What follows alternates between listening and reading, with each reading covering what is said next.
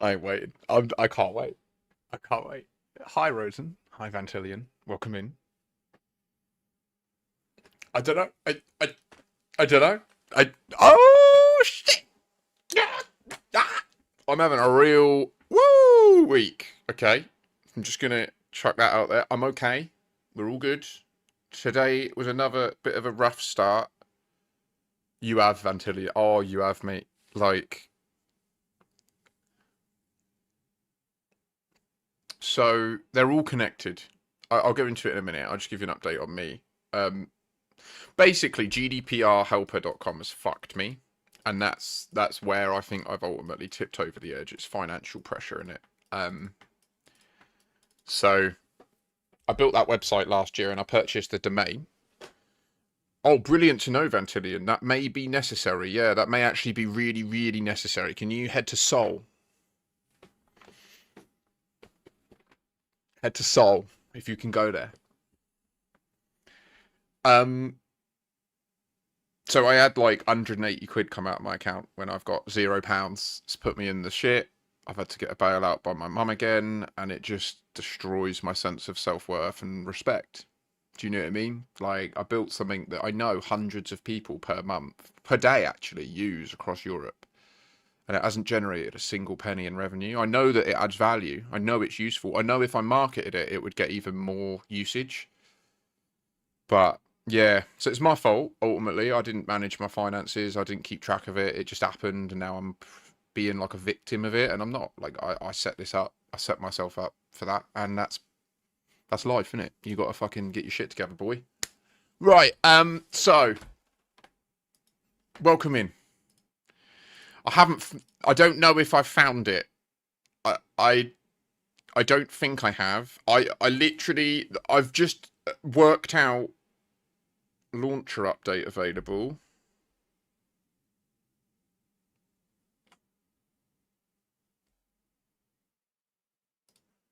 Oh well, will it still work anyway?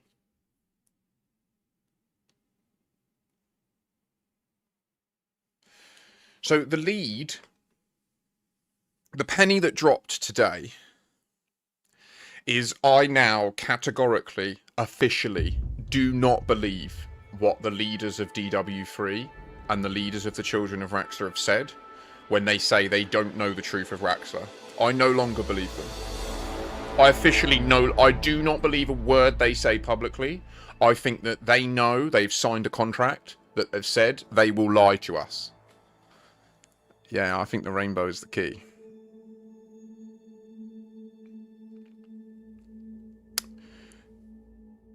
I need to test this first. So we'll do the first test.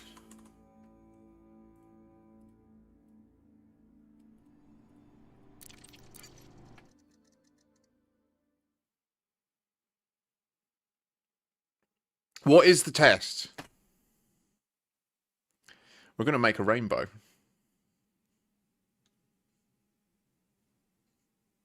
Rainbows in space, space, space.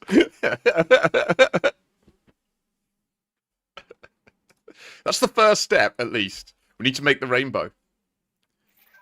And then I have a hypothesis. Okay. And your time skipped, right?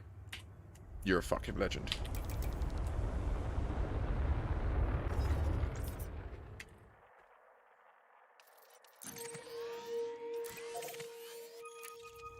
En route.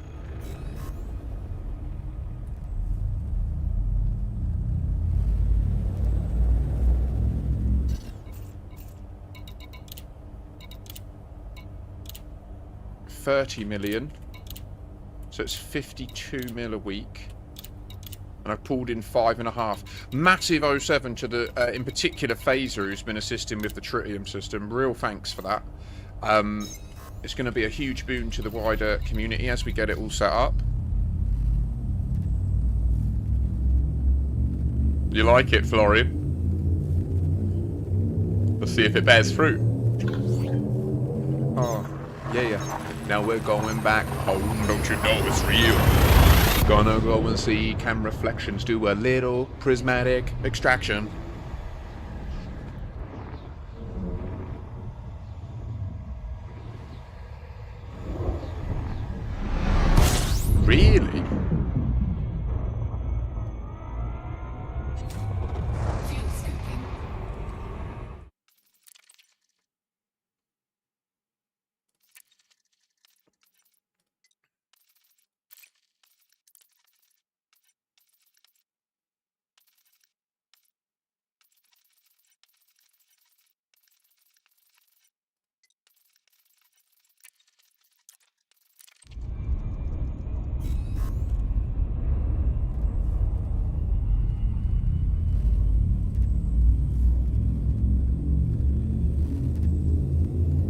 Okay, scratch that. I'm ditching Bloom again.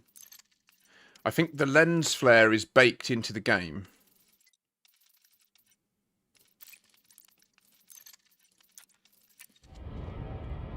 Isn't it? You would know, Florian, wouldn't you? Because I imagine if anyone was going to want to get rid of the lens flares, it might be a VR user. Because you'll see them in 3D space, won't you? Yeah. Yeah, this is exactly what it is. 100%. 100%. You know that, Florian, don't you? The lens flares from stars, you physically see them, don't you? They're out in space in front of you. Do you agree? That's what I remember when I was in VR. Please do let me know. Oh god, no, no, no, no, no. Have I got the button on? Okay, but we don't... We can do 43.4, right? Yeah.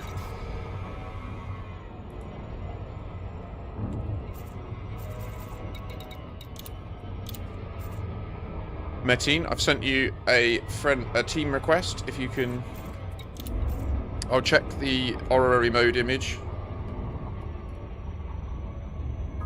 Yeah, agreed. That's the shit. Okay. So we might need to do some orbital maths here. But can you go to near Sol, please?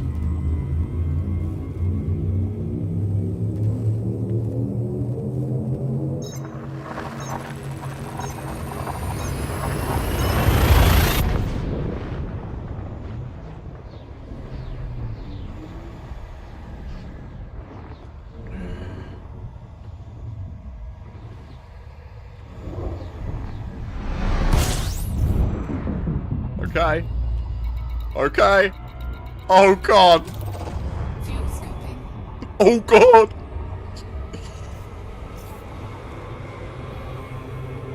Okay.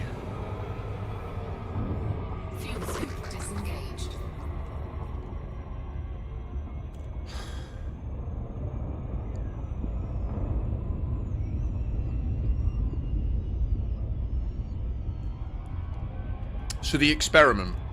How is a rainbow made?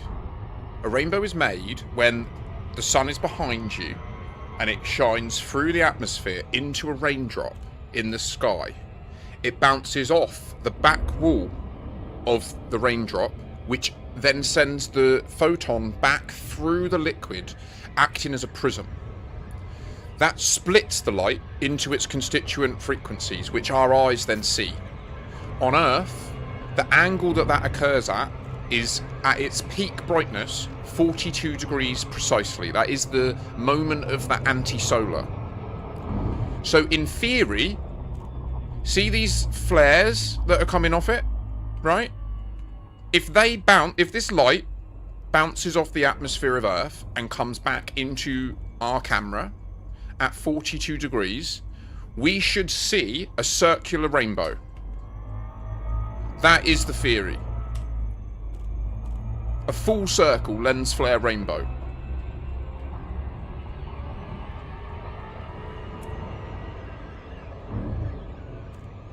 So let's test it. I don't know. I don't know how we test it.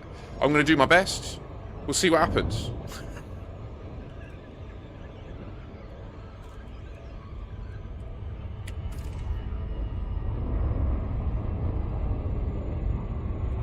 Okay, it could be a no-go, right? It could be wrong.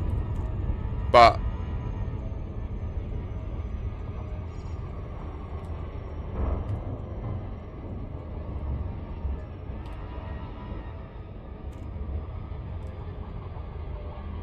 there's no lens flares coming off it whatsoever. Okay, let's go round.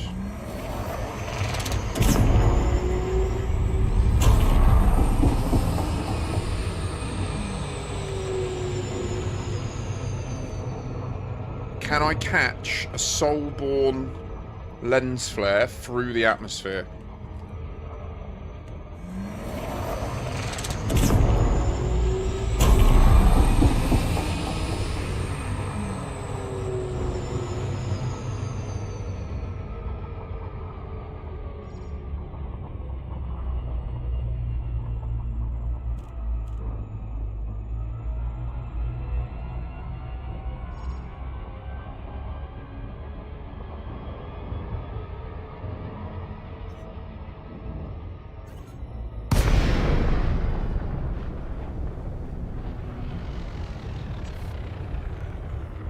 There's definitely colour mixing happening at the terminus there, isn't there? You can see it at the end. You can see where they mix. There is definitely like... Okay.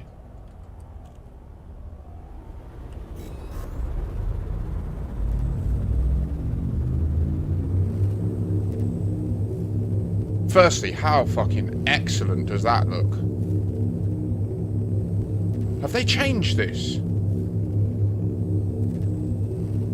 That looks incredible.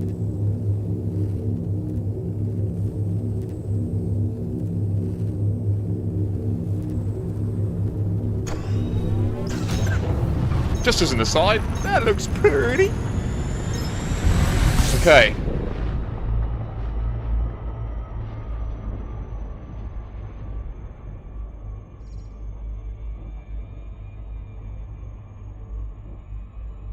Oh, piss off! I can't see the edge. Sorry, guys. It's because I keep turning my orbits lines off. I need to be able to see the edge, though.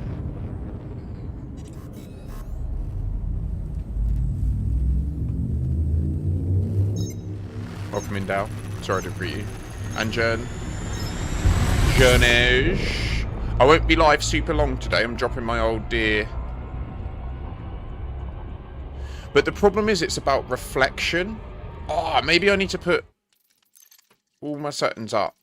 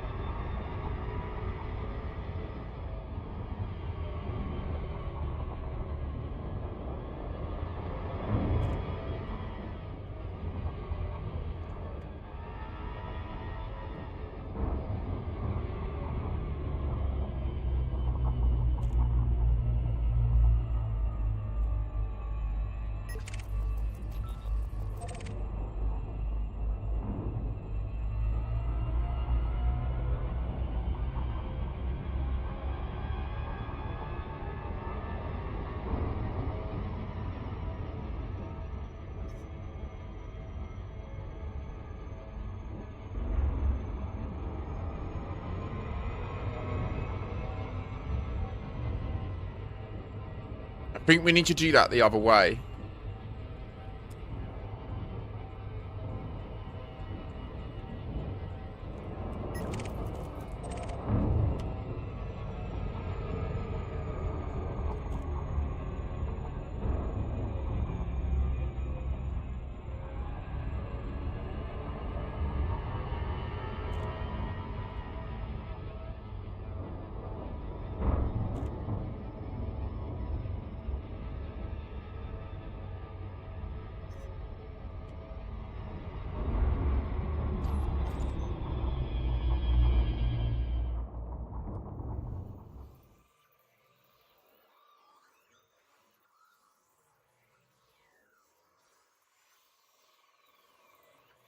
Hiya, John. Hopefully, rather than explaining it, I can just show it to you. I'm not totally certain yet on the method. I don't think that RAXXLA is in Soul, or is this. This is just proving the methodology. So what we're looking for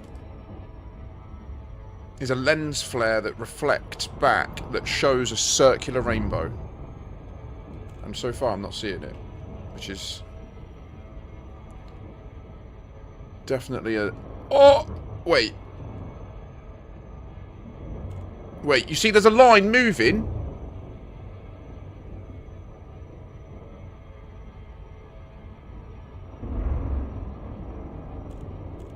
you see that?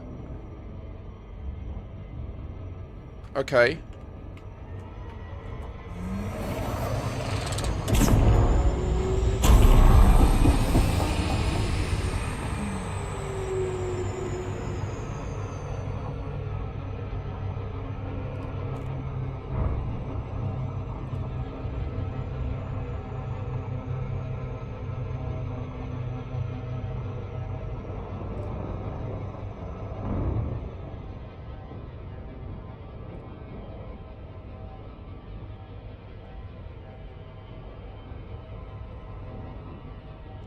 Maybe we're too close.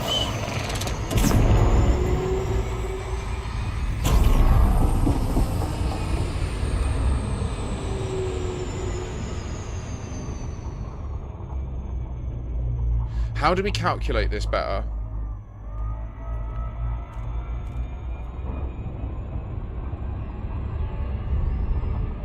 We should be able to just do the calculations and work out how we fly at the Earth.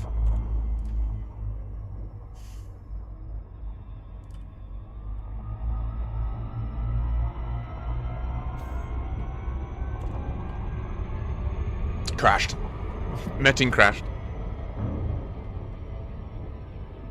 Now, one thing to note that's interesting is Metin is currently time skipped. So it could be that the time skip points to a specific moment where this phenomena is easier to identify.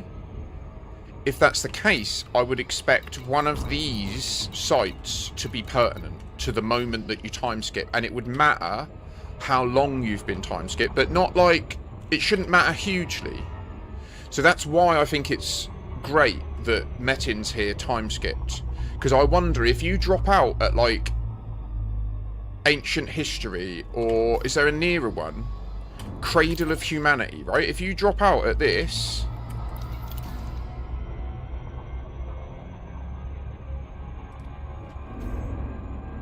it's not technically a breakthrough. I did say possible, right?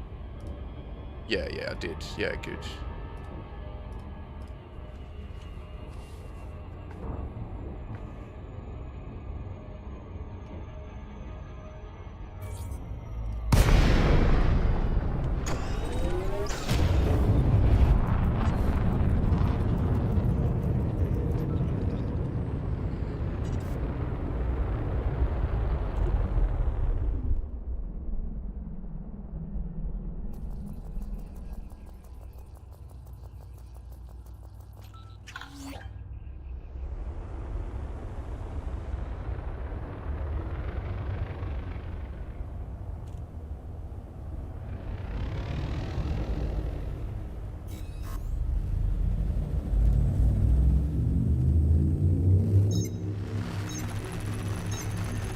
I didn't see anything there.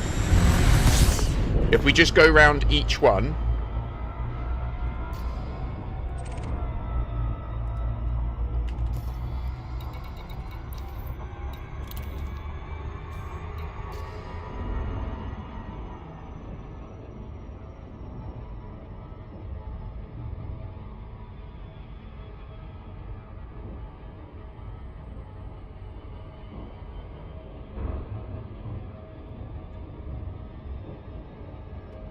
So the current hypothesis is that the lens flare phenomena that's baked into the game is not editable in the game's graphics options unless you go into like the XML file and manually disable it.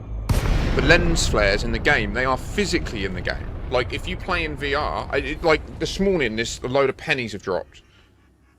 So the lens flares that come from stars, they are physically rendered relative to your camera's position. And like when you're in VR, you can see them. They look like rings just floating in space. And when you move your head, you can see that they move relative to you. And here's the penny that dropped this morning, right? It was on the back of a conversation I was having with Vantillion. And he was asking about Halsey. And then I sent him this video, and then I just happened to rewatch it.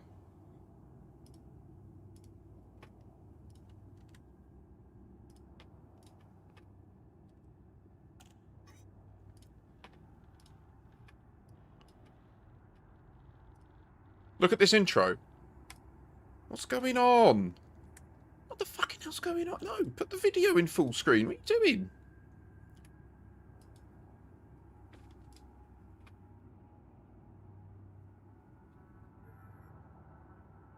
Look at the colours. He's showing us what we need to do. Drew Wager is showing us Halsey in the Halsey Law video. It starts with him aligning two lens flares, and then he just goes off and talks about Halsey. In Prism, the system that he asked Frontier to augment and change, he ensured that the angle of the planets are at 42 degrees, again pointing to rainbows. Now, so that's the lead. There's something to it. There's something in this, 100%. He did not do all that just as a little Easter egg about rainbows. I don't believe it for a second. Because, likewise, the Radacoida stuff ties back into Halsey. The, with the date that it specifies, the 14th of August 3301. The story in DW3 has mentioned Halsey, the Guardians, the Constructs, the Connect, which space. It's mentioned Salome, the Jamesons have now been brought back up. It now, like, there's now an epilogue about John Jameson returning to the Jameson crash site. Now, obviously, most people will go, no, it's all fan fiction. It's not real. It's not. I just don't believe it. I am fully throwing that in the bin. It is not fan fiction. There's no way it's fan fiction. I'm not having it. It can't be. It's insane if it's fan fiction.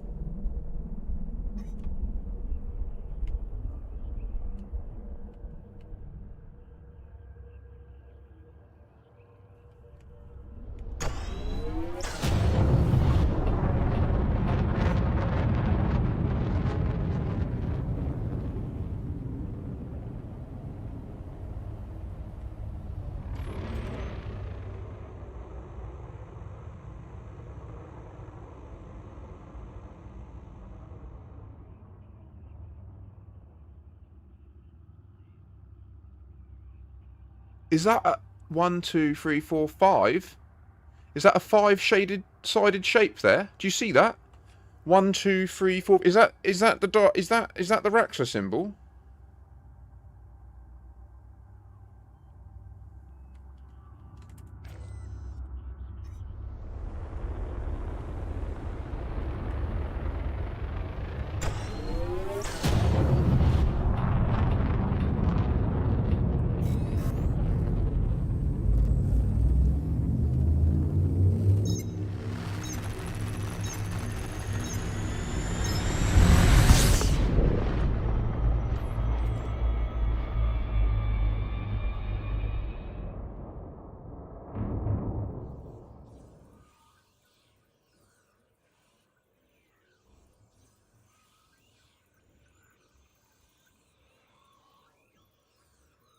It's changed now that I'm in Super Cruise.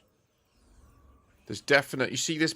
There's a little bundle of colour in the foreground. That is what I think we need to get into the atmosphere.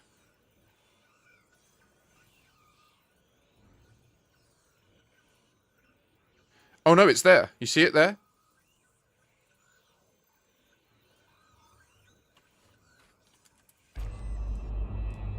You say I'm crazy till I'm right. And then you gotta fucking look yourselves in the mirror, guys. Oh my god. Oh my god.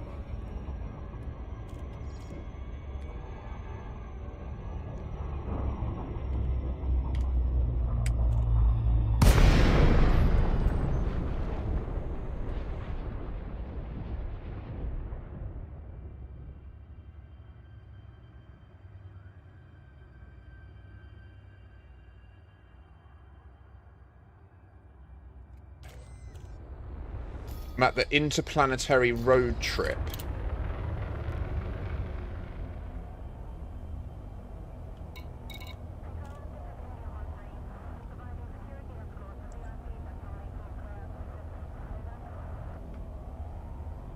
This is about Elon Musk's car that he sent to space, wasn't it?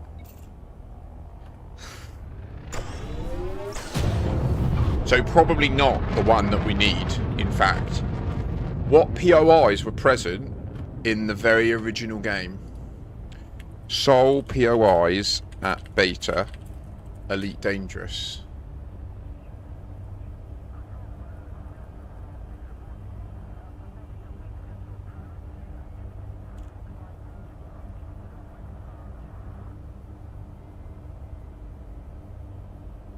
Yeah, look, wait. So, Soul, the capital system, I didn't realise this, all alpha and beta backers automatically get access to Soul.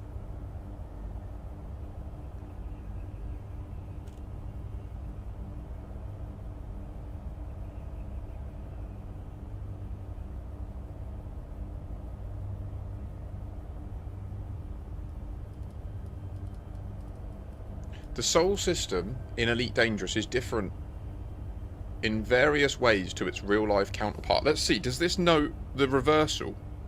It doesn't.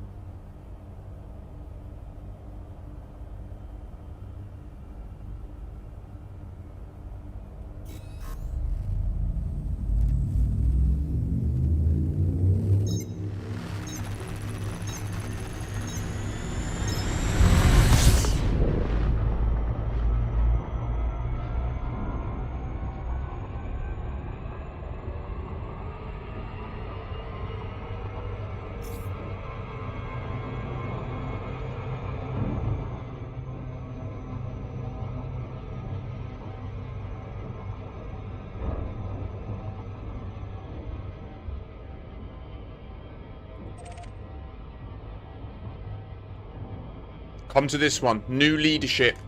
Of course it's going to be the new leadership one. That makes it even easier to notice it. On the 14th of August, 3301. Here's my assertion, Metin. If you come here with me, this will be the same still, won't it? This will still be lit.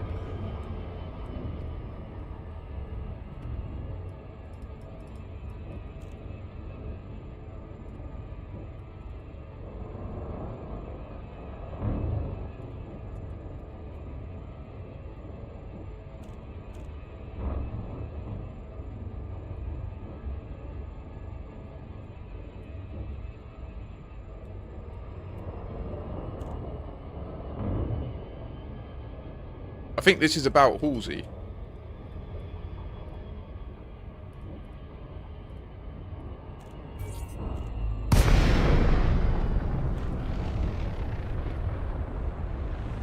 Oh, okay.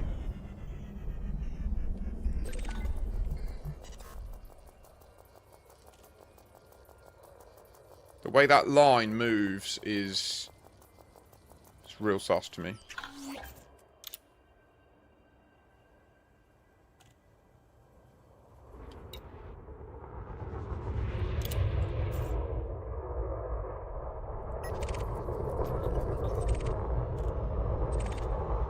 Bit of a weird beacon. Isn't it?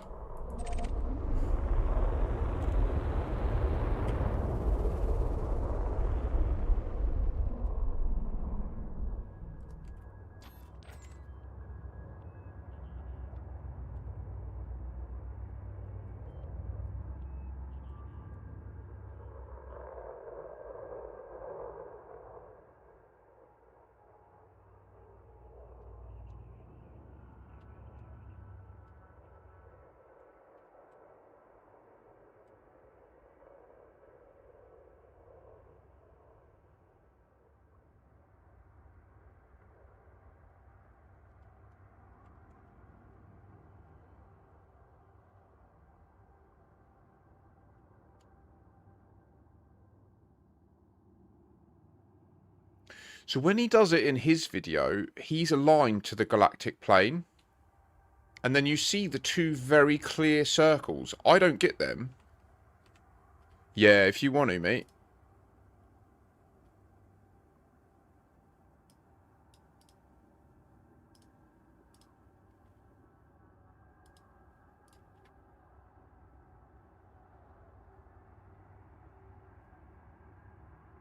Do you see that five-sided shape there? Do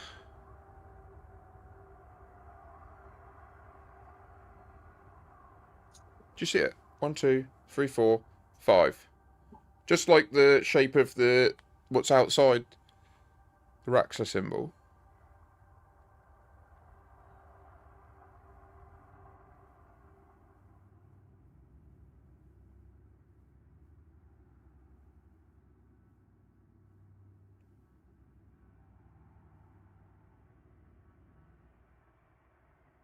It's almost like I'm sampling the background through it.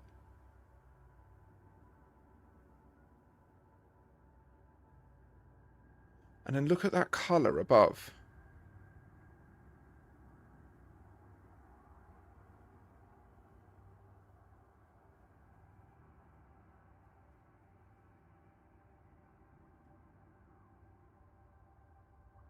What do you mean? You don't see right there? Like in... Oh, it's so hard. There's no pointer.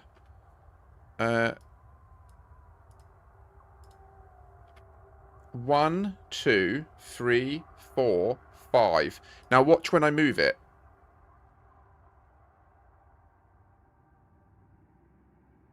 I think it's clearest there, but you might be getting compression.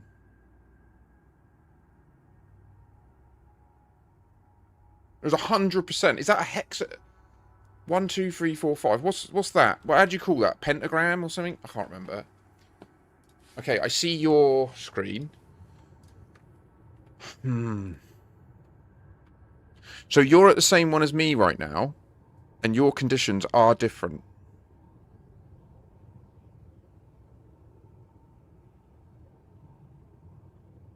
And what about if you go into external view? Because that seems to be where the lens flares show up. When I go back into my camera, do I see them?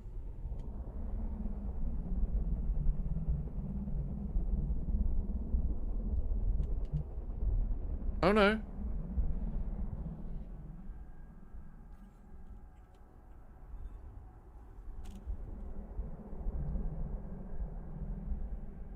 But why aren't we getting the circles that he showed in that video?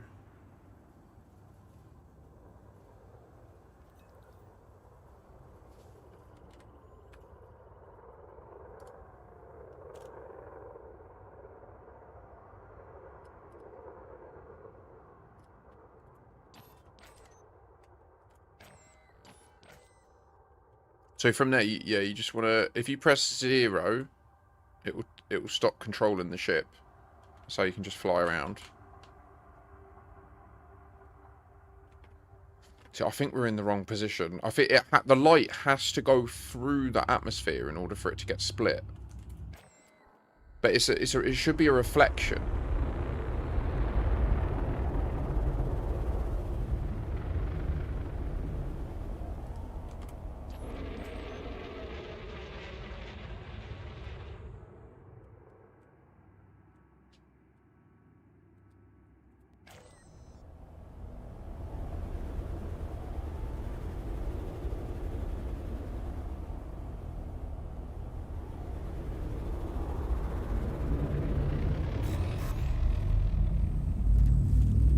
Why could he get the circles and we can't?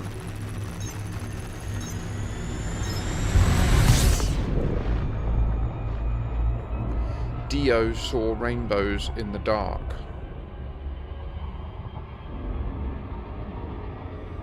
I don't know what that means, but hi, cat.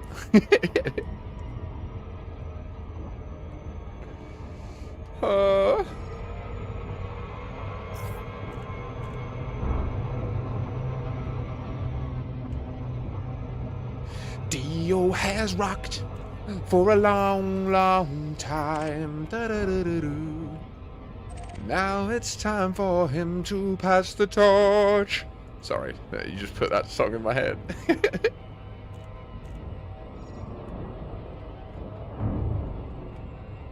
Classic.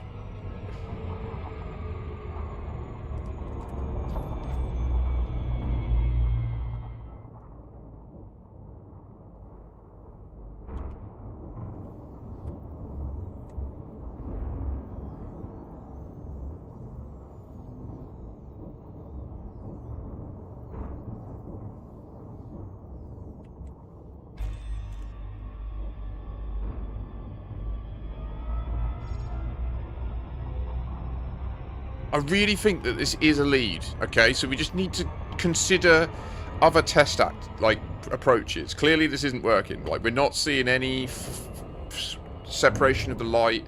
And most importantly, as I say, I want to know, why can't we see the red and green circles that we can then align? How has he done that?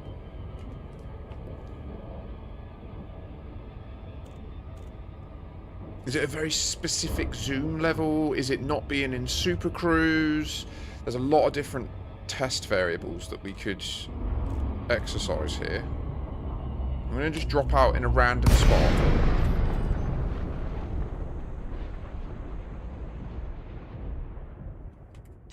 In fact, I'm going to go towards Sol, and I'm going to see what happens to the lens flares as we approach.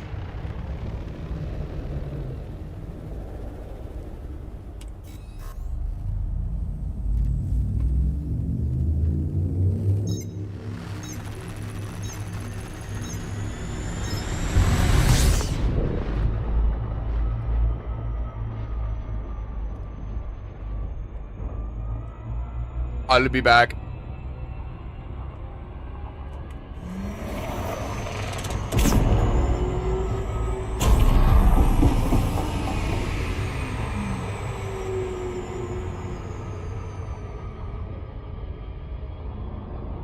Because now that I'm thinking about it, this doesn't make sense, right? If we travel towards this star at relativistic speeds, obviously it's a game, right? So, but it is a physical simulation. So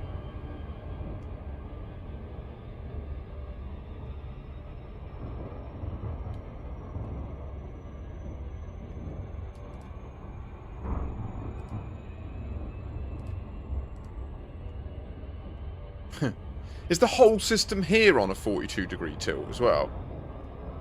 Oh my god, is it? Relative to the galactic plane?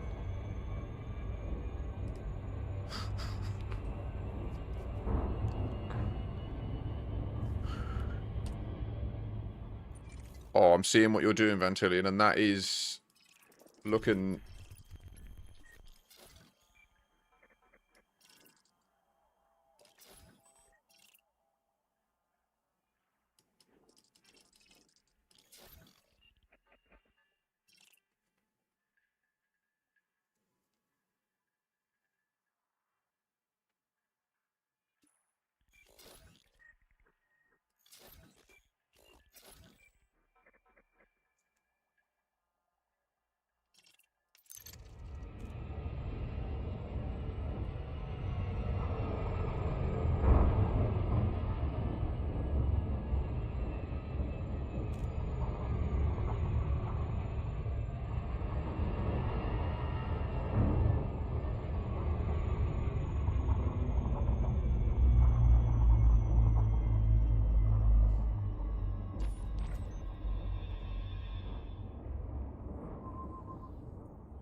Surely you can see it there. Can you see the shape there that I'm talking about? See it as I move it? You see it's very clearly defined.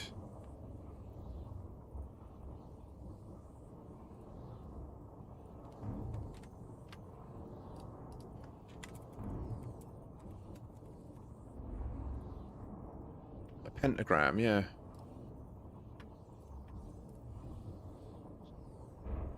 That is not an accident. That is not how light works. That is deliberate. And we need to work out how to use it.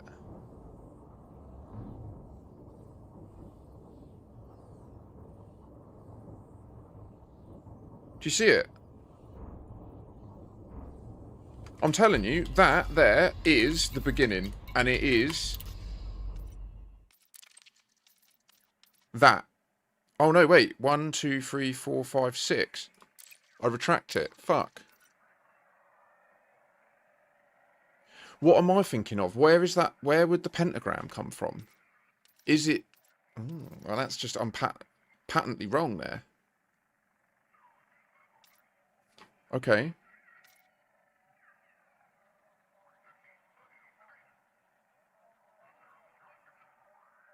That's not good.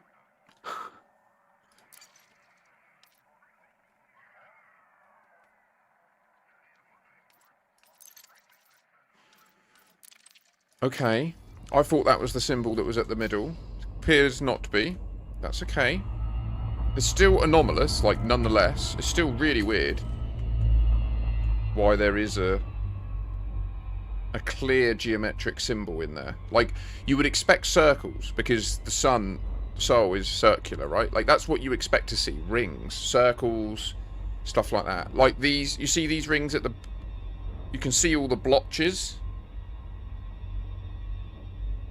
Why are there 3 overlapping like that?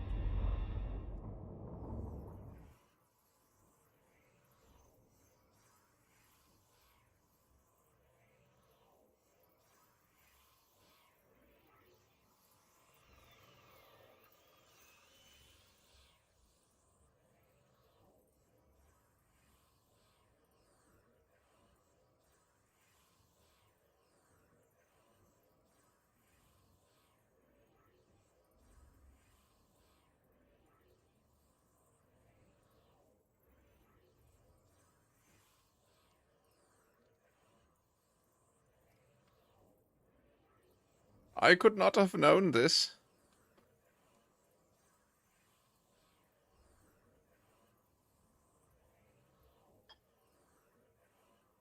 What do we do with it? What do we do with it? Oh! Oh! What's that?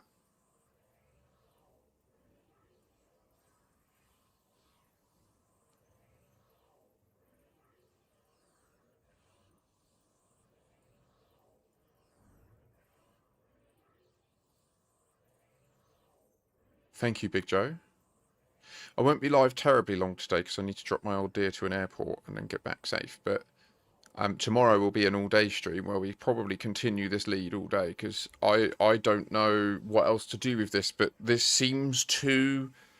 I came to Seoul predicting that we would see something going on with these lens flares, and we found a fucking geometric shape in them. That in itself is a tangible data point. Like, that is not right. That does not make sense. Why is there a 5-sided shape in a lens flare? Let's just check.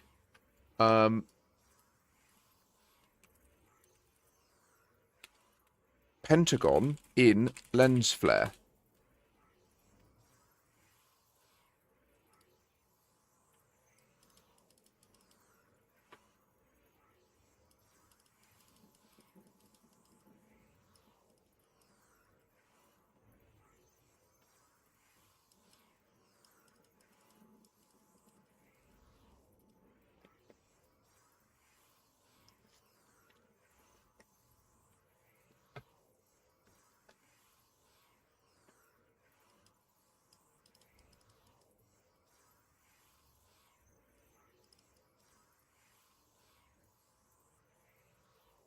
So this was noticed 7 years ago.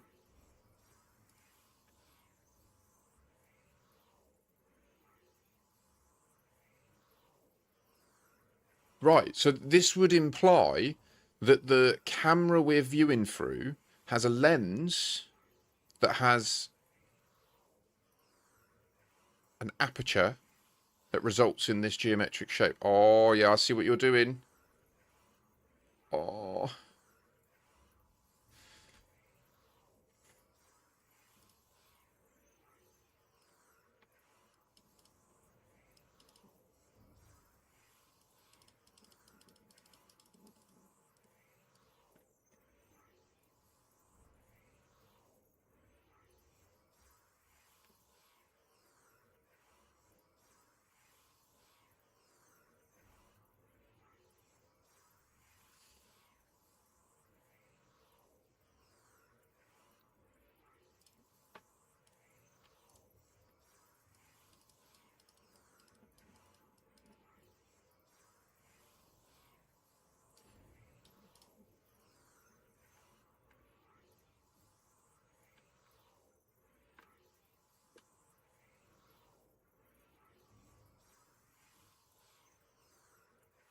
Are there any more controls?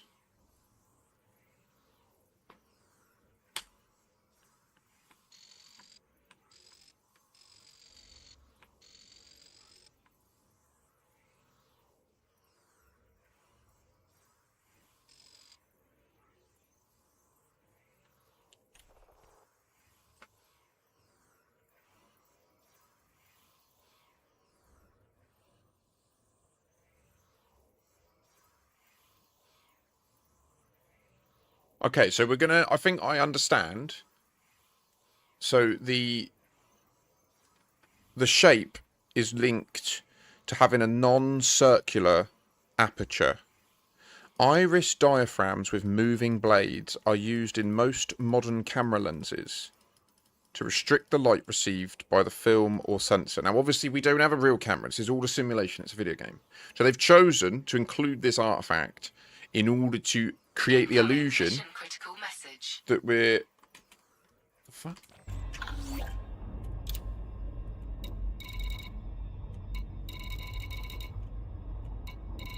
No.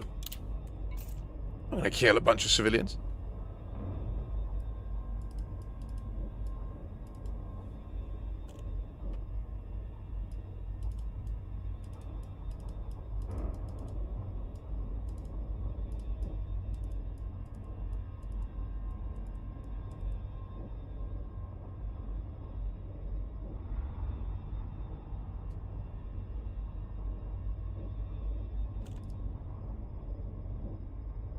But we've got shitloads of spikes. Like, it's saying that... Or we've got 2 main spikes. Like, this would indicate... This doesn't make sense. Dirty optics, obstructions. Let me just share with you what I'm reading here. This is all new to me. I don't know much about light and cameras and processing light. So I'm basically just learning this as I go. But... So, diffraction spikes are lines radiating from bright light sources, causing what is known as starburst effect, or sun stars, in photographs and in vision. They are artifacts caused by light diffracting around the support vanes of the secondary mirror in reflecting telescopes, or edges of non-circular camera apertures, and around eyelashes and eyelids in the eye. While similar in appearance, this is a different effect to a vertical smear, or blooming, that appears when... Yeah, okay, so we've disabled bloom. All we're getting is this. And I would argue we see this. We see the 2 hard lines coming left and right, yeah? And they're always left and right. So we are using... We have these support vanes, I guess, involved in our camera. And then the aperture in the middle, is that what this is? In the vast majority of reflecting telescope designs, the secondary mirror has to be positioned at the central axis of the telescope. But we aren't that. We aren't a telescope, are we? I don't think so. I don't believe that we're looking through a reflecting telescope when we go into the external camera mode.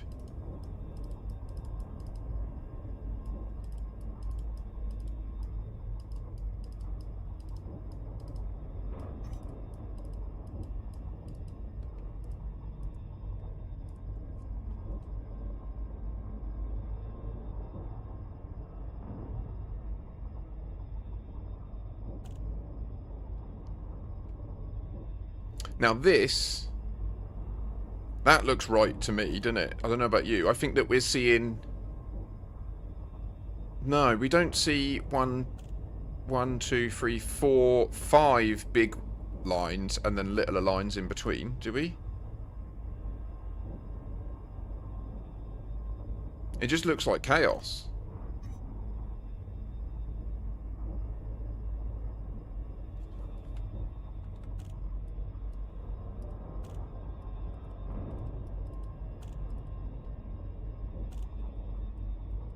When you say they were just something added in Odyssey, I can't. Nah. I don't believe it. Sorry, mate. They've been there all the time. So was the lens flare stuff. It's been there since the beginning. It's part of the engine, isn't it?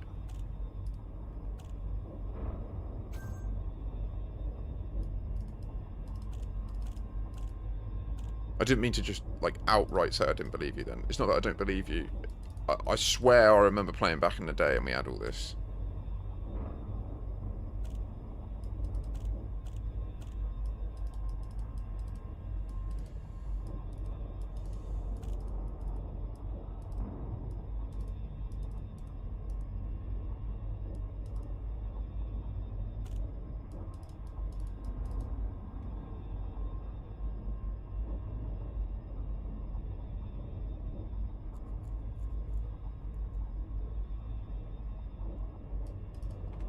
See, what's confusing is I thought that when we zoomed, we were changing the aperture, but clearly we're not, because I would expect to see...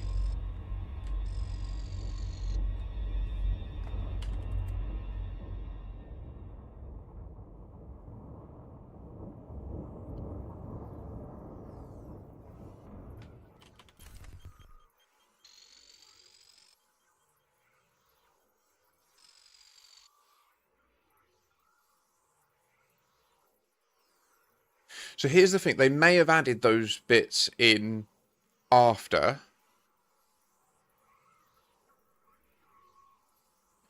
Oh, right. Okay, I understand. So what? So now the light sources of super cruise ships, I think I see what you mean now, because they are a little light source, aren't they? And you're saying that they also create it now, but it never used to. I see. Okay, so they've made them legitimate light sources. Okay, sorry. Yeah, nice. That kind of means we were both right. And I was too flippant to dismiss you, so apologies. Thanks for your sharing, Ronaldo.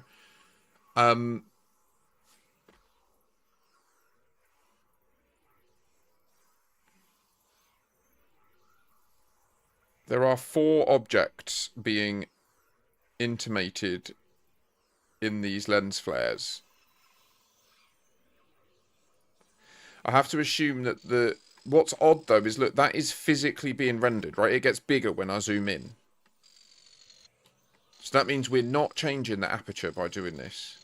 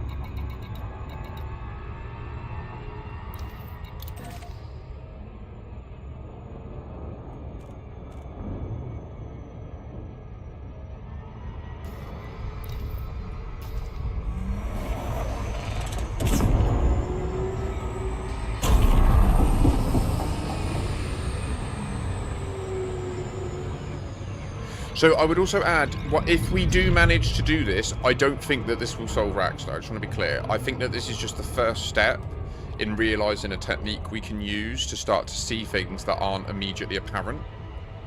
I think that this ties into a wider mystery. I would urge people to Google a book called, or a method called The Rainbow of Primes. I would also ask you to just consider the reality that 3301, the year that you get time skipped to, is a prime number.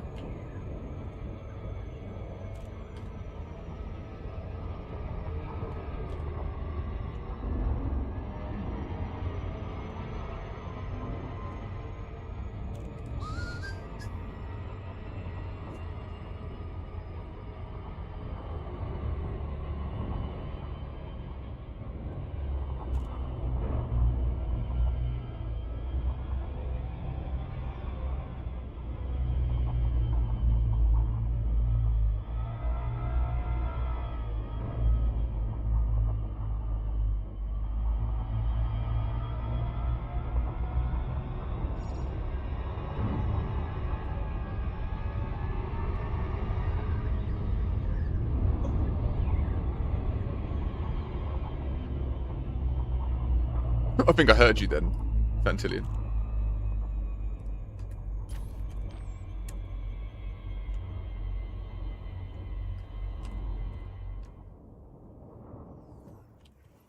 Should be muted. Am I not muted? I hear you. Sorry. Am I muted? No. I don't think you'll go out on the stream though. You seem to. You might be now.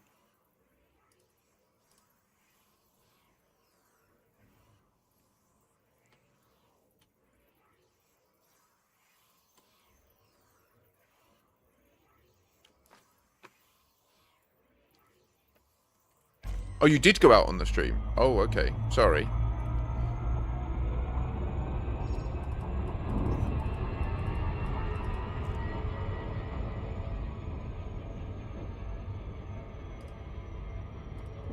Oh, I've just seen your note. Yeah, okay.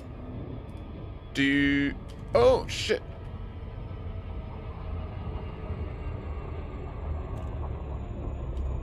Wait.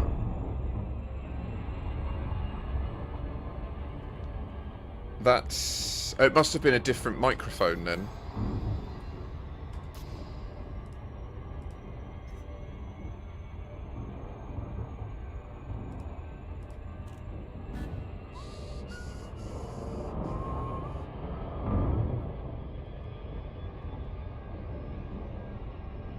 Nice one. I mean, I don't mind hearing you, by the way. It's entirely down to whether you want to be on the stream, because I can't set it up right now so that you don't. So sorry about that. But it's probably easier if we continue the asymmetry.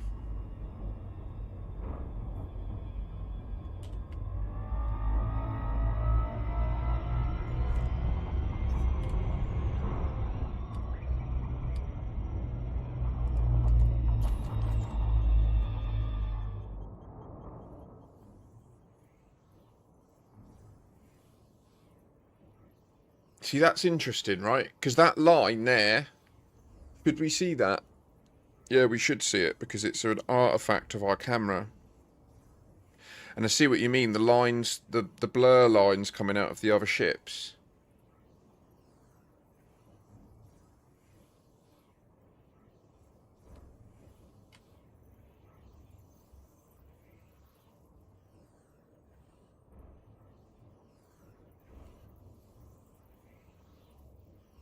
Flyby.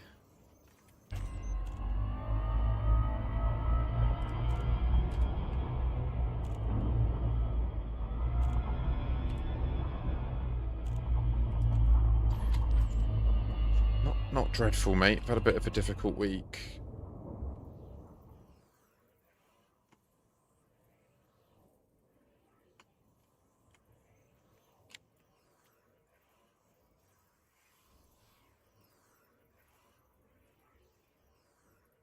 So the thing is, it's about reflection in light, in water, right?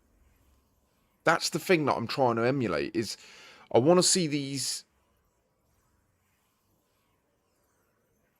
Cool. Oh, bless you. Thank you. Cool, cool, cool. I did think it had always been part of the simulation. You see at the top there, you see this, there's colour.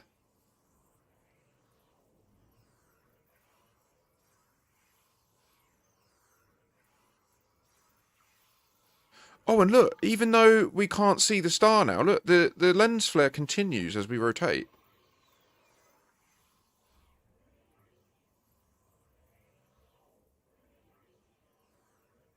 So it doesn't when we do it this way, because a physical object blocks it.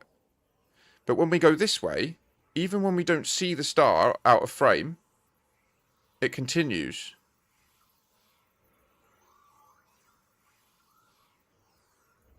I know, Flyby. That's what makes me wonder if...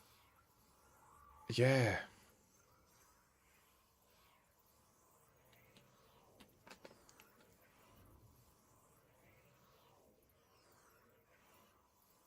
So would this look different if I loaded the game in Legacy right now? If I just logged out and logged back in the other version? Like, or Horizons?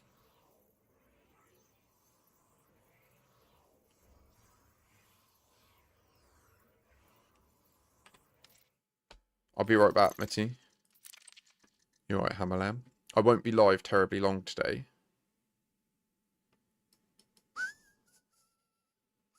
In fact, I do need to get a little snackaroony soon as well.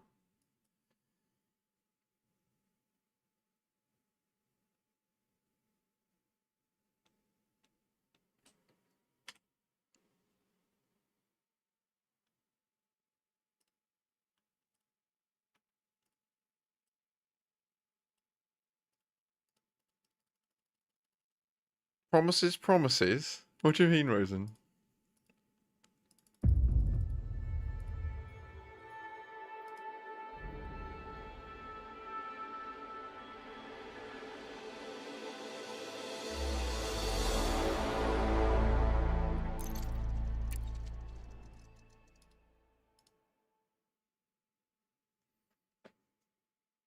Really? We might just get more colour nuance in this version. Oh, right. No, I physically have to drive my old dear somewhere. Probably about 5:30ish. So I'll go until then, but I do also need to eat in between. I've only eaten breakfast so far today. I just literally was chasing them. The second that the penny started to drop in my mind, and I was like, nah, I got to look into this.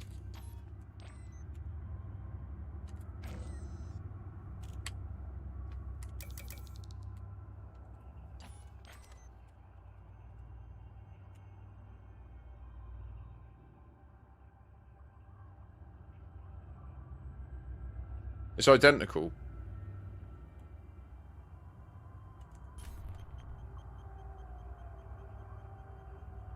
Is it identical? No, look, that line there extends way further. It's in bands. Can you see that? Can you see the bands?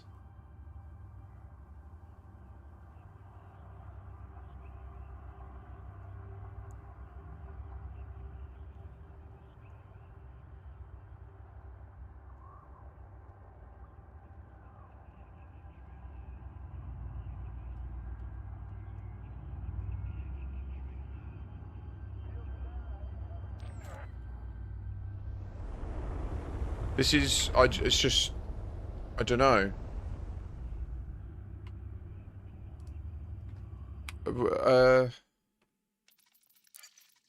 It's just horizons. I also use the Min-Ed launcher, so it's just whatever that installs, mate. I don't know.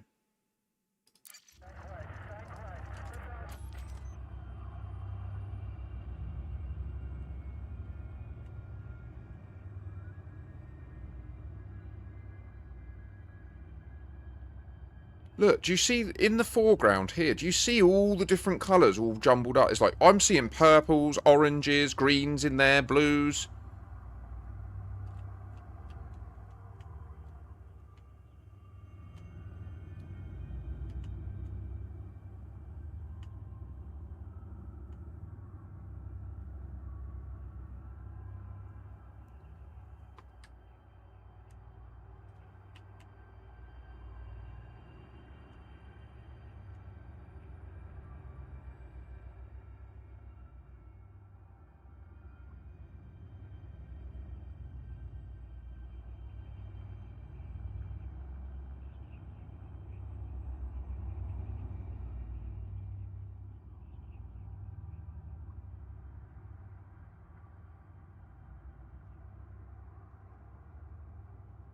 I'm just seeing if like putting it over stuff changes anything in the skybox.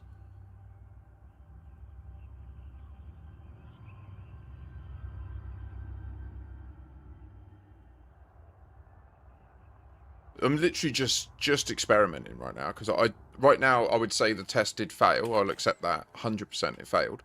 Let's go to the other side in this mode in Horizons.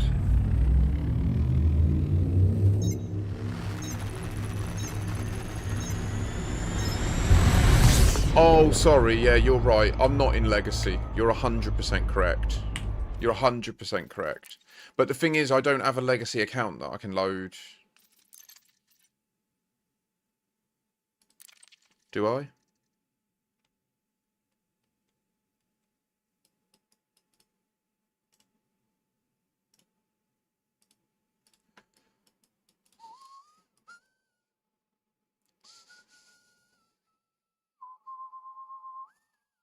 No, I don't.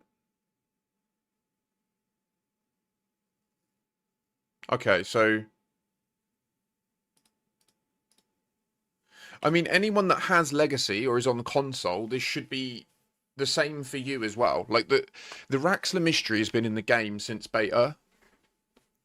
So any steps that we're taking now that could uncover some information related to the lighting in the engine. Like, look, this is what they choose to show on every single bit as well, right? They show the star right on the edge. I know it looks pretty, but I really do think there's more to it than that. Like, and honestly, that video from Drew Wager, like, it is just... Why can't we recreate it?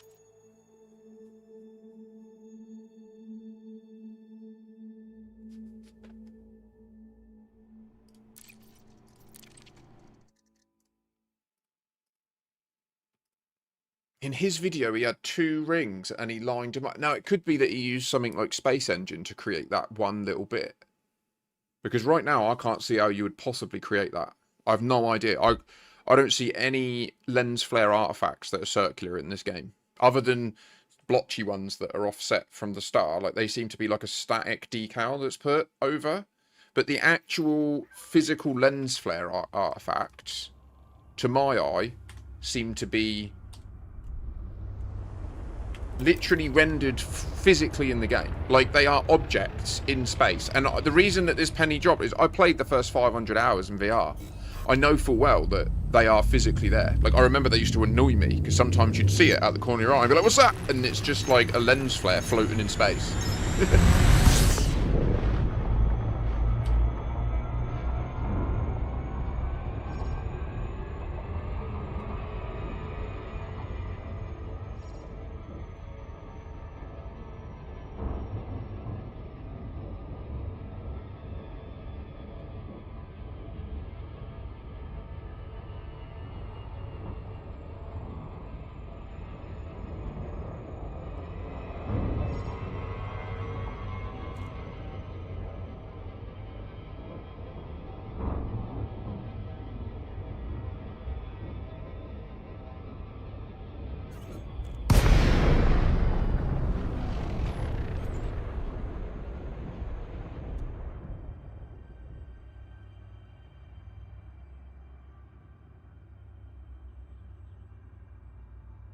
No difference.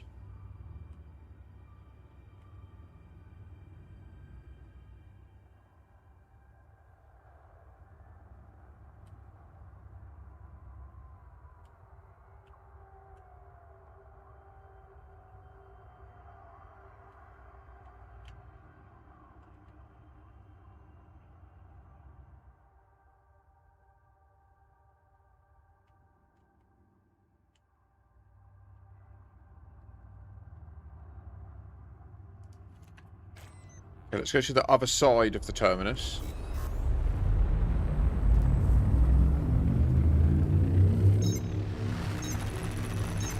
Cheers, Ronaldo. Take care. Godspeed. I'll certainly post anything that we discover that's reproducible on YouTube. So do give that a subscribe if you can. And then that way, if we do make any breakthroughs, at least you're in the know. So far... It's an interesting theory, but it is definitely no cigar, isn't it? Oh god, that was bad.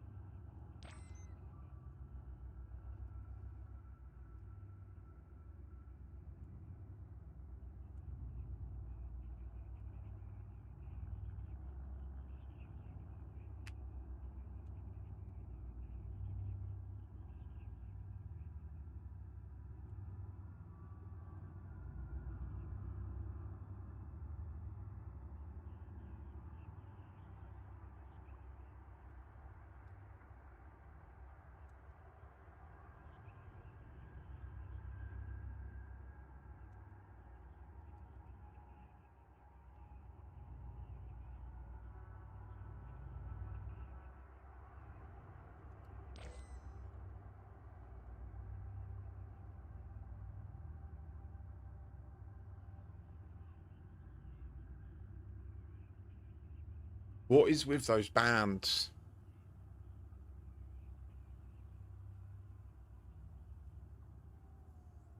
Do you see the blue lines?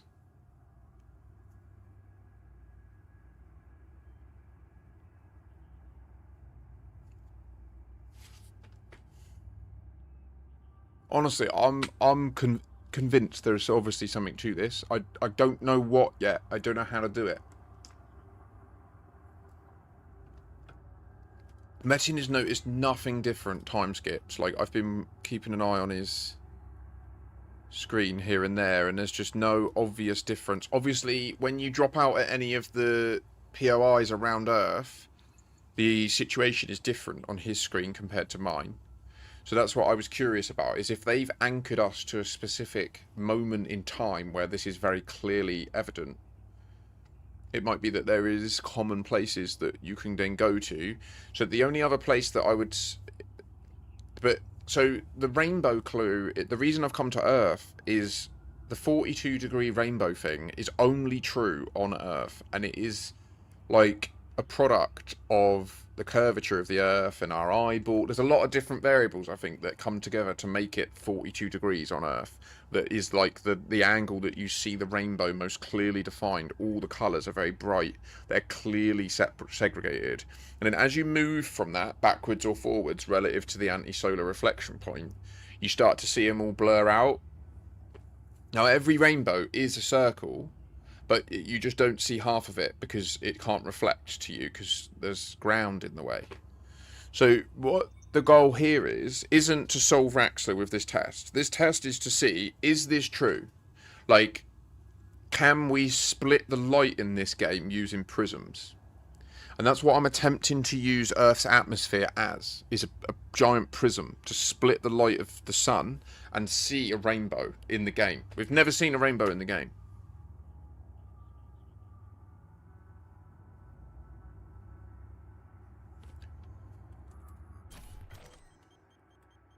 And then I think that that will be the technique we need to then leverage to then take the next step.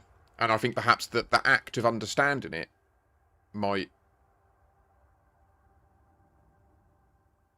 yield something.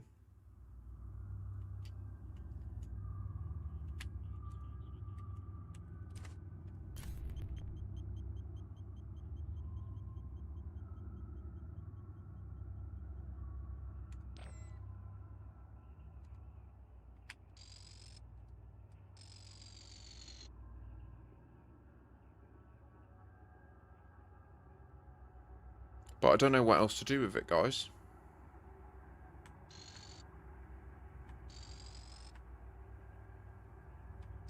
I really thought that we'd get here, we'd line up, and then we'd instantly see something that we could then start to refine. Do you know what I mean?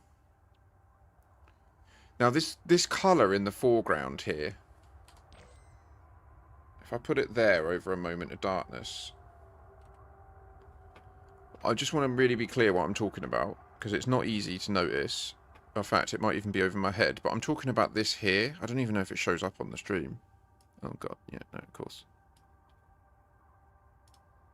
You see, as I move it around, as far as there is colour in that. There are colours. And they change based on what's behind it, right? Which makes sense.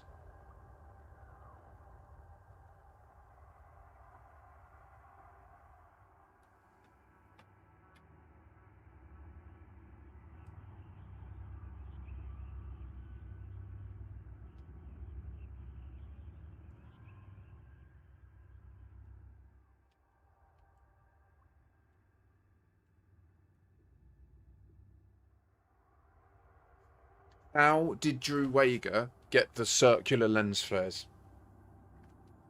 Is it a settings thing? Let's just max the game out.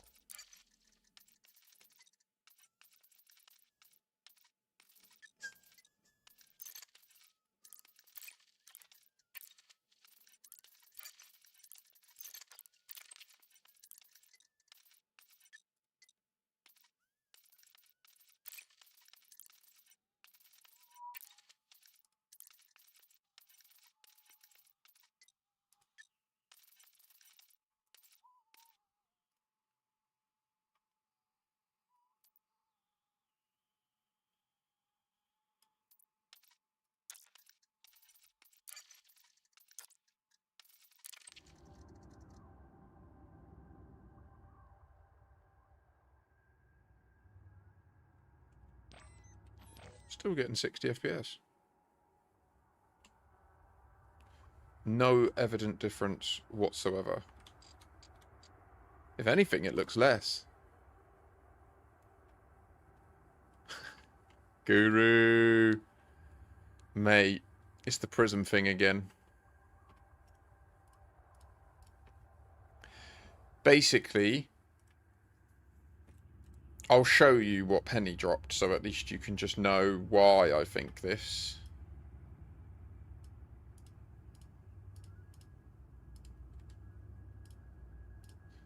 So, a member of my community, Metin/Vantillion, was just asking questions about like Halsey, the Radicoiders, stuff like that. And I sent him some links to some history stuff. And one of the links I sent was this. And watch what Drew Wager chooses to include at the beginning of this lore video about Jasmina Halsey.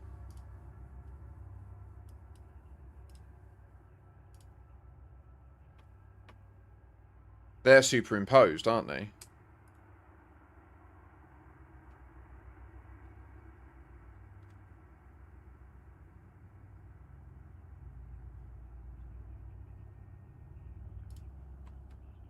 Do you see how these lens flares? He's aligning the flares. Now, he also had the prism system edited in a way that's not been confirmed yet, but I am fairly certain we've nailed, and it was edited in a way so that it points to the nature of it, prism, right? It's called prism. The whole system is at an angle of 42 degrees, which on Earth is how we see rainbows. It's how rainbows exist.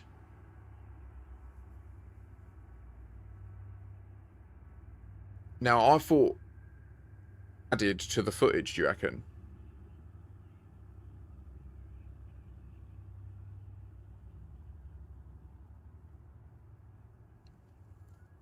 Why? Why? Does he do this at the beginning of every video? Is this just a standard intro?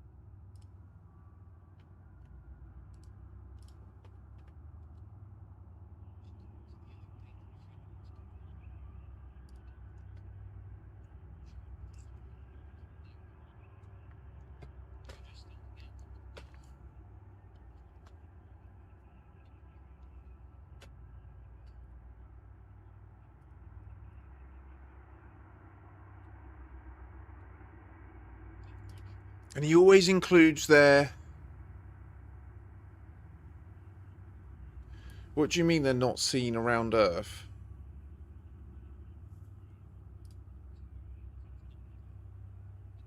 So he also includes the sound of the canopy being blown, doesn't he? When you...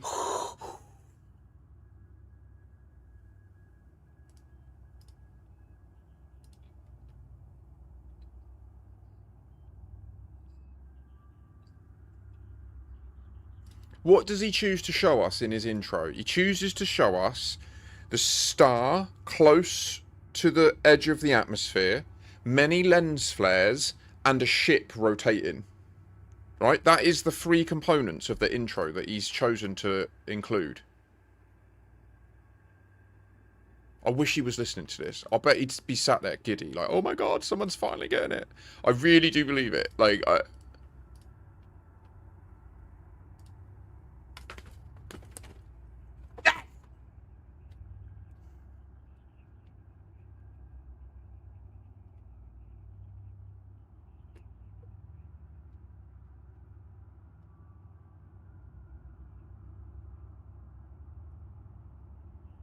Is that the first time he used that?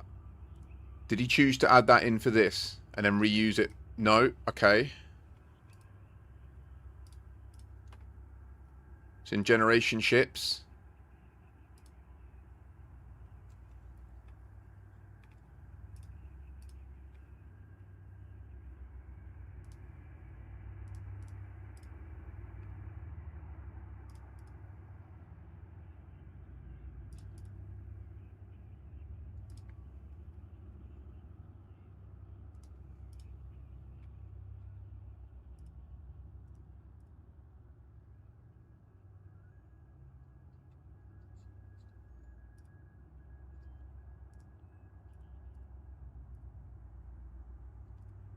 Do you think that's the Dark Wheel station he's showing us there?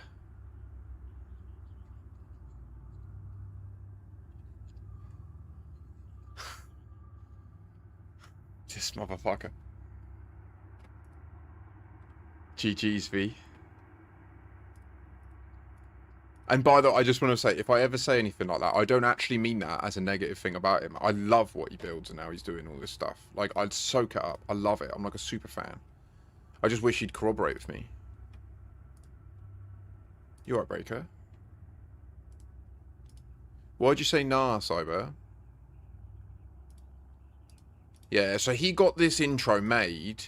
He started doing this series. And in between... So look, he released the Fargoids Part 1.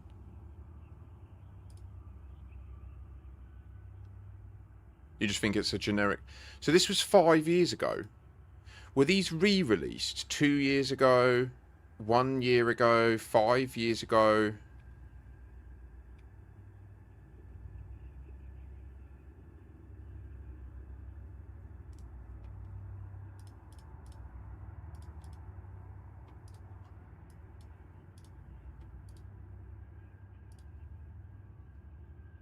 What is that tune as well? Bum bum bum bum. I know you might all think, oh my god, he's just reading into everything. It's not that. It's that if I was making, like, I've already got things like this prepared for future videos that you lot don't know about, right? Like, I'm going to be encoding stuff into my videos. And so this is the sort of stuff I think of. And that's why I'm saying this, right? Like, down to the music that we use, down to the specific scenes we show you. Like, I've got a whole thing that none of you know about. And so this is why I know you might be like, I don't think... Yeah, Guru, you get it. So, like, I think Drew is clearly that sort of person. Like, he clearly encoded this Prism thing in the Prism system. He is choosing to consistently show us... Wait, is that...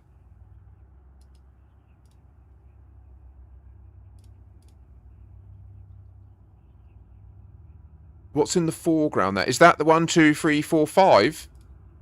It is. So these rings are behind the 1, 2, 3, 4, 5 shape. So we see this. So there's the...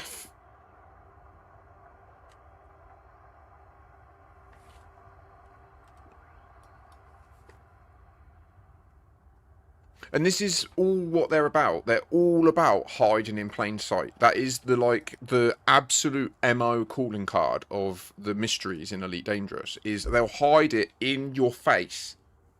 They'll say, there is a mystery called RAXXLA, and you can find it. And then you'll look for 10 years and find nothing. And it's because I also believe they've used some of the most experienced cryptographic and... problem solvers in the world to learn how to encode this mystery, and then they've told Drew Wager what they've done, and then he's built a story that sort of links pointers back to what they built. Okay, that's what I think's happened. That's the timeline I think's happened. The Kickstarter started simultaneous to that. The thing I'm investigating happened. That meant they got access to some of the most talented, driven cryptographic puzzle solvers on planet Earth, and in 2 years' time they released the game, and funnily enough, this thing that I know about stopped. No one's ever come out publicly and said what it was all about, And there's now been a mystery in this video game that's persisted for over a decade. No one's ever solved it, still to this day. People have attempted to reverse engineer the code. People have attempted to hack the servers. People have attempted everything possible and they have not got anywhere. Okay? So, is this part of his normal intro?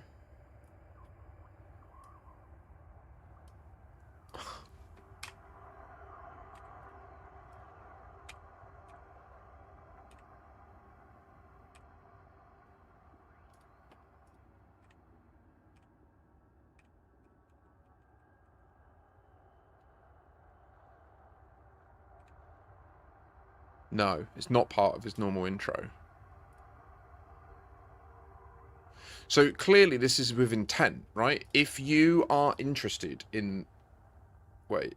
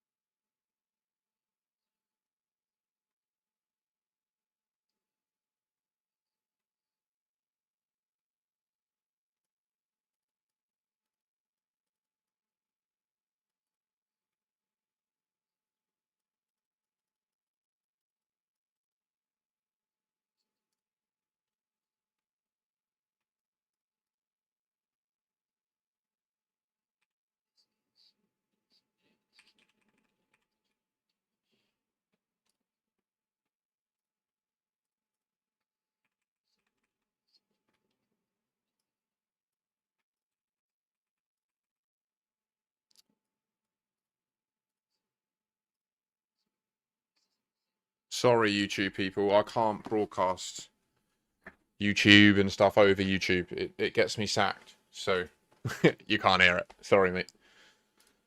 It's just how it is. I'll get content ID struck if I broadcast any of this.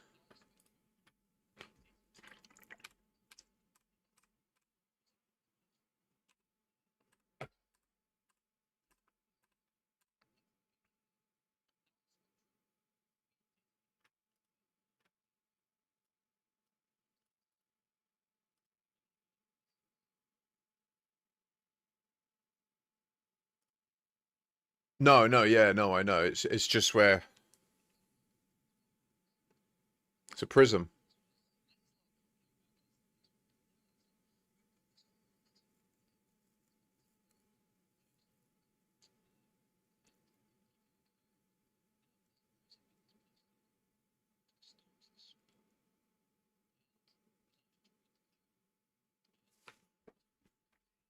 He is telling us how to do it.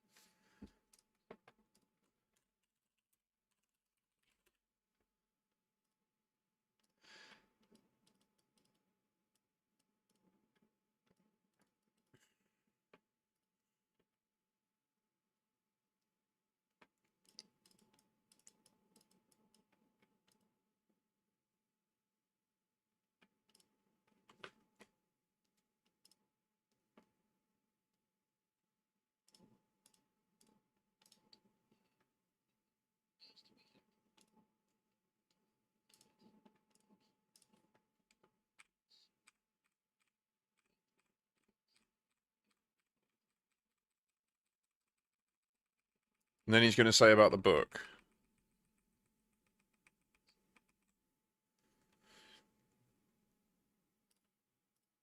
Oh, come on, internet. Bloody hell.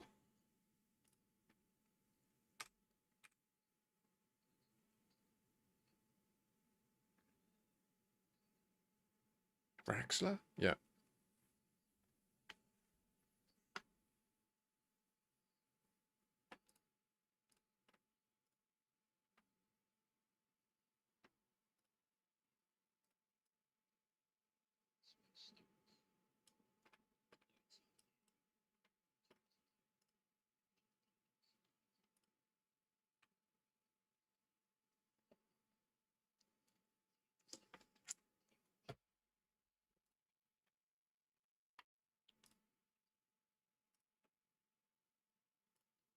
Sorry, just bear with me. So I have to share this as well. So I don't do this where I just steal people's shit. If anyone is enjoying this little rabbit hole we're going down, please do give Drew Wager's video a like. If you haven't already, I don't know why I haven't, but there you go. He's done so much for this community in terms of putting himself out there, writing books, building characters, enriching the lore.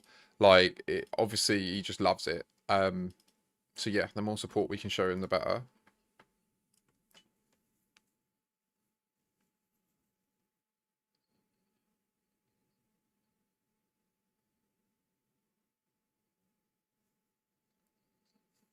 Remember. It does, doesn't it? Because here's the thing. Ultimately, at the core of all this is the Radicoid time stuff as well. Remembering implies you are in the time after the event, right? And therefore you can recall something that happened in the past.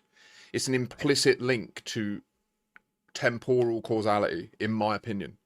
When they say RAXXLA, remember RAXXLA, what they mean is you are in a time where RAXXLA is a thing we can recall from the past. Yeah. And that, in my opinion, that matters. Like, linguistically, when you use words that instigate other topics and concepts, you do carry those concepts into the conversation, even if they're not the explicit focus. Listen to the order of these systems as well.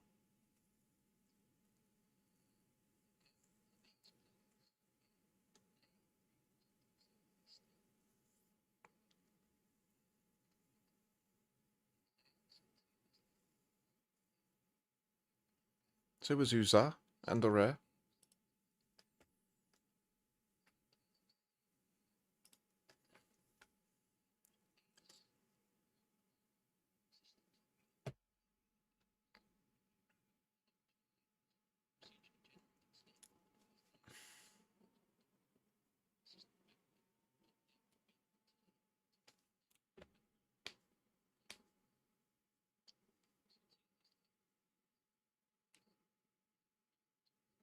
And wait, he's 25k away, so is he in Colonia here?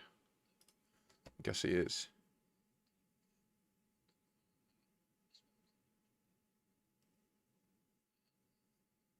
Reort.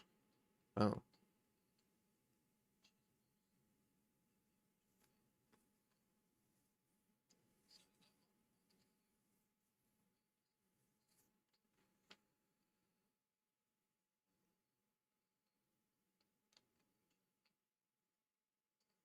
I know it does, Musty.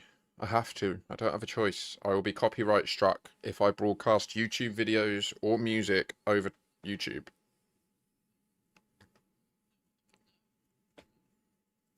I can't broadcast the fucking audio over YouTube. Oh my god. What do you not get about this? I will be cancelled if I do it. It says at the top of the screen, no music and that on YouTube. It's not my choice.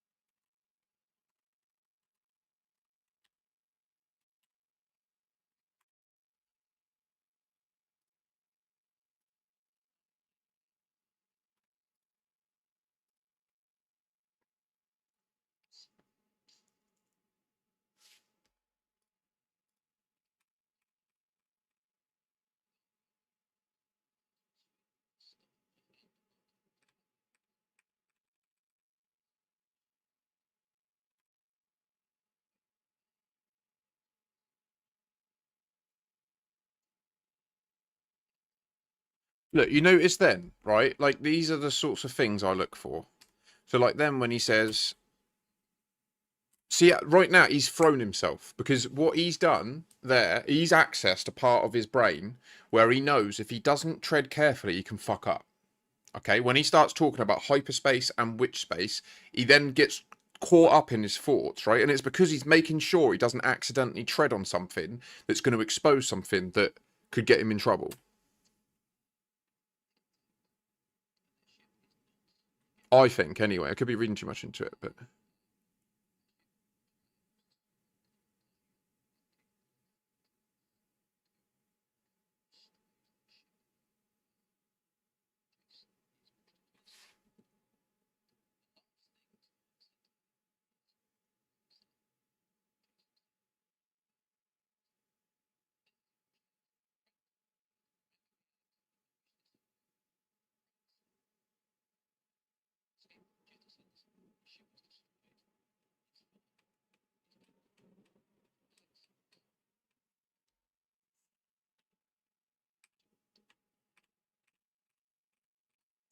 Do you know what, as well? Now that mythical plant, yeah, now that we've got the radicoides, who knows? Because we have now discovered a plant that time travels you. It is so OP, it's unbelievable. Is HIP 87621 RAXXLA?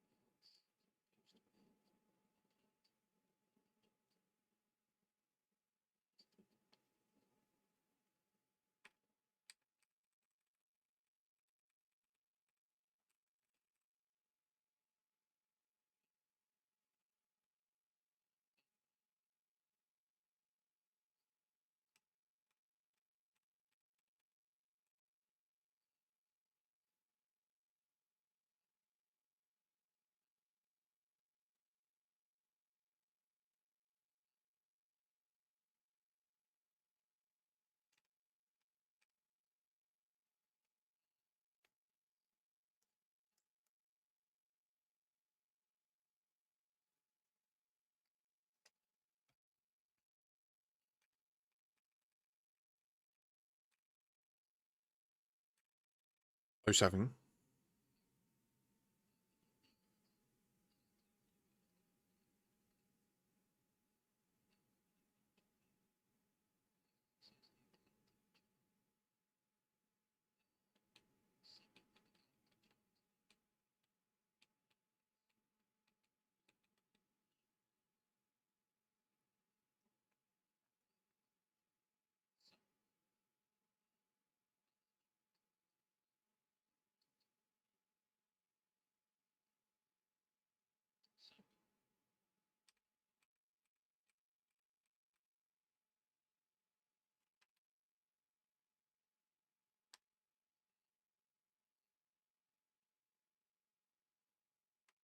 Wait, what?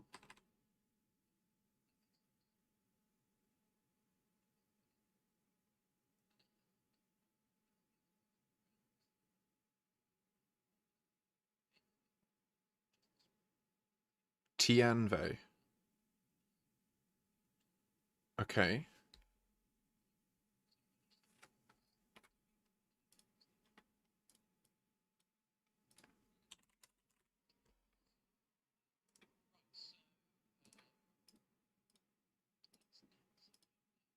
So he just literally pointed us to Tianve and then moved on. Tianve is most noted for its famous pulsar, but it doesn't have a pulsar.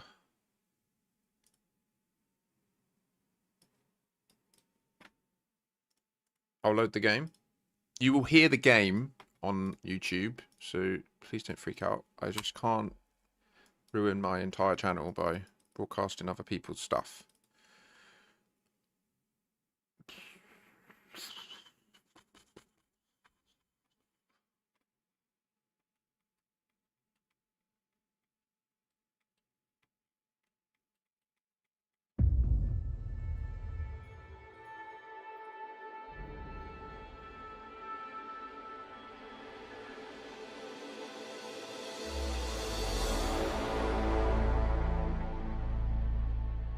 So, I think that the prism thing is legit.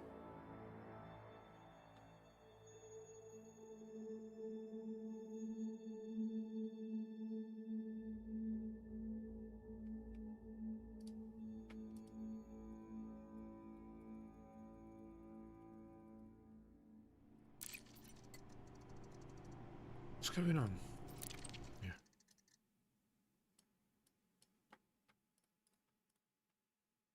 I need to go and get a quick snack as well. I won't be a sec. I'll be right back. Sorry, I won't be a moment.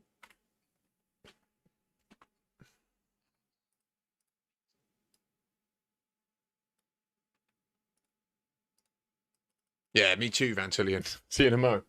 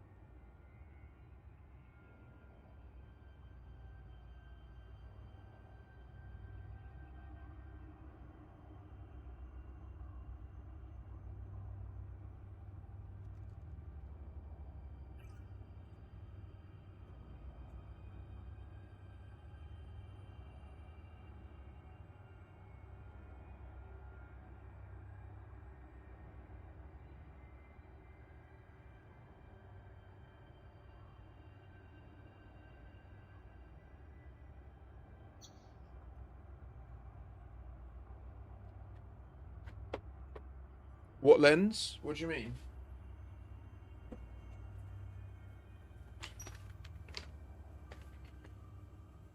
So the current situation, what we've learned from this pursuit, from this experiment, here's what we've learned, okay? So far. It's not much. But do you see? There's like a pentagram.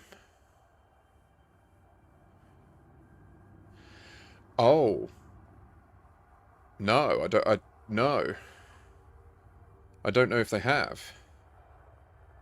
But I think the whole point of it was, there isn't a, so the lens flare here has a pentagram. I don't know if it's not very clear right now. I don't know why I can't.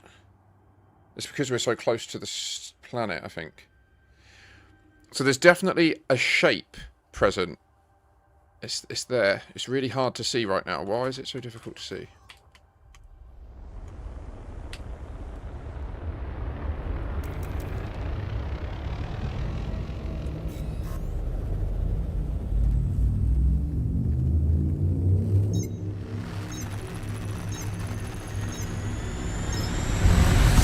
Yeah, and lens flare, they aren't, it's not just a camera effect. They are physically rendered into the game.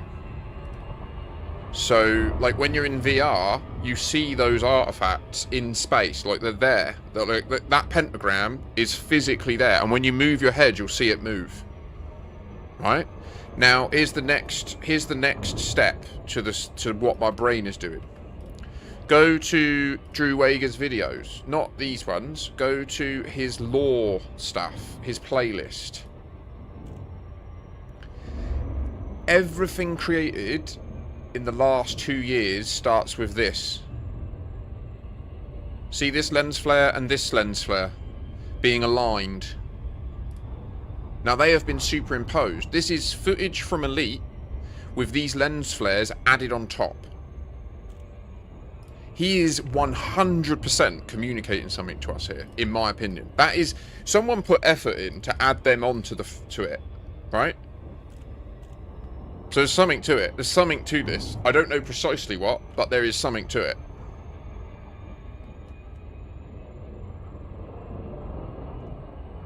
So let's try Tianvi.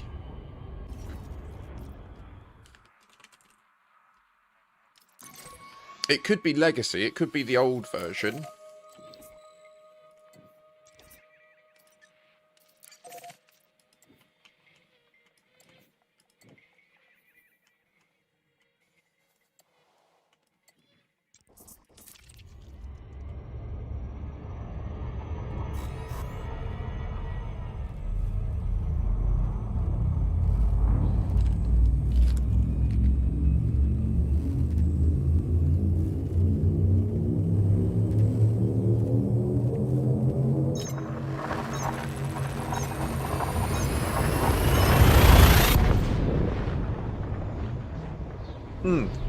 But you see the pentagon in...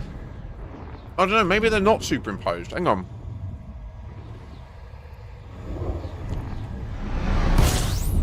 Let me see. Is it the same here?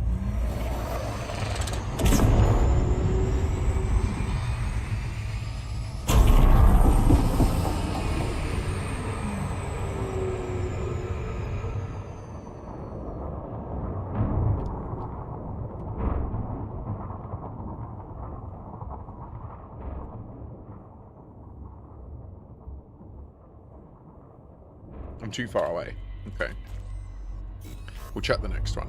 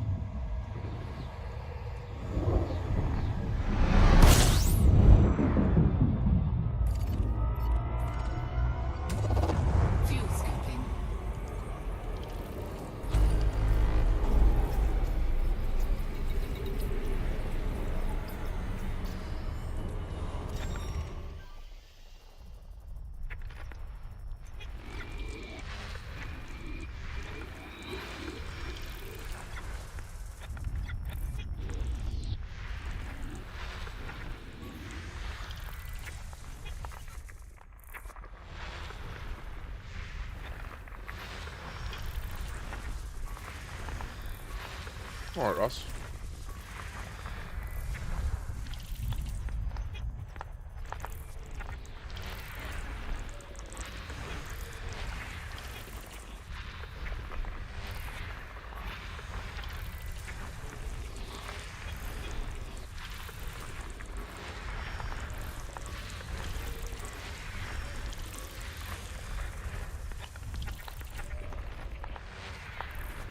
System scan complete. Okay. Fuel suit disengaged. What is going on? Go up.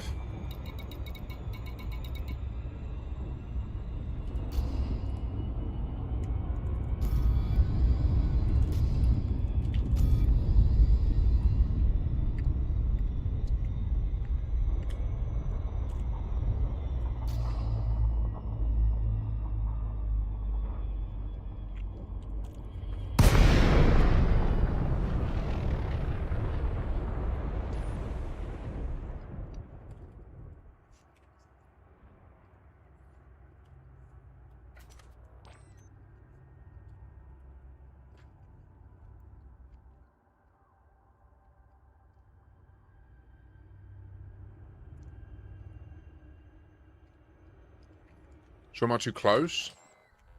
Oh, bloody hell.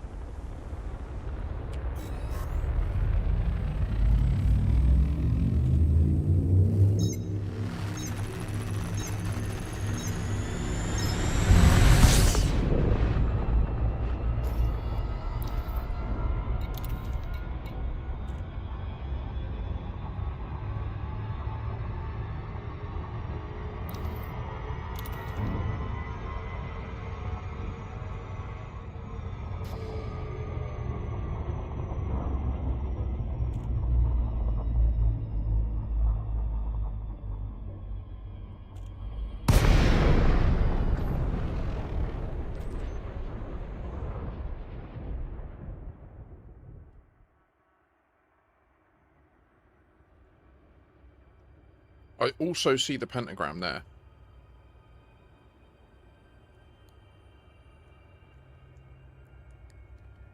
Okay, so it is a camera. It is related to the aperture of the camera, which is fine. Now, on Drew Wager's thing, it looks like he's panning this way. And you see he's like over here somewhere. And then as he pans, you see the two things align. And then you see this on the very left of frame. There's like the pentagon coming into frame. That happens.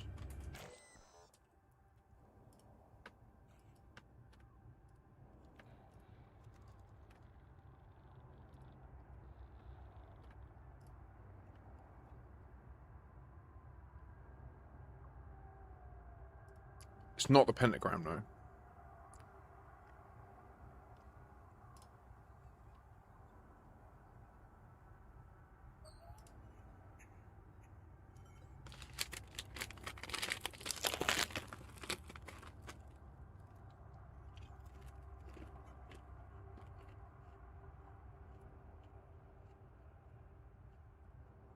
I just don't have it installed, mate. I can't be fucked. They're about to fix the lighting.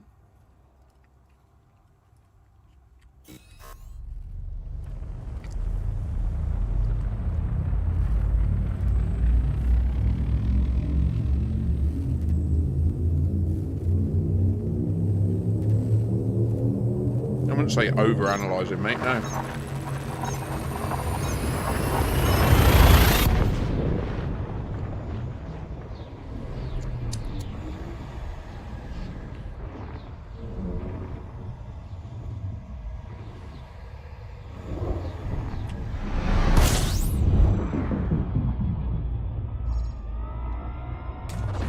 Fuel scoping.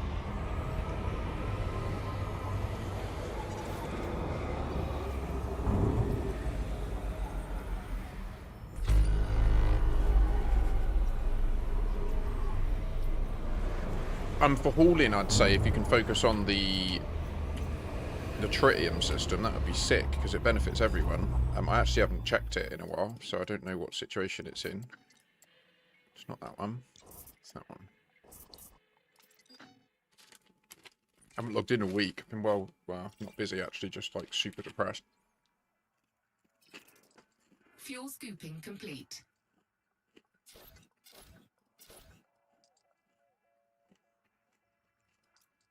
Loads of work to do. Most of these are actually done.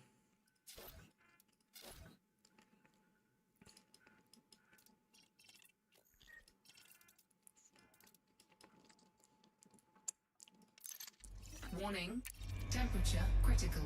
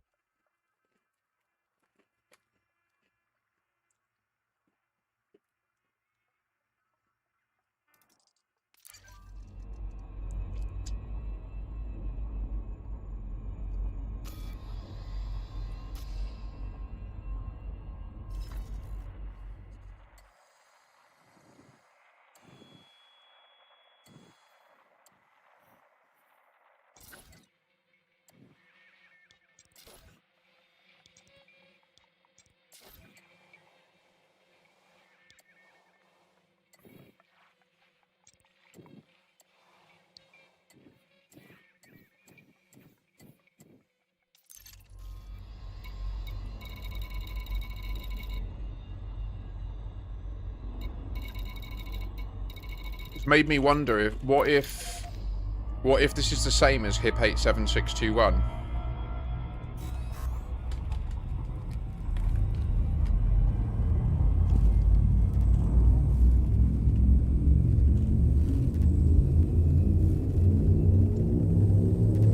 Oh, sorry, Ross. Yeah, it is that one, mate. Yeah. UY-D, yeah. Where the umbrella goes.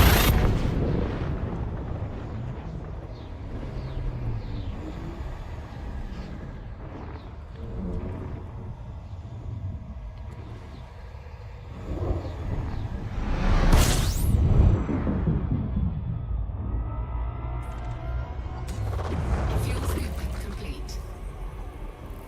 System scan complete. Yeah, you can buy a trip there. Yeah, of course you can. It's the whole point of it.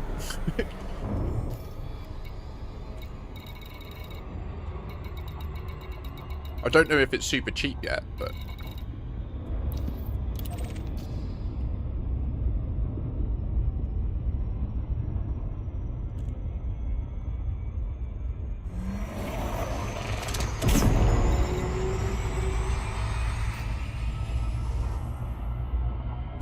It is both. It is both. It is both one of the best places in the galaxy to mine trip, and it sells it, and it should have the cheapest trip in the whole bubble.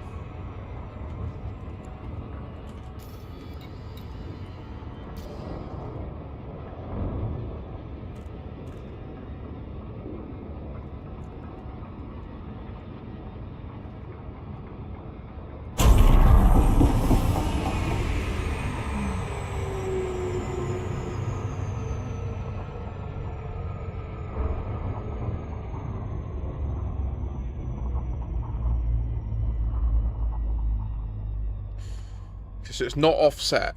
Okay.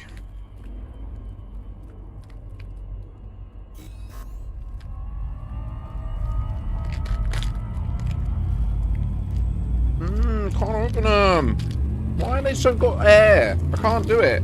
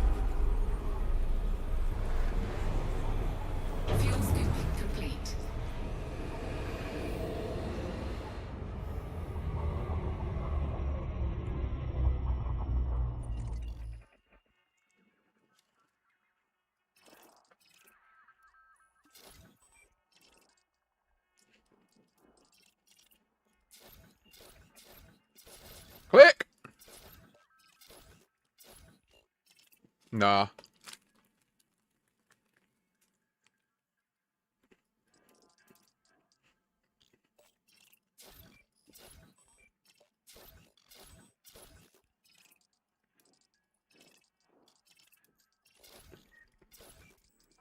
They're just all way too cold.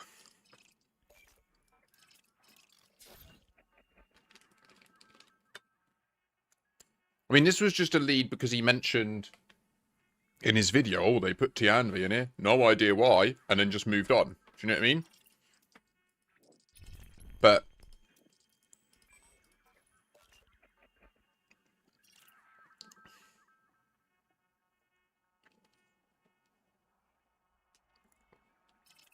And that doesn't have any text related to it. Does it have any beacons or anything? Like any points of interest?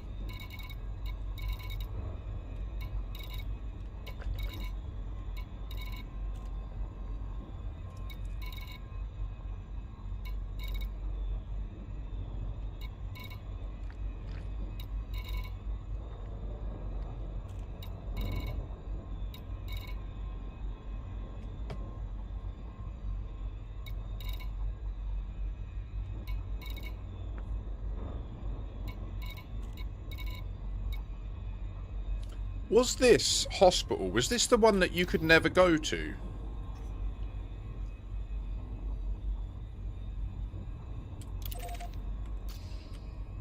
I'm glad that you found a solution that works for you, mate. Well done.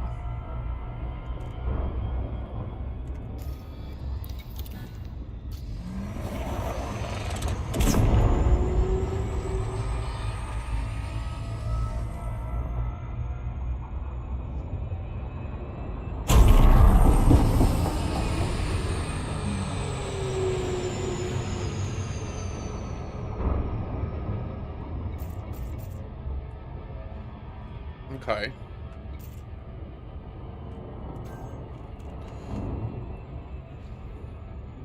It's completely irrelevant, mate, yeah, but thank you. I know you like to just share whatever's going on in your life. Kind of like a non sequitur. So... Oh, no, sorry, mate.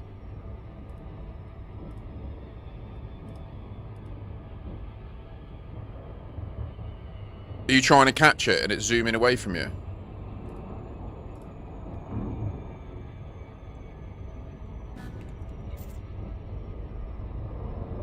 Also, we're not instanced.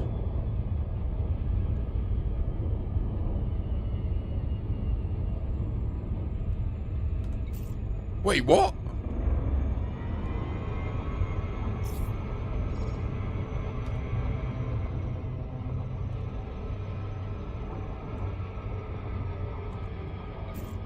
Yeah, but I jumped in and yet I'm not even seeing you, and you're in... Yeah, exactly, Ross. No, that's why I said I'm glad you found a solution.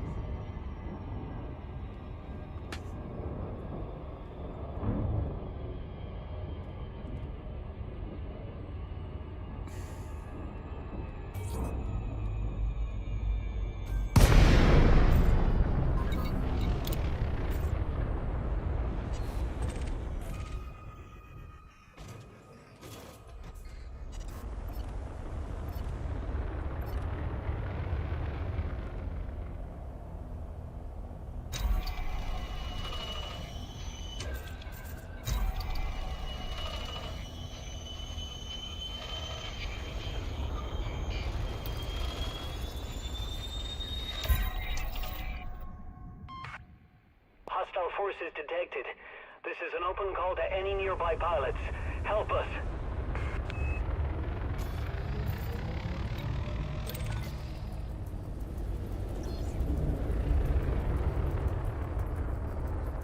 Are these just mats? Yeah.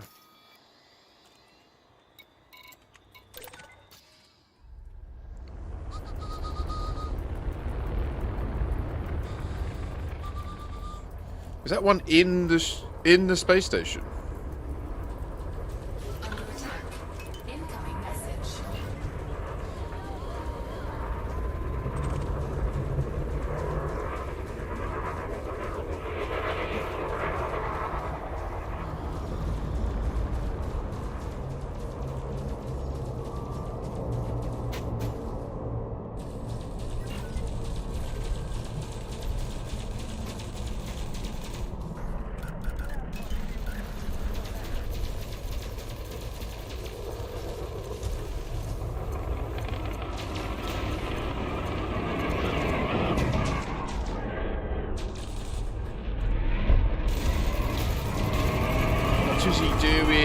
Get lost, son, alright? I ain't interested. Why have they got no defences? What is going on? Reynolds, mate?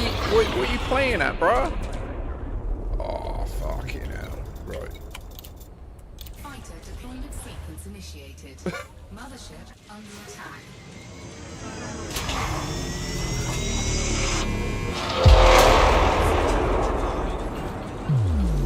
Scan detected.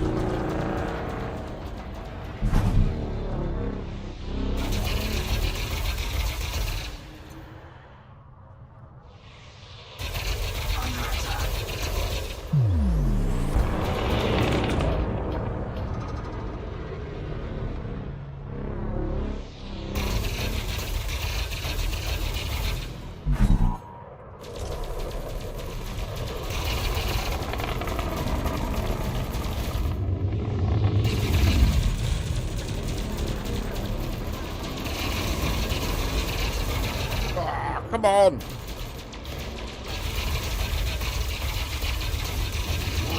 Temperature critical.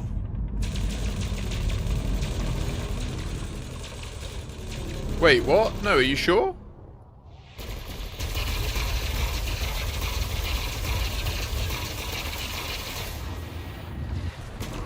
Mothership under attack. I thought I'm defending it. He's wanted. Under attack.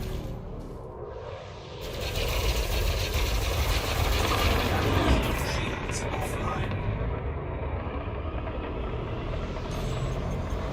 But I mustn't miss here.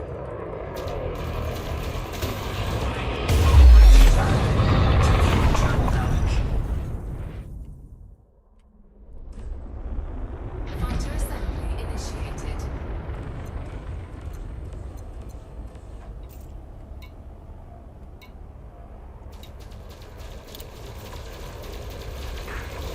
Good. We need all the help we can get.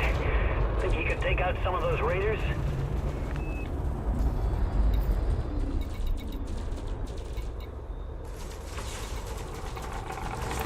Under attack. Hostiles everywhere. Defend the installation.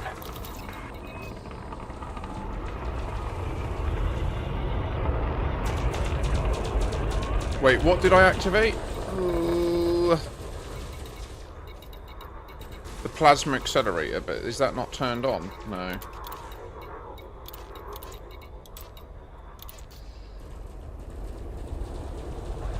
Right, where is this little prick? Multiple power failures detected. They've crippled the installation. We lost. Frameshift charge detected. At least they're gone now. I just...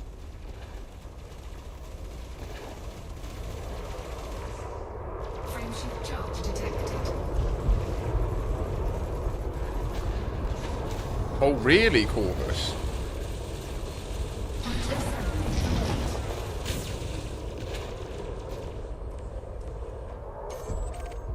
Target destroyed.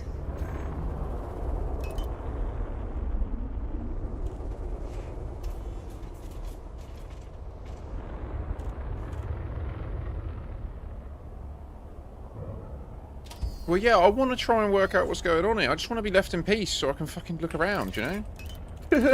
Like, I don't want to fight anyone. But I arrive and they start shooting me. Right, what is this satellite all about? Oh, Corvus, it's really useful, mate. I'm going to have to look into that in a second, like, test it.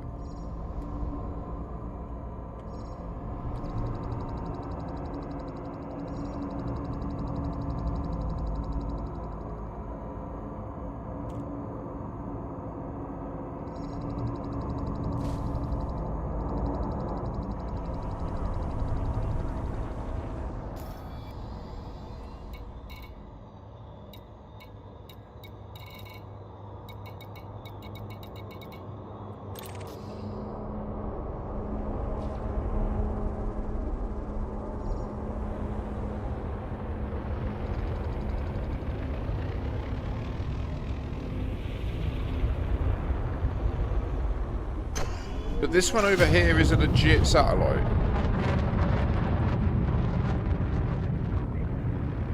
Looks nothing like the other. It looks more like Voyager, doesn't it?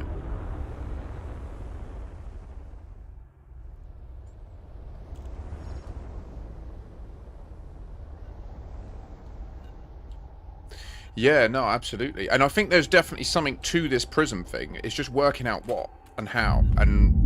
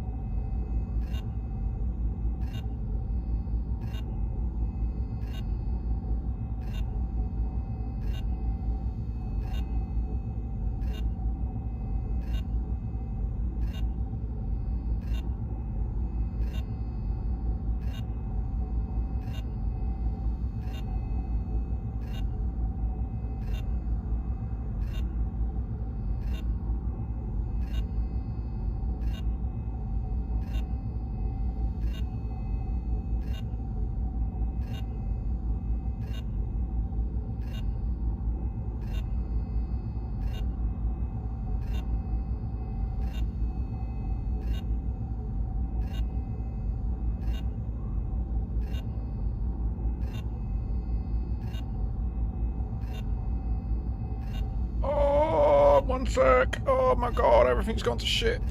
Oh, calm down, computer.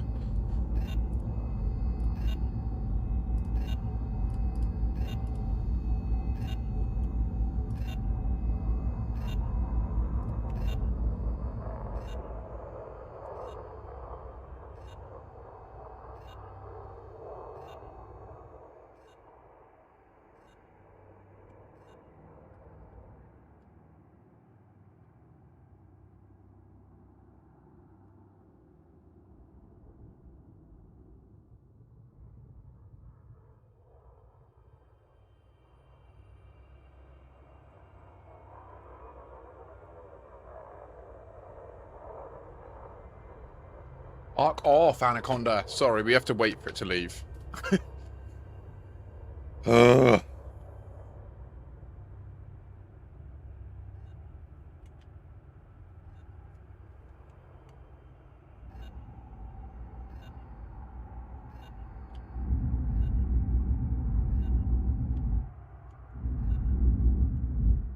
Is that the Caspian?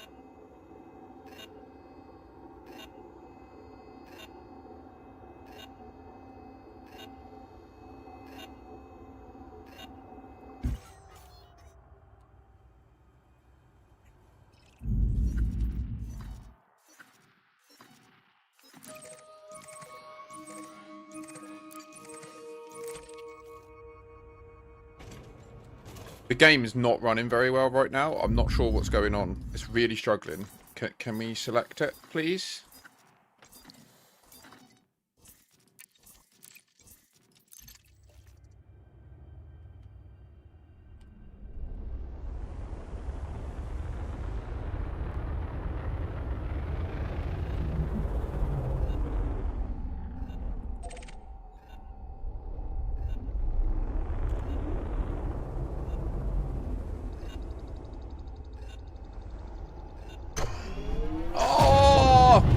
I'm sorry, I keep making errors, guys. I've not played all week, and I'm really struggling this week, so I'm just being a dick. We'll get there, alright? I just need patience. I'm doing my best. I don't know why I just pressed boost then. I meant to do FA off. I'm in full-blown fuck-up mode at the moment. Where is it? Ah! Getting pissy. Right, there's the thing. Where is the satellite? Fuck me.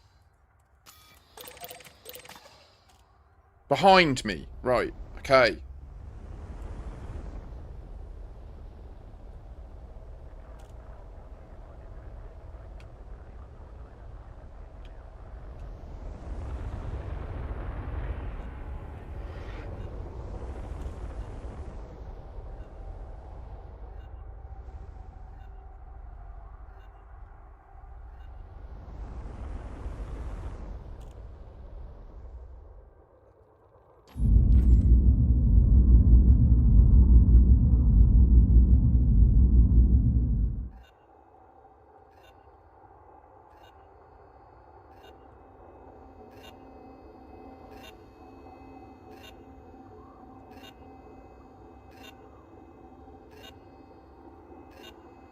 Fuck me. Right, there we go. The new vessel. I mean, it's definitely going to be real handy for both.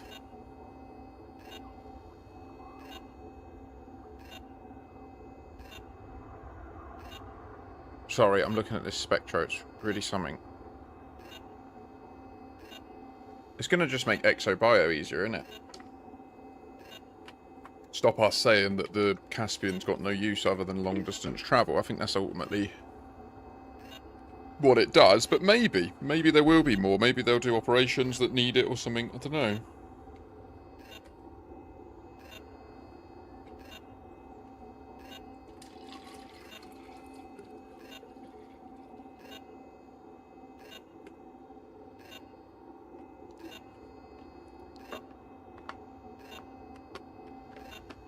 100%. It'd be so cool. Although if I was them, I'd make it where, like, it's almost like there's another game as well, but...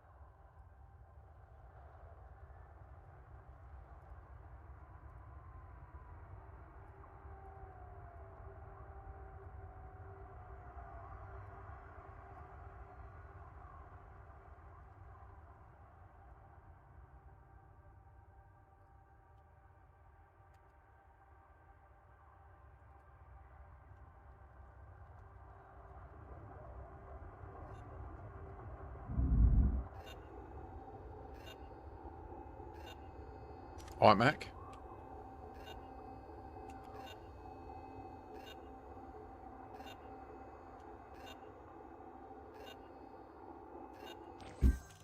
Okay.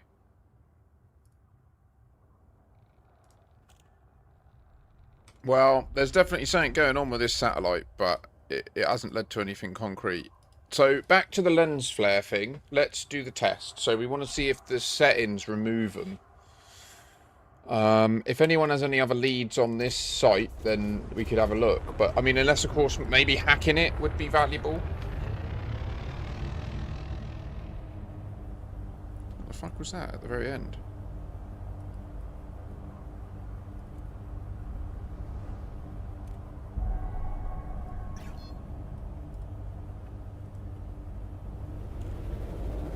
He's doing it.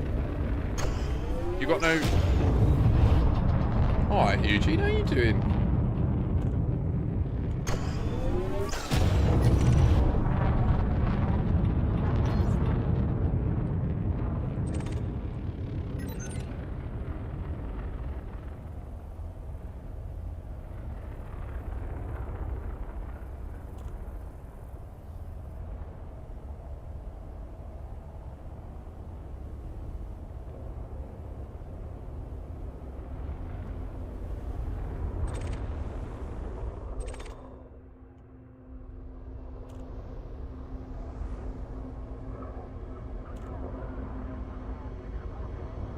It's gonna be sick, isn't it?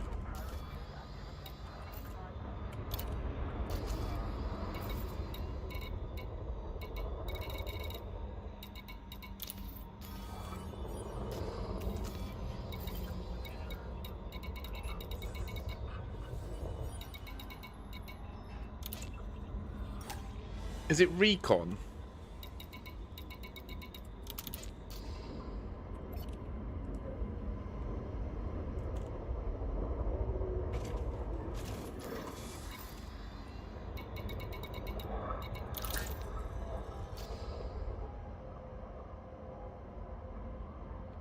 %. It's going to make the Caspian the ultimate ship, I think.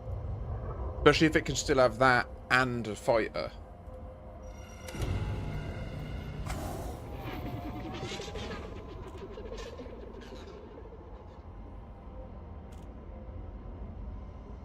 Recon limpet. Link established. Bounty incurred.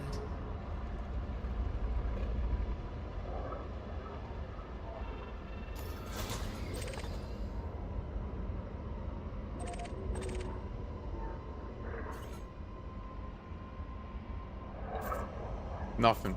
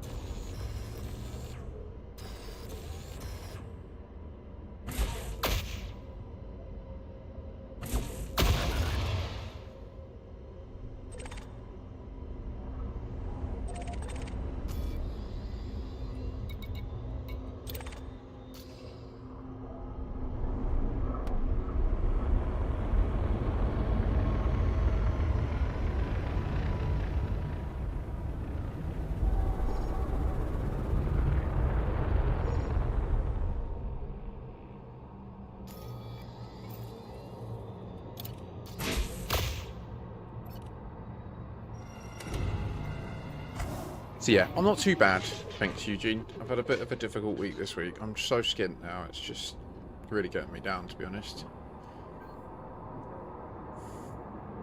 Recon limpet. Link established. Bounty incurred. Okay, we might detonate. Cheers, Hammerlam. Limpet. Successful. Under attack. Warning. Thermal attack. Gaining heat.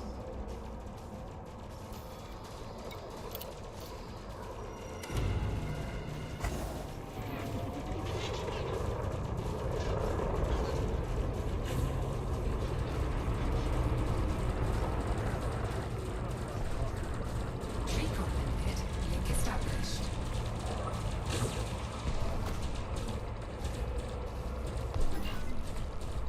Oh god. Recon limpet. Successful. I just got some Sith. Bounty incurred. Okay, that wasn't worth it. I'm running away.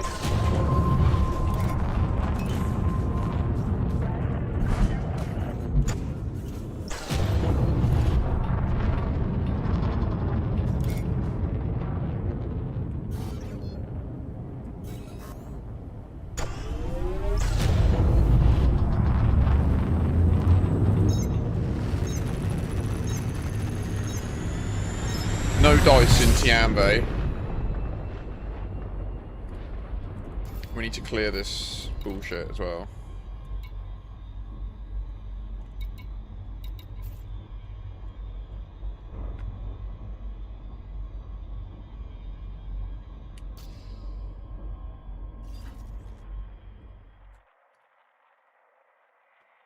Just put on Vantillions and just saw explosions. You can just see it on the other screen, just So Tianvi seems like a dud, so we want to test the Right, where is the star? How big is it?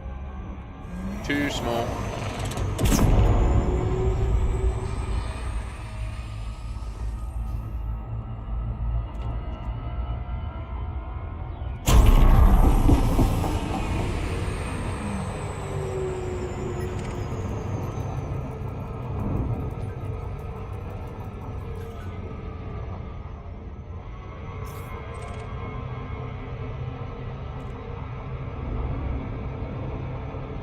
Look, this has different things. Doesn't it? Wait. It's hard to tell.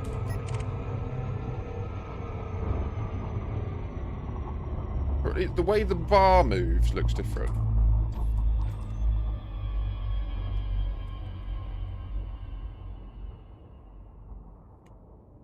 So all this lens flare stuff, we definitely see a pentagon there, right? Do you see it? 1, 2, 3, 4, 5.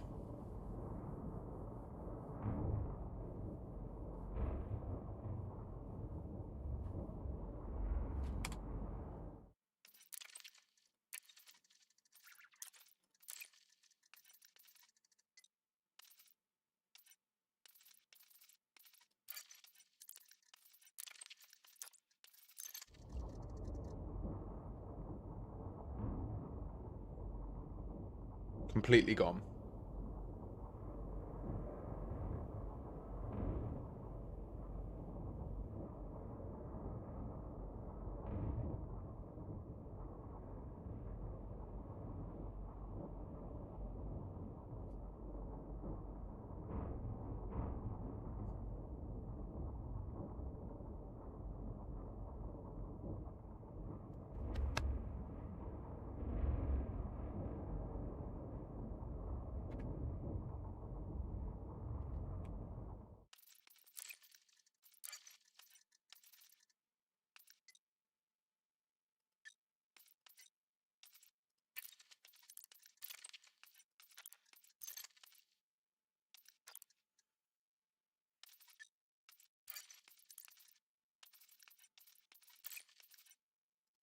Pretty big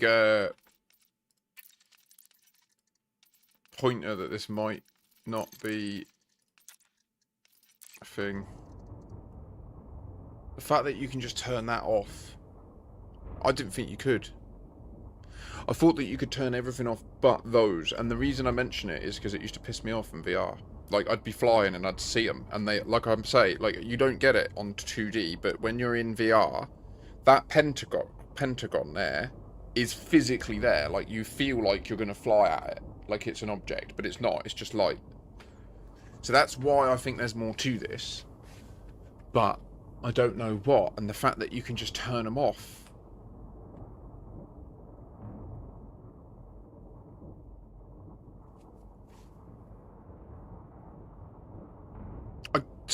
I'm leaning slowly back towards what Crazy Bite said earlier. I might be reading too much into some of the bits that Drew Wager has said. I'm not sure. I mean, I think, unquestionably, I think that we've definitely made a big step in identifying that Prism as a system has that 42-degree tilt.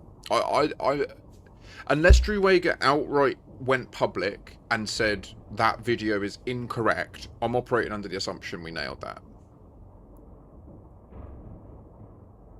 No, yeah, no, I know that, Mac. I don't mean that it would be restricted to VR. I just mean the fact that they're physically in the world. Like, when you're in VR, you can feel that, or you can sense that they're in space, like, between you. Whereas, like, that's not how it's meant to be. Like, these are meant to be artifacts as a result of us using a camera. Like, the game engine is simulating us using a camera with an aperture, right? That pentagon there is a product of us having a 5-edge aperture on our camera, and that's why you would see that. So they're simulating a camera, but you can see it even here. Look, like, even with my eyes, you see we have the pentagon, which means technically like, my eyes are a camera. I am looking through a 5 aperture camera, not a human eye. A human eye would see a circle there. Now, whether we could be going too deep. I really don't think we are. This mystery has persisted over a decade. To suggest that going deep is not necessary, I think is kind of obviously not the case, right? Like, loads of people have tried to surface level find RAXXLA and never found anything. So, the way that... You see the thick band in the middle? See, as I look up and down, it moves. There's a band of yellow light.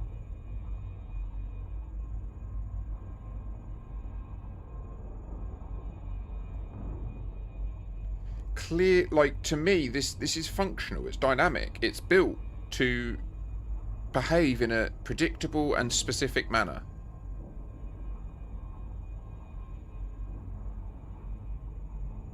So the test today, the first test was to try and see, can we split the light of Sol through Earth's atmosphere to see a rainbow? And so far we can't. I've not managed to do that.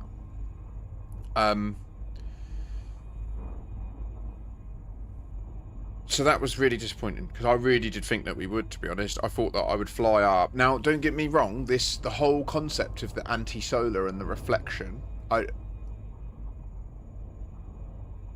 likewise, I'm not time skipped. So it could be that they've set the time skip so that if you go to a specific place, you see this phenomena very clearly. But the thing that pushed me to pursue this is the fact that Drew Wager includes this stuff in his videos. So, like, if you look at this video of his, look at the intro. He superimposes these lens flares on, aligning.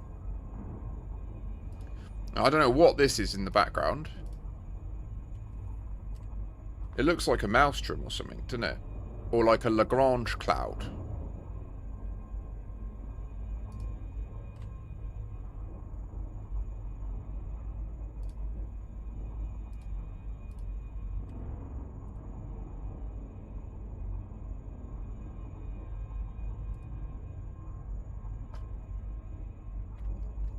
So this is like combined between the fact that Drew Wager's law includes the system prism. The prism system encodes within its structure the angle the human needs to be at relative to the reflection of light in order to see a rainbow. The fact that the end of the Distant Worlds 3 story, or at least informed by Drew Wager, and he was at least a consultant and he spoke with the people that wrote it all, they chose to name their station Rainbow's End. Andrew Gasper went into the quest to find RAXXLA thread shortly after he finished the main story of DW3 to answer a bunch of questions I'd had in incredibly... I mean, he just lied. He must have lied because he literally chose to say we were told not to talk about the Guardians or the fate of the Guardians, but literally, like I can't stress it enough, he literally posted a new bit of lore in their story about how the Guardians, what we believe happened to the Guardians isn't correct, and then went to the next thread, literally 25 minutes later, and posted against me, saying that they were told they weren't allowed to publish anything about the Guardians. So it's like complete gaslighting. Absolute, literal lies. Like, there's no two ways about it. He literally hit send in one thread, and then went to another place and hit send in the other, and they directly contradict each other. So it's like impossible to pull out what is factual. Really? What, you reckon this could be a black hole? Okay, what is the nearest black hole?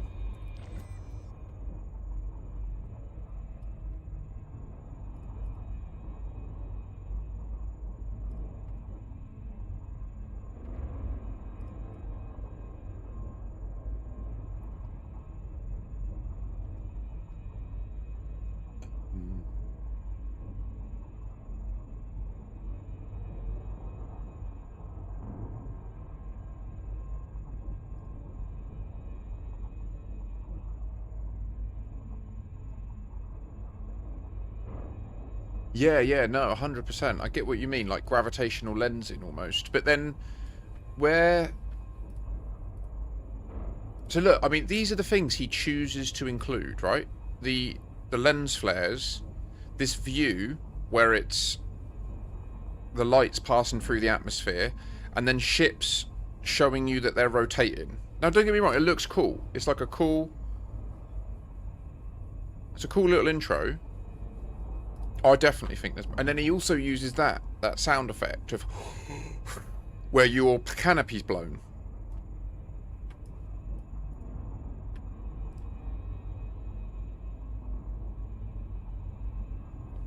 Metin, can you come and blow my canopy, mate?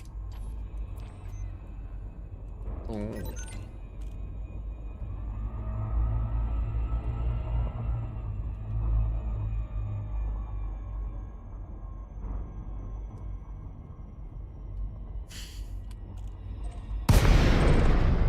Okay, can I blow your canopy?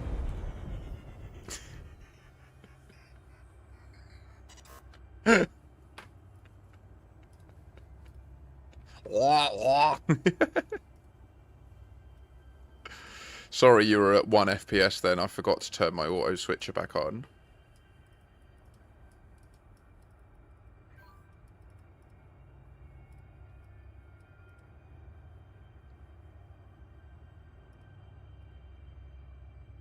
Oh, okay. Can someone come and shoot my canopy out, please?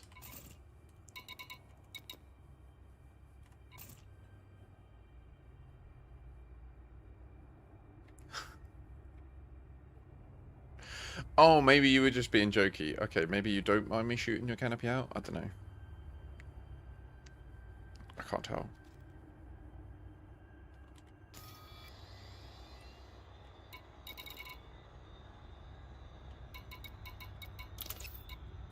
Yeah, you can't.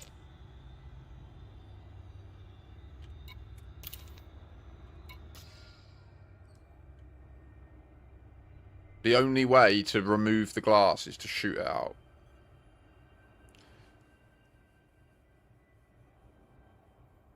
Mate, because so, likewise, right, the glass of our ship filters light. So it could be that you can't see it properly with your canopy in.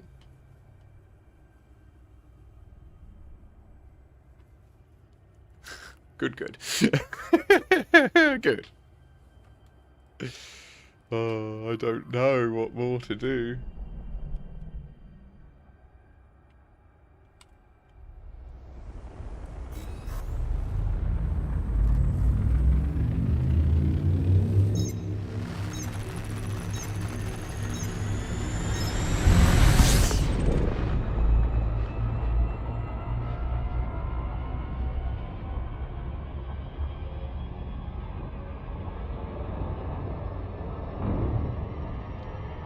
We're currently in Tianvi, but I'm interested in going back to Seoul, to be honest.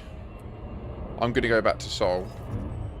So if anyone wants to help, come to Seoul. I want to do some more testing around Earth.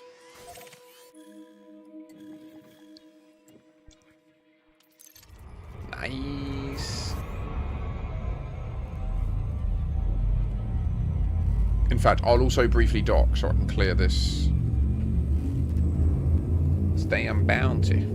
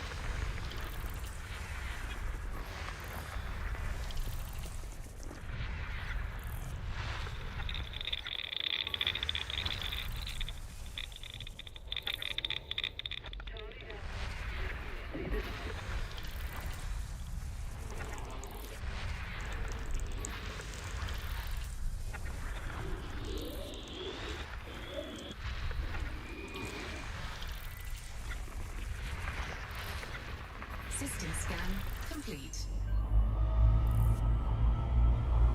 That's mad. Commander Jellicoe has come online.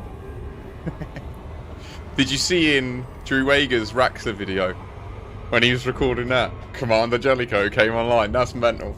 That is crazy. 5 years apart. Look, hang on. Is it still there? Where is it?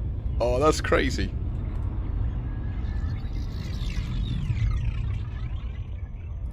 Look, look, look. You see on the screen? Commander Jellicoe has gone offline. 7 years ago. That's funny. You see how our Zen diagrams, they overlap, Mr. Wager. Be friend, don't be enemy. I am nice boy. You just dismiss me.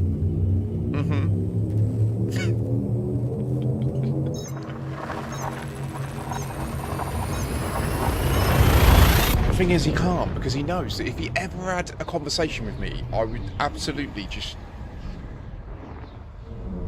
Do you know what I mean? I'd sandbag him with so many questions, and I would just edge him back into corners until he just had to end the conversation, because I'd suss it all out, I think.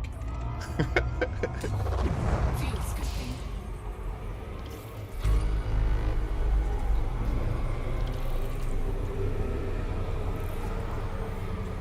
Fuel scooping complete.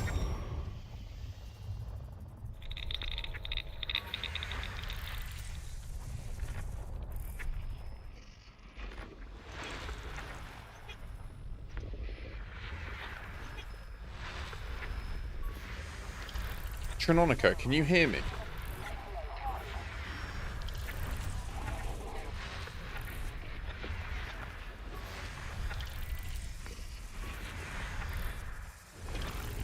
You might have gone. If you have, no worries. I'll message.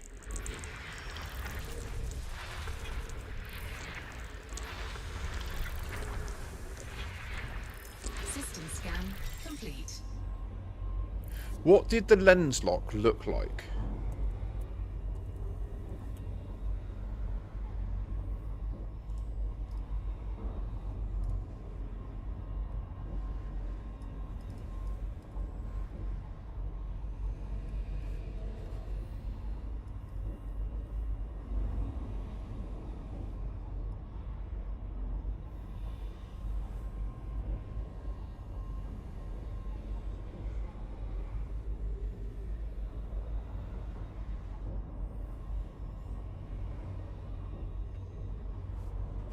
We cannot rename systems. I am in open, Harambo.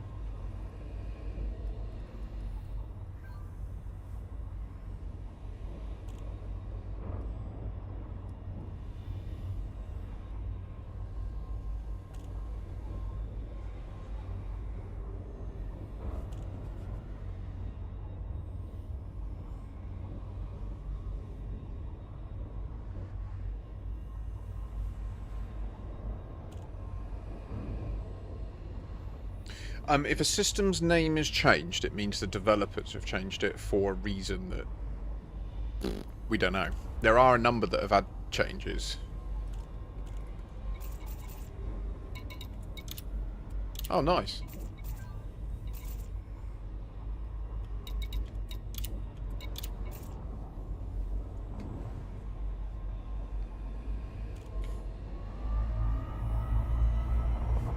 So, like, you see how that rotates, right? That's a sprite. It's a two-dimensional sprite. In VR, that's proper jarring. Like, it makes you feel sick because you can see that it's not real. They're just 2D like things. Like when you see a tree in a game and it's just like a 2D thing and then a 2D thing slotted on, and then from a distance it looks real, but then when you get close, you see it's just like that. It's kind of like what they do, and the lens flares are the same. But obviously, right now, do we have them turned off?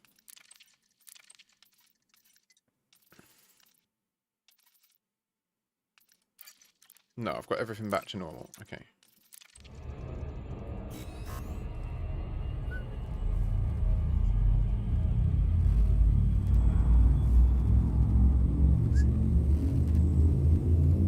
What power are you with, John?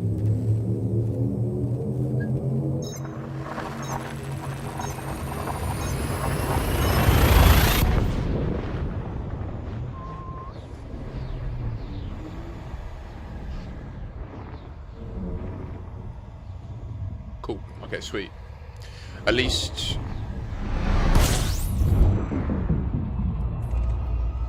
if I accidentally blow up, I won't have to pay.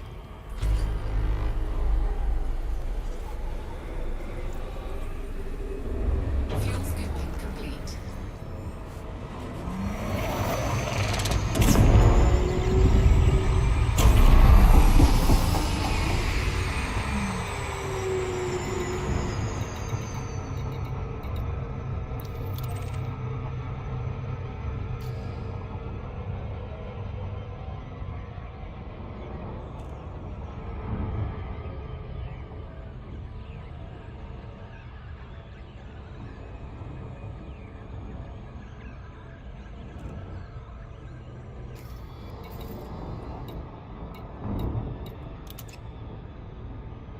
Oh no, wait. It won't report a crime against you.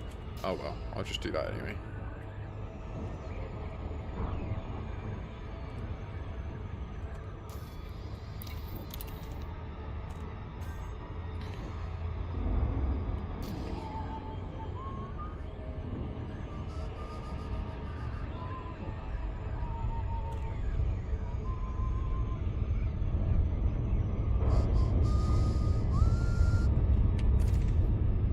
See that reflection there? That's what I think we need to use, but I don't know how because it doesn't create any lens flares.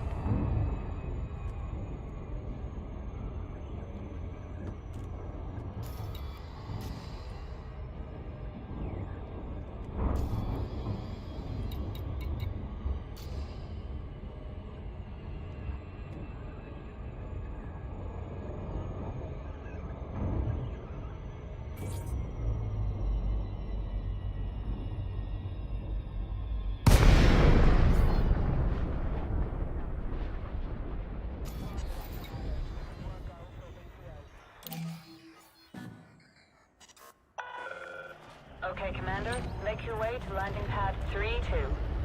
So here's, listen to this. This is the procedure to use the lens lock. Hi Chimera, no worries, thank you for coming in. They are turned off, mate. Yep, crimes are turned off. We're attempting to use the light of Sol passing through the atmosphere of the Earth to create a rainbow. So far, we have had no luck. But that is the theory, that there may be ways to manipulate the light in the game to teach us new information. So here's the information on how the lens lock used to work, and I think there's a couple of bits in this that are very interesting actually. First, the game and its lens lock protection software were loaded. The user then held the lens lock flat against the TV screen. Using the keyboard, they had to resize on-screen lines to match the physical size of the device. Once aligned, the device was folded into a C shape. When held properly against the screen, the prisms would decode a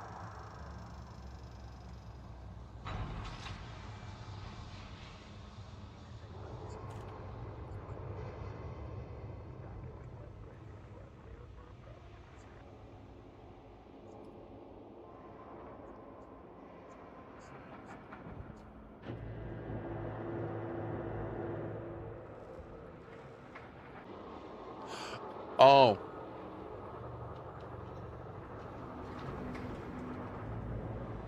You were hype addicted.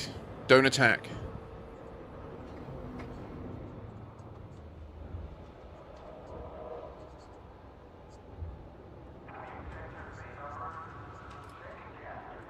Yeah, they do it. It's like a 30% chance.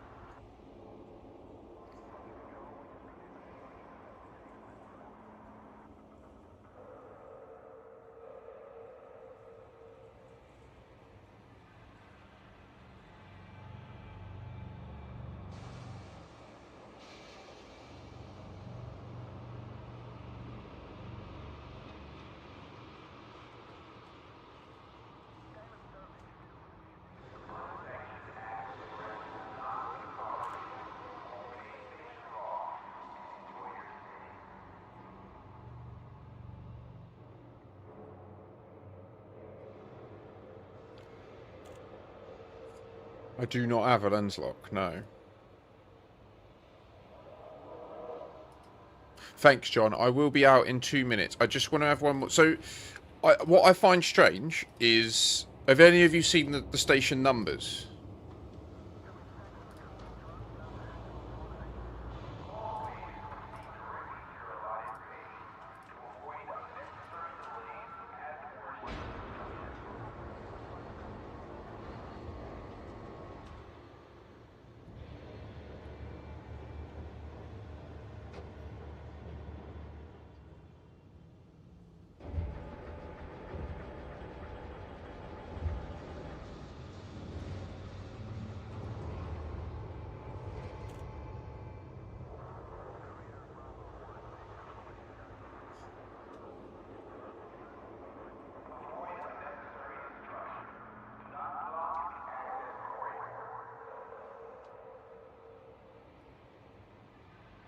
So sorry, Vantilion.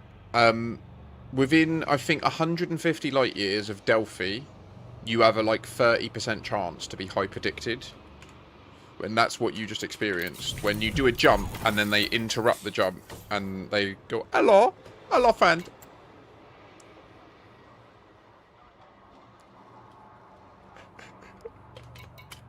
Right, I'll go outside, John. Thank you for your patience, mate. Let's give this test a bash. Let's go over just a bit away from the station before we do it.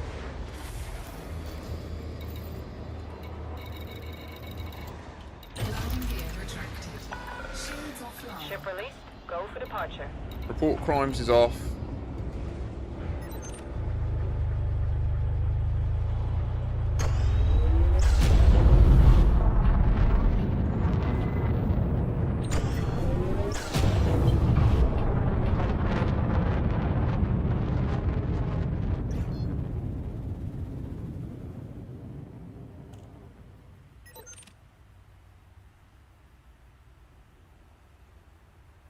The Kestrels.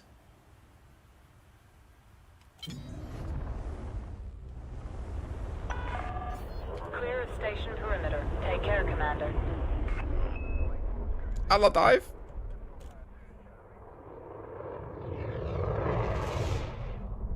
No, Chimera, I do not have a lens lock to test with. No. And that would be pretty shitty as well if it did require that.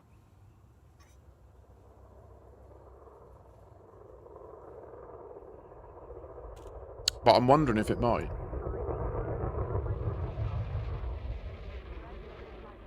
Please eliminate windows. I love your Kestrel. I'm just gonna. Oh wait.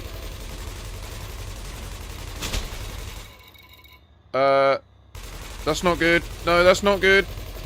You're not damaging it. You're damaging everything but it. Because I have module reinforcements. Let me go and take them out. Sorry. I won't be a sec.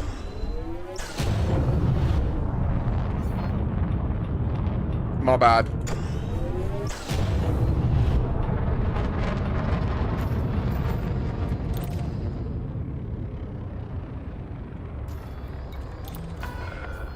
Access approved. Proceed to landing pad 3-2.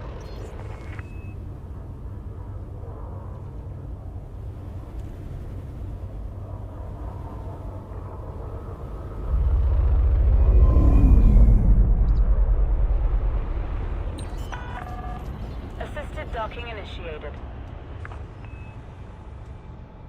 Landing gear deployed.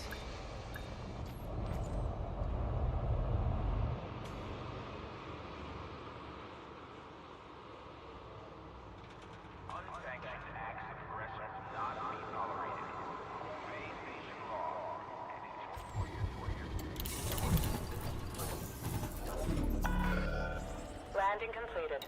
Deploying ground crew.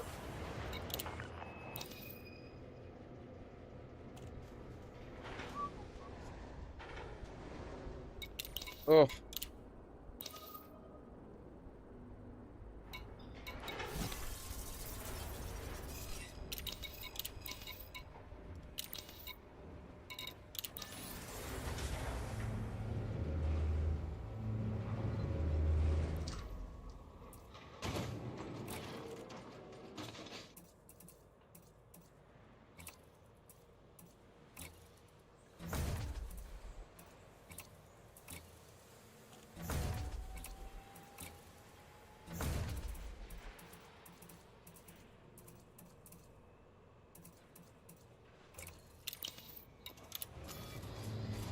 Okay.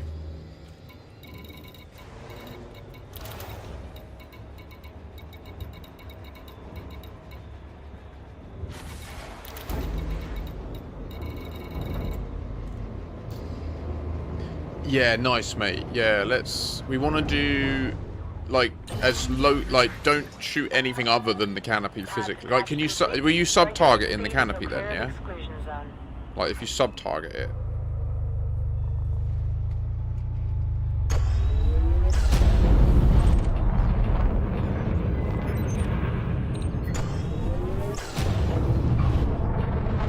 Oh, right, yeah, no, definitely do that.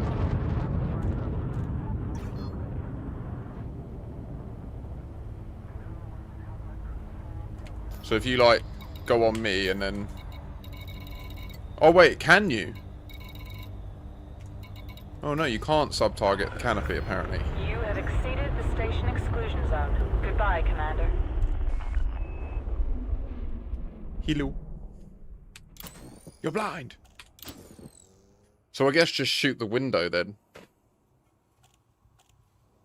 As best you can.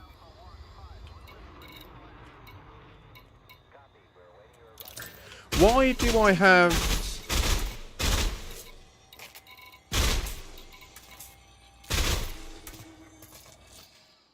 Ooh, I'm down to 43.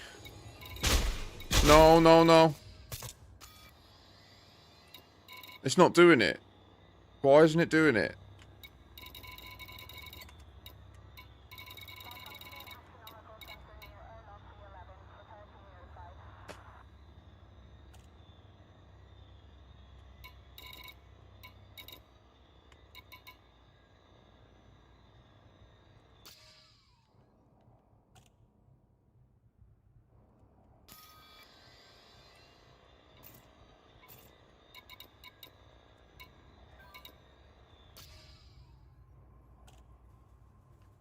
How do I pop my canopy?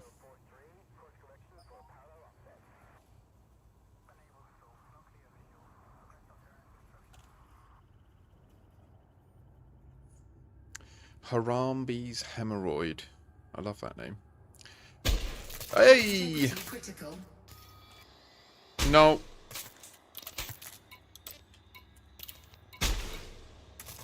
Oh! That did. That worked. But I'm going to die long before you managed to blow it. Maybe you were missing?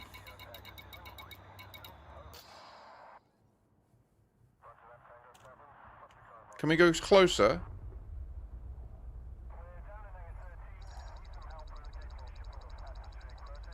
Now surely you can't miss because, like, my ship... Oh, yeah, good shout. Hang on one sec. Let me heal. Let me heal. Let me heal. Stop!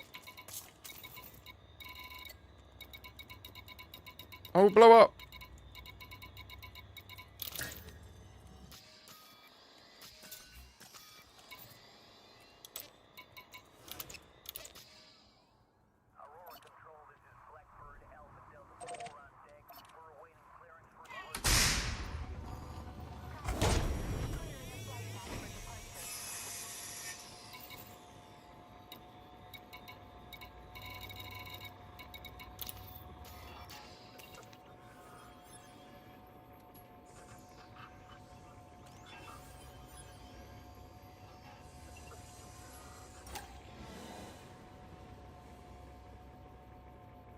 Are you making unclassifieds?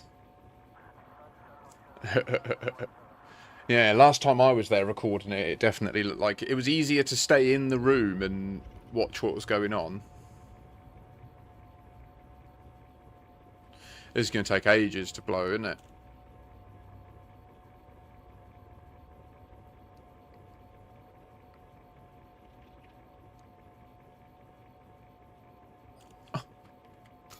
No. Oh, fuck.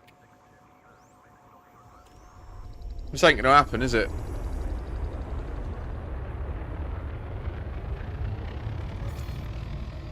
Yeah, we need railguns, 100%. I'm with Rosen. Your shot cannons are too powerful and they're just smashing my hull to pieces. Do you know what I mean?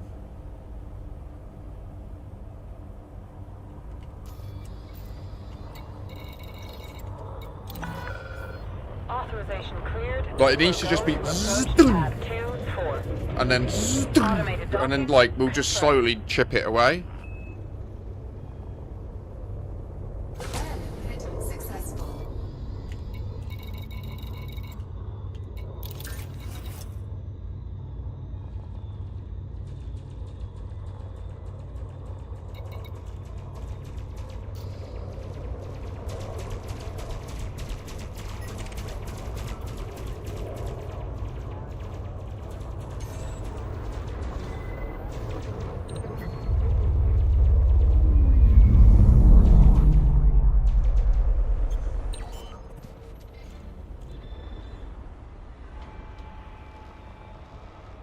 Landing gear deployed.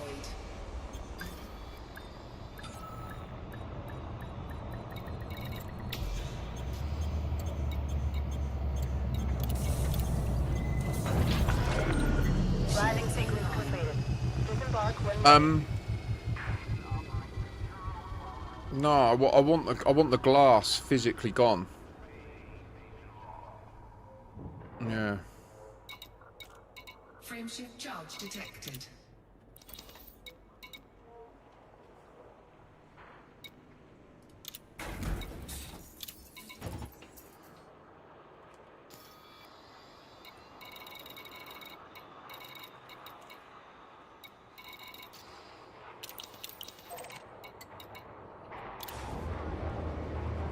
So the glass filters the light coming into your ship.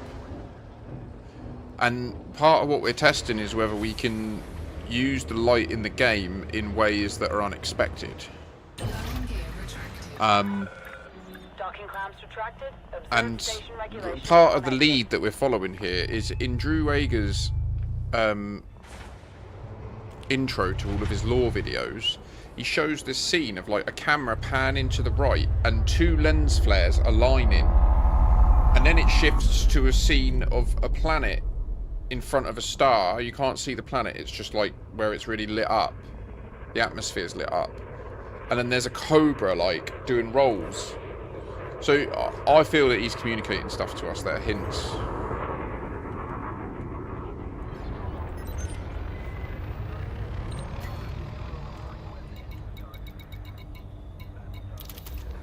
Shields offline.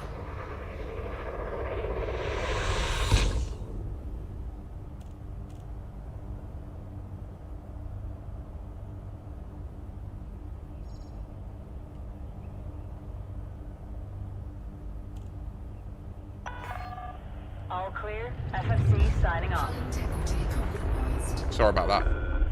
Warning. Dangerous flying will not be tolerated.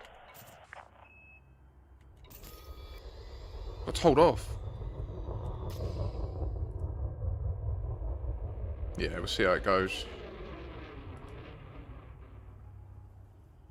Taking damage. You see, then you're not shooting at my canopy, man.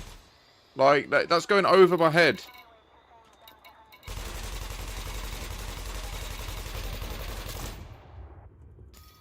They are not hitting my... They need... Oh, wait. No. Scratch that. Apologies. Yep. 3% canopy damage. 4% hull damage. Smash it. I'm going for a wee. Really, Phaser? Oh.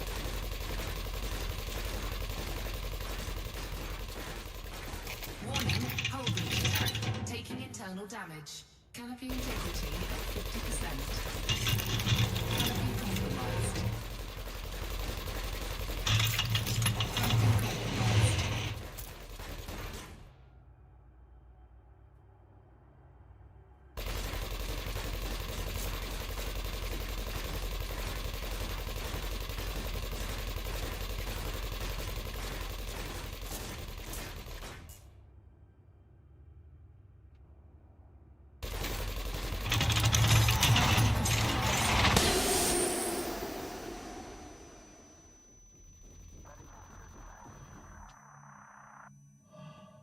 That's the shit. I like it.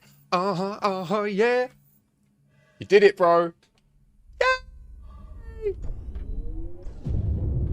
We don't need a user interface. No. You made me happy, Mr. Harambo. Now we got the nasty chokey happening.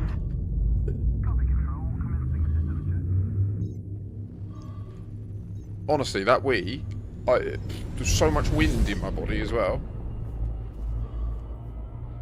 Mental, mate.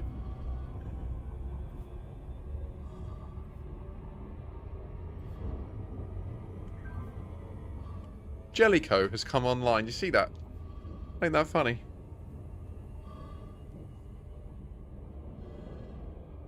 I'll check out the new community goal soon, but I won't be able to go to it. I'll need to end the stream in the next 45 minutes to take my old dear.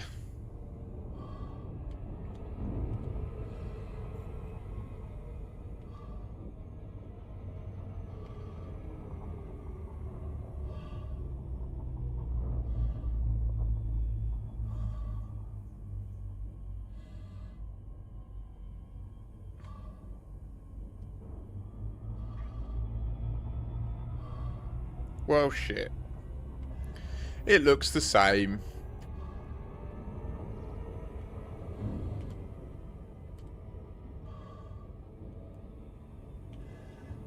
That's an island. Okay.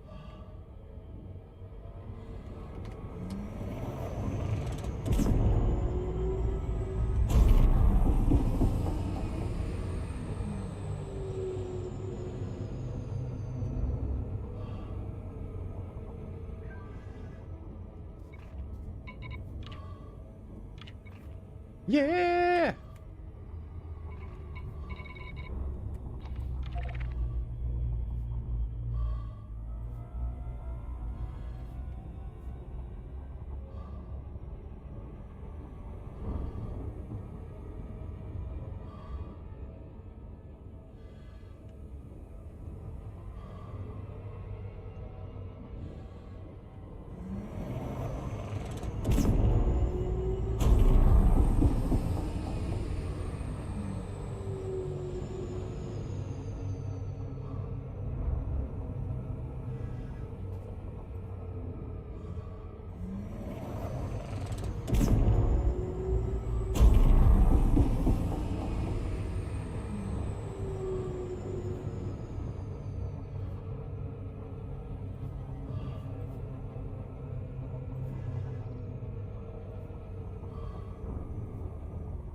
Yeah, that's it's the high grade A-rated life support. I know. I don't have it on any of my ships but this one because it's like a luxury ship.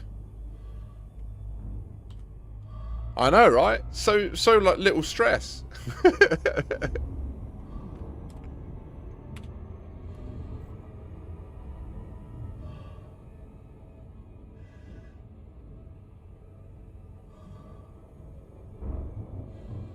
I need to get further away. I'm too slow. I'm not. Nothing's moving. Do you know what I mean?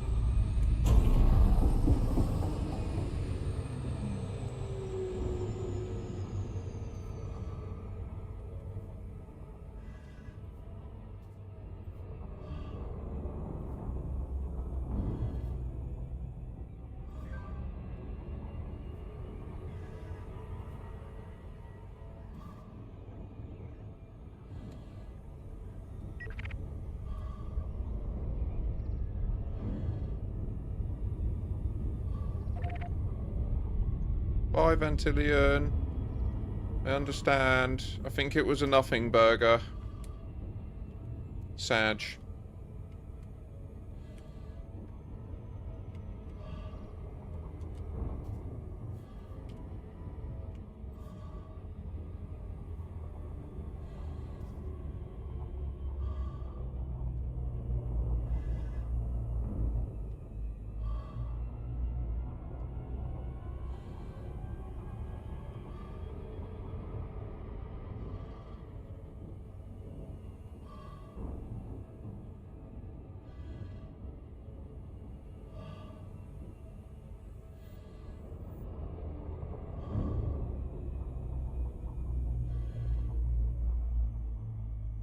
Oh, I totally feel you, mate. So am I, to be honest. I don't...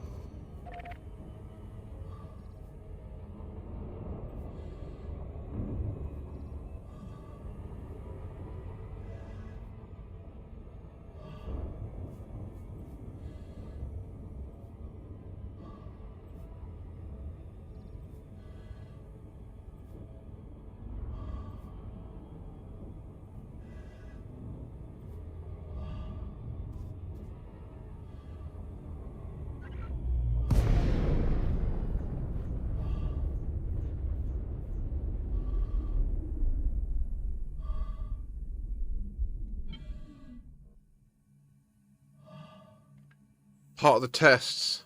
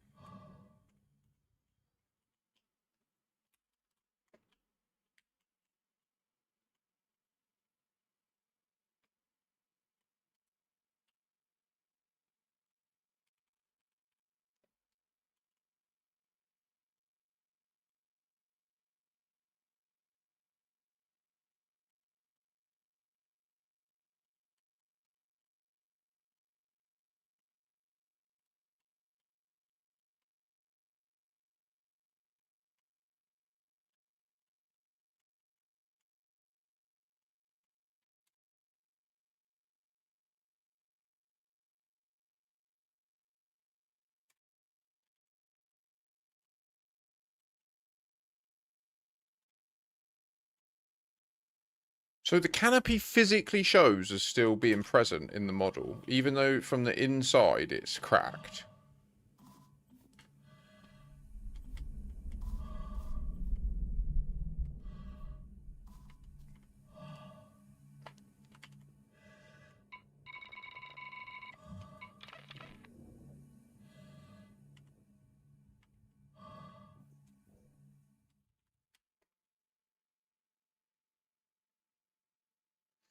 But that is not imparting any extra colour, is it? There is no extra colour in that. There's no rainbow splitting, there's no prismatic stuff.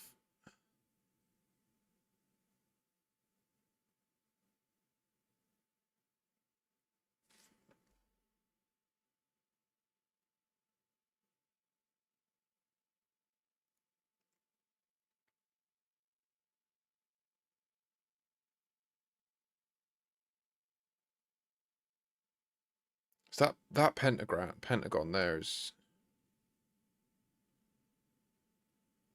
It's really annoying me. I just... Because it doesn't make... It makes sense why it's there, but it doesn't make sense because they're simulating a camera, right? And they simulate the same camera in third-party view here and here. Like, if I look around, you can see the same pentagram there up in the sky. It's not as bright because we've got contrast situations, but...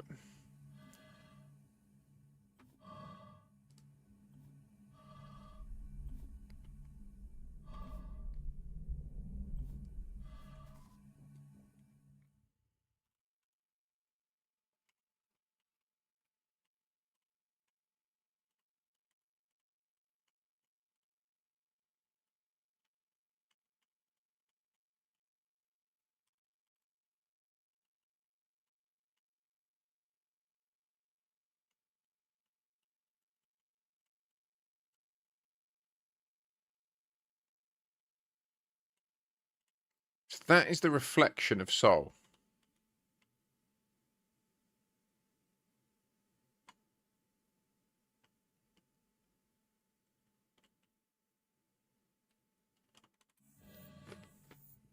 I don't know, guys. I really thought I was onto something. I really thought I was onto a lead. But it would appear that it is incorrect. Or at least there's something we're missing.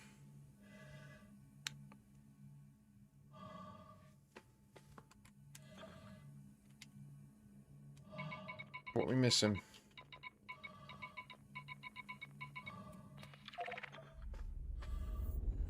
What are we missing?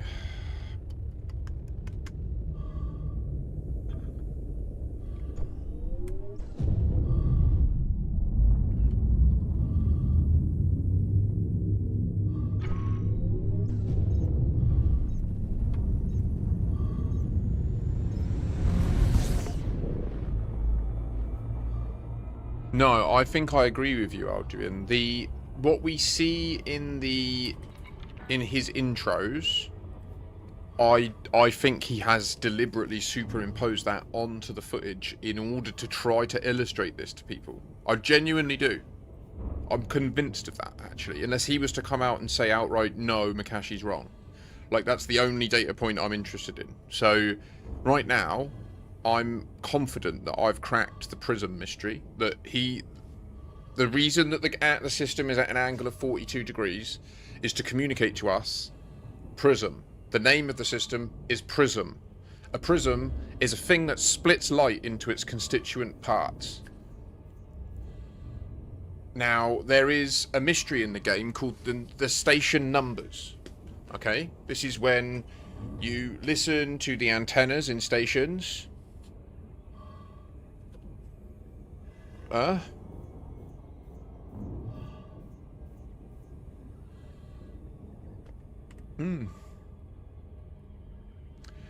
Anything in Drew's...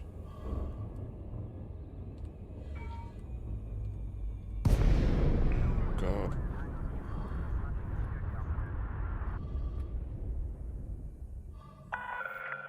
Zorgon Peterson, Mike Alpha, Kilo. It's a pleasure to have you at this federal station, Commander.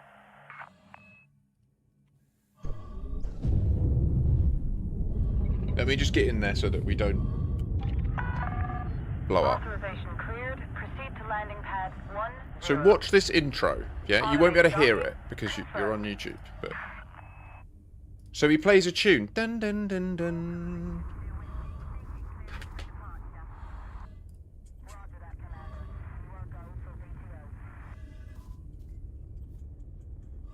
Okay, now let's go.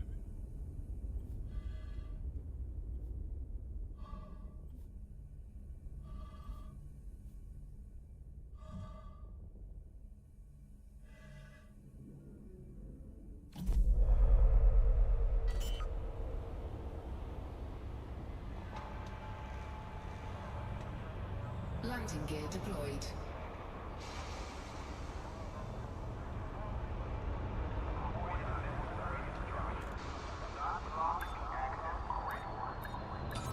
Okay.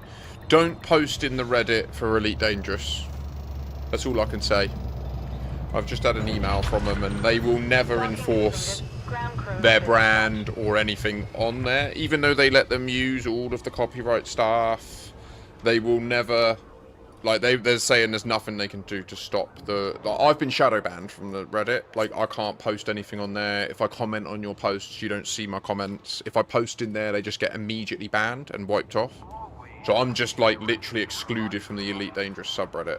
And I'd say, if you like the things I'm doing, if you like the investigation I'm running, just don't give them your customers. Like, literally just delete it from your mind and just don't go there. They're a bunch of cunts.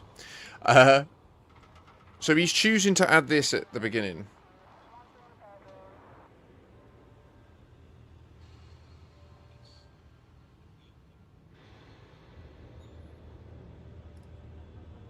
And this is the intro that he uses for his lore series now. As of 2 years ago. So what we're going on here is at the end he uses the sound effect of your canopy being broken, which is why I was like, oh, maybe the canopy is pertinent. You know, like, I don't know that he's lent in hints into these things, but I also know that the developers have said in the past, sometimes you've got to make things a little bit obvious. And so that's the tricky bit, where you know what I mean? You don't know what that means. You don't know if it means that there's now extra hints for us to find. You don't know if it means that they're giving their authors more remit to share more stuff. Like, we just literally don't know what it means. So we have to just try and reverse engineer what it could mean. Like, what is in the option space of the problem.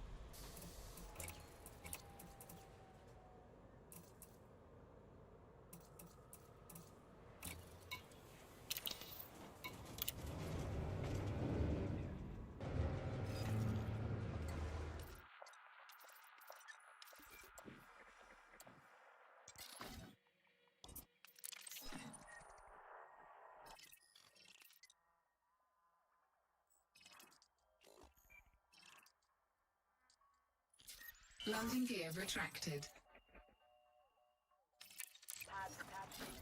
Go for departure.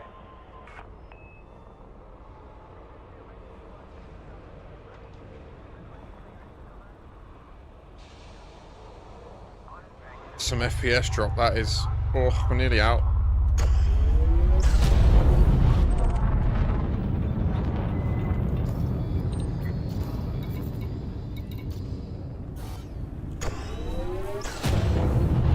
Well, John, thank you so much for helping me.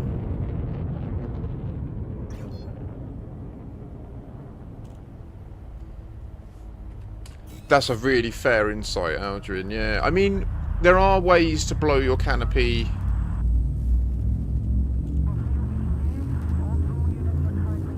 Nice. Like, you can use Fargoid corrosive things to do it. That's one way you can do it.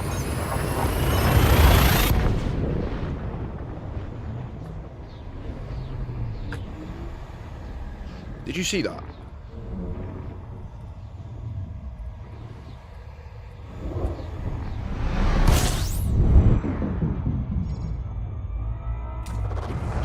Don't fuck me. Ah, you bastard.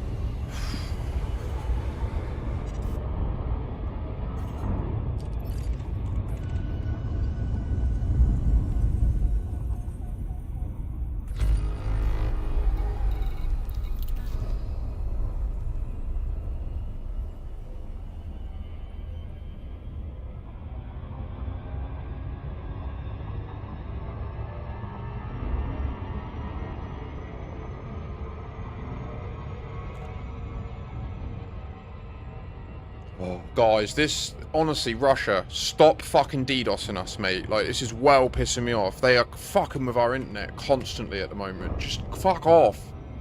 Jesus Christ. My internet's so inconsistent these days because our whole country is just permanently being DDoSed by fucking foreign interests. It's infuriating.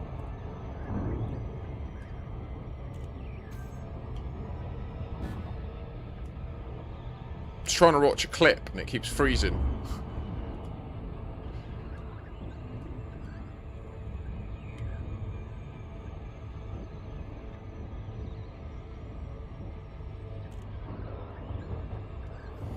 So there are ways that a solo player could, with a lot of patience, pop their canopy and fly around without waiting for combat. But I do hear you, it's also not easy. But then it's not meant to be easy, so I don't know.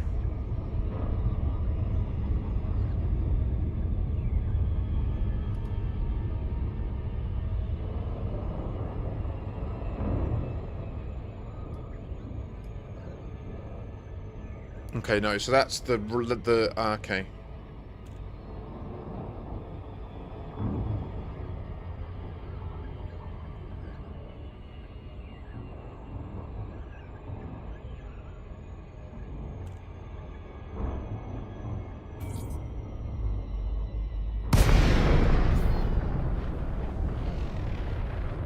We freeze time as we go into which space?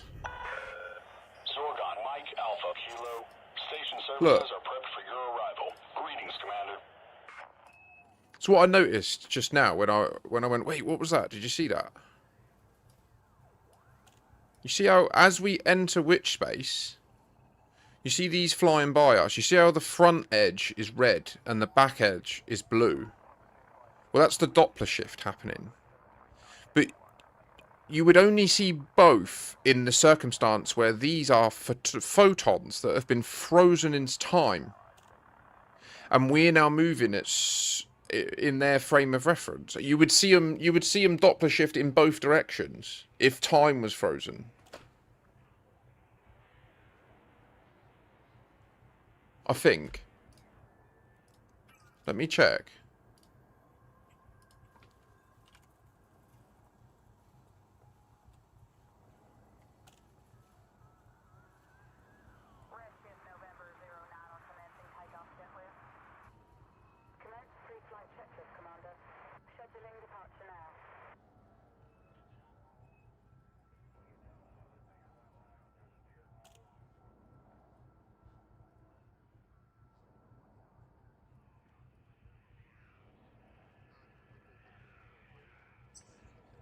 Look.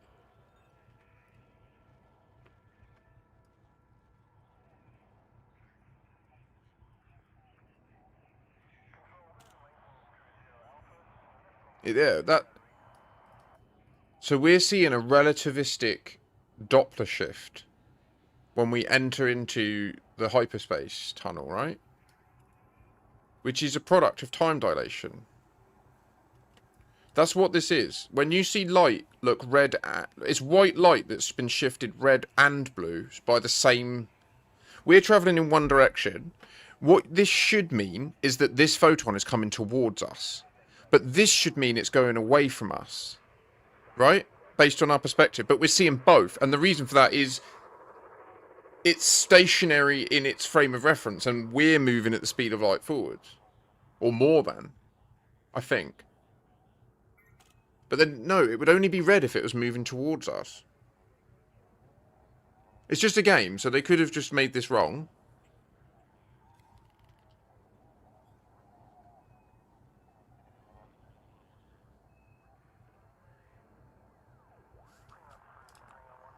But look at them, look, it's just, hang on.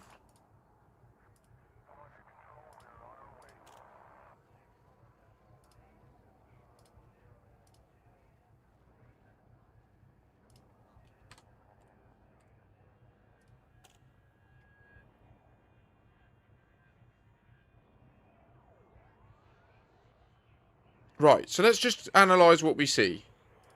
We get a little donut of whatever these white particle things are.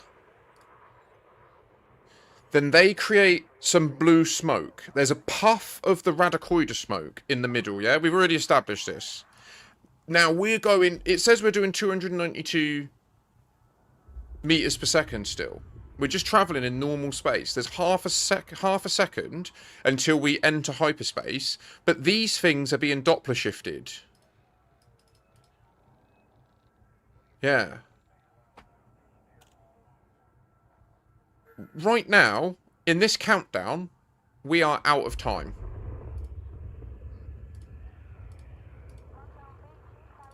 And the reason that they've got blue at the back is that, in my opinion. I could be incorrect. If there's a physicist in chat, please let me know. I believe that's the case. I believe if we were in normal time reference, these would just be red. You would see red into white on all of them. But because time's frozen, they are simultaneous. They contain the momentum and information of the fact that they are moving towards us. But at that moment in time, we are going past them. So they are simultaneously red shifted and blue shifted.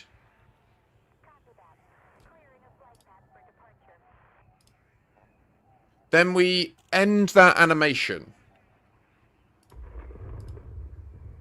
We jump into the hyperspace tunnel. The stars fizzle out. And then we get whatever appears behind.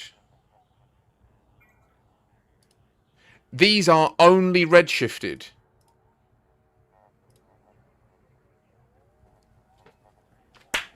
We got somewhere today.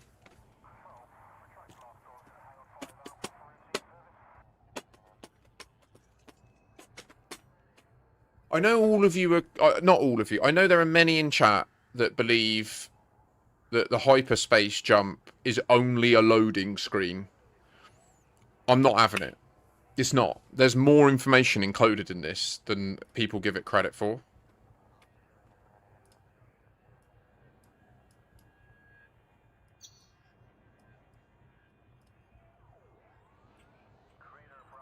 There is phenomena taking place here.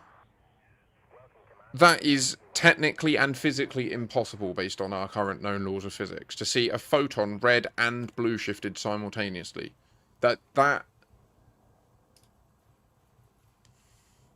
Like, is this let's just read what this... The relativistic Doppler effect is the change in frequency, wavelength, and amplitude of light caused by the relative motion of the source and the observer, as in the classical Doppler effect. When taking into account effects described by the special theory of relativity, the relativistic Doppler effect is different from the non-relativistic Doppler effect, as the equations include the time dilation effect of special relativity and do not involve the medium of propagation, as a reference point. They describe the total difference in observed frequencies and possess the required Lorentz symmetry. Astronomers know of 3 sources of redshift/blue shift: Doppler shifts, gravitational redshifts, and cosmological expansion.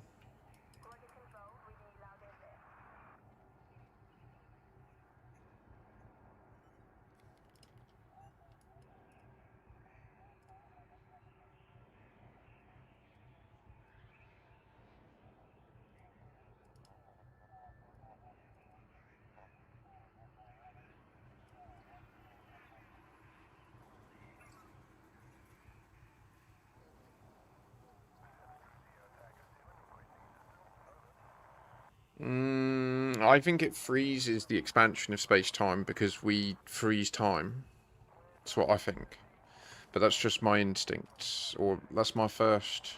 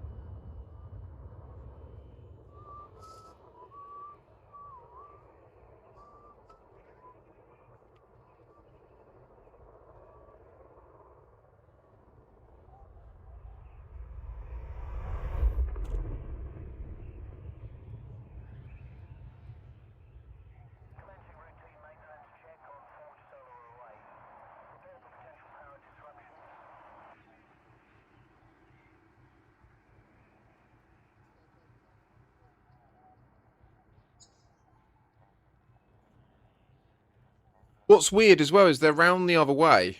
You'd expect them to be the opposite. You'd expect...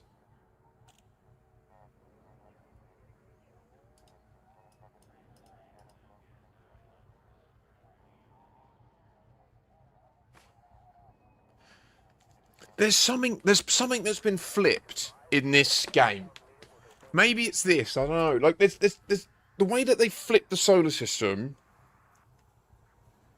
tells me they did that for a reason. They fucking did that for a reason. Why did they do that for a reason?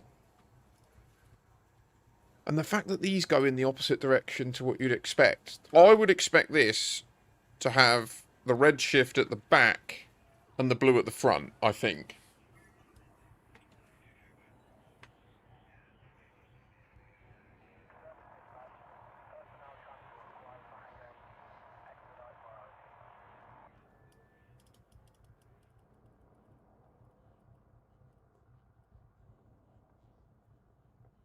We've at least identified something new today. Like, outright. I'd never noticed that in slow-mos before. See green there? Blue, green, white. There's no orange, though. Maybe a little sliver of orange there.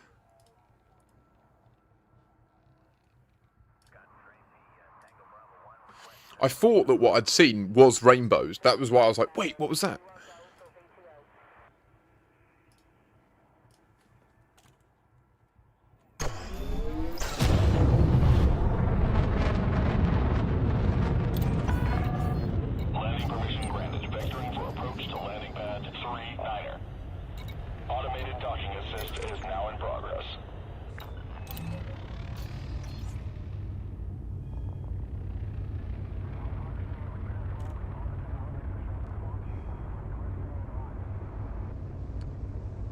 Okay.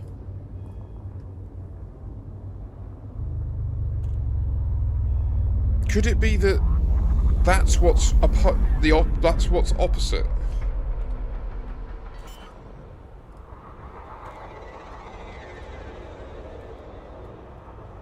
Landing gear deployed.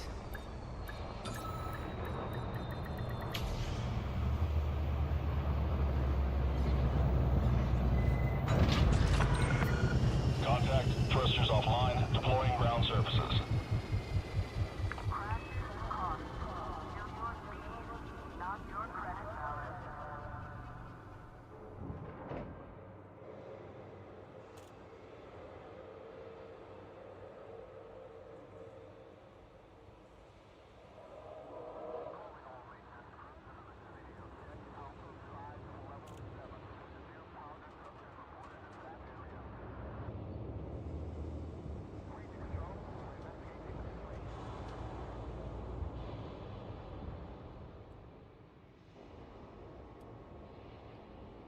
Always proceed directly to your allotted bay to avoid unnecessary delays and/or ship instructions.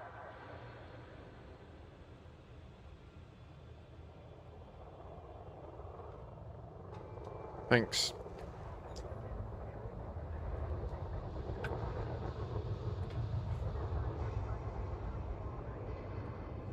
Everybody hydrate. Keep hydrated.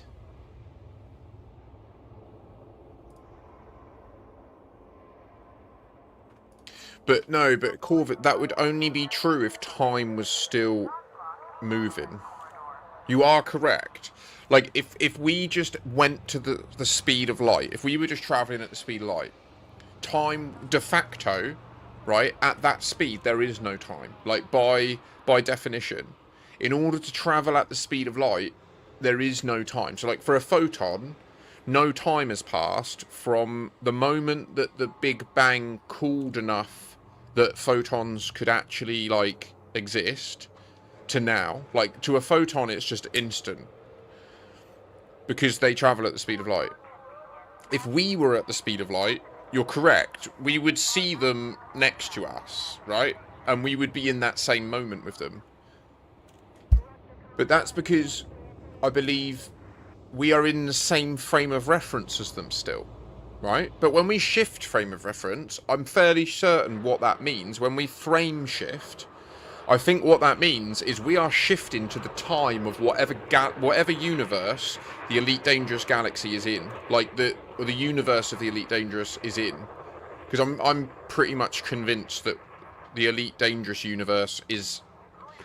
It's essentially a simulation within our universe, right? Let's face it. And they can choose whatever rules of physics they want. Like that's really what they're doing. Is Elite Dangerous is a simulation within our universe, and there are subtle differences. And one of the differences is time seems to be different in Elite Dangerous to here. They call it anomalous time, is like what the developers describe it as. And I think what's happening, the reason that we see these both red and blue shifted, is because... Let me just get a better image with multiple of them in.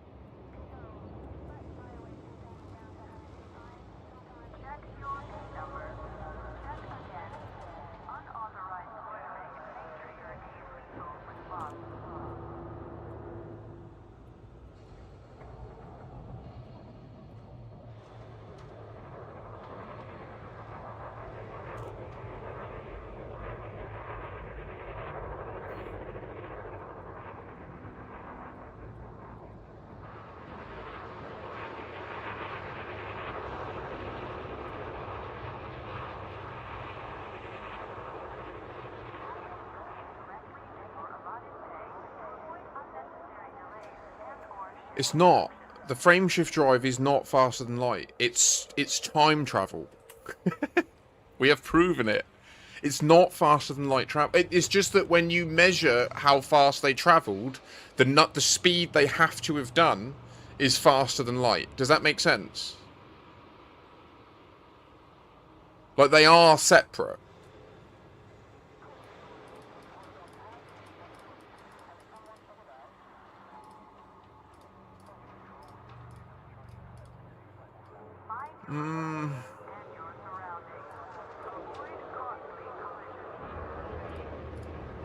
Would that not be faster than light to time travel? I don't know what you mean. Like, it is time travel, and when you, like, reason about it as a person in space-time, you would say that they travel faster than light.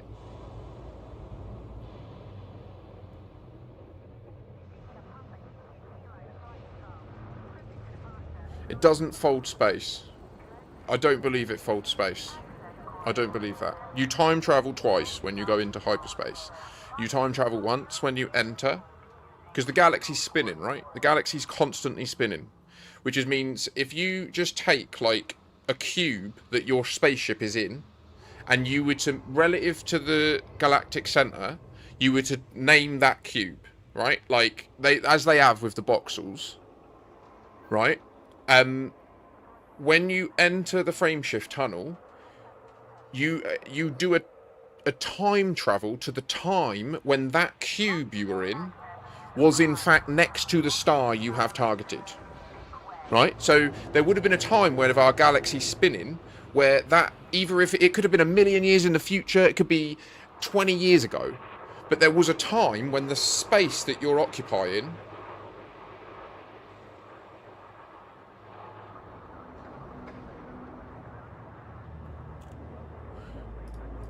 but we're not wrong. We've proved it. We've proved this in the game. Like, it's not... They will lie to you constantly. Yeah, 100%. Like, look, if you look in here...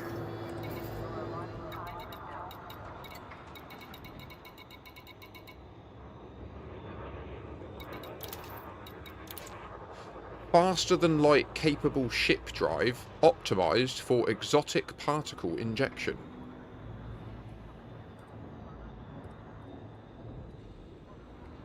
Yeah, no, I know exactly what you're saying, Aldrin. Yeah, no, I understand. Trust me, man. Like, we've investigated this at so much depth. Like, we learned all this from investigating the Radicoida time skip. Like, that's what's led us to this. The blue puff of smoke you see when you enter the tunnel is the same shit that the Radicoida create. In my opinion. All this shit you're seeing around our ship is the blue stuff you see coming out the Radicoidas.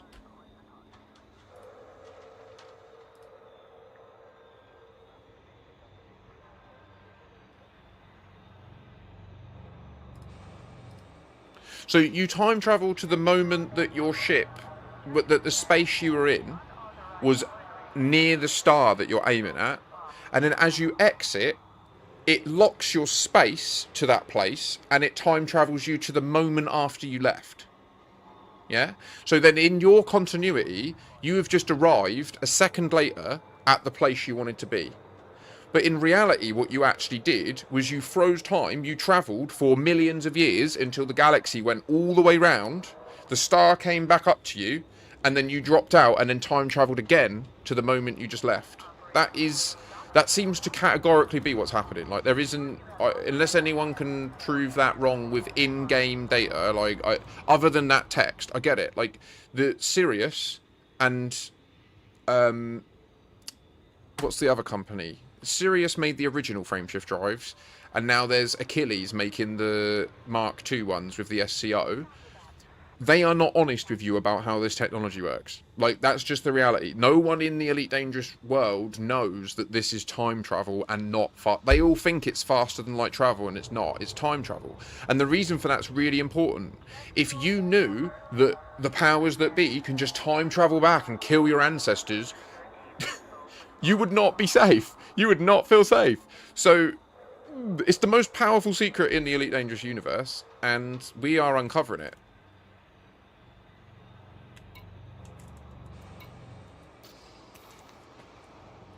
I love it. Let's get rid of this bounty, shall we? I'm going to have to go real soon to take my mum for this drive, but I might come back live afterwards. I'll see how I feel once I've done the drive and everything. I need to eat dinner and stuff, so yeah, I don't know. I might not. I'll definitely be around all day tomorrow, though. Tomorrow's going to be a full-on day of a little bit of the old community goal stuff.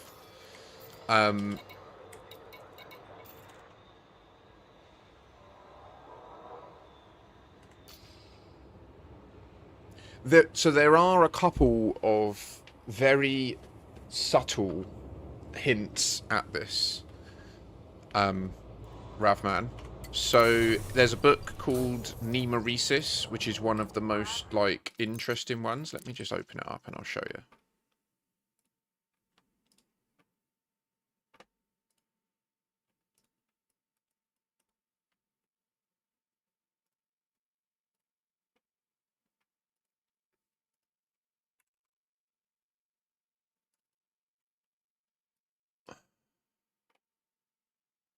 So this is a weird book because it's like a really smutty love story.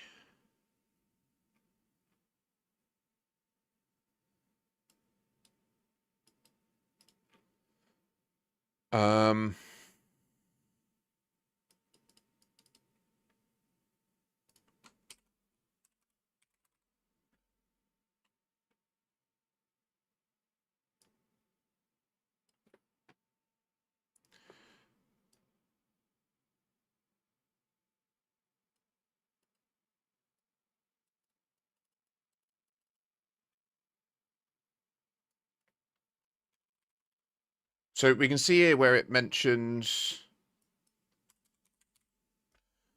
See here it says, the spout of exotic particles left by the Shattergeist dispersed.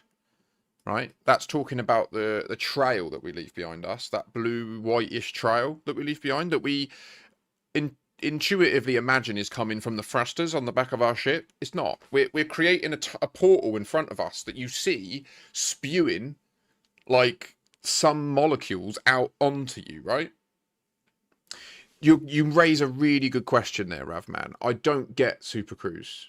I don't get it yet. I can't explain it because you're right. It's the biggest problem in this situation. What I know is that logically, Super Cruise demonstrably is time travel. Let me give you an example, right? I can't show you because I'm not in the game. But say you jump into a star and you honk, and then you detect a signal source that's 1 million light seconds away, and it's got 45 minutes left on it, right? Like a high-grade emission. And you select it, and then you SCO over there, and you drop out. You just arrived there before the information in that location could have possibly travelled to you at the speed of light, right? Like, you literally got there before the information could have got to you in the first place. Like, it is just like there's no logical causality there. There's no time-based logic involved because obviously it's a video game, right? They're just trying to make it fun. But what we're at here is the proper edge of, like, there's a large amount of decisions they've made to be as realistic as they could be in 2012 based on the knowledge of physics back then, right? And they wanted to make as few hand waves as possible to make faster than light travel in an MMO work. So that's where there's something in this. I haven't got all the answers, but without a doubt, based on all the tests we've run so far, I can't stand by the idea that the way the frameshift drive works is it accelerates your ship to speeds greater than 1c. It just patently doesn't seem to do it. It seems to be time travel. It seems to be when you're in that animation where you're dropping out into the thing, you time travel back to make it into the correct causality. So, like, if you were to just literally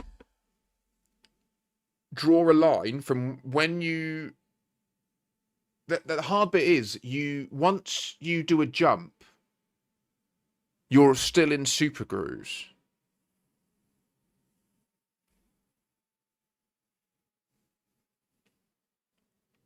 Yeah, totally, Rav. No, that's cool. It's really useful. Exactly, Alduin. Time is obviously not passing the same way for you. Well, yeah, exactly, 100%. And so,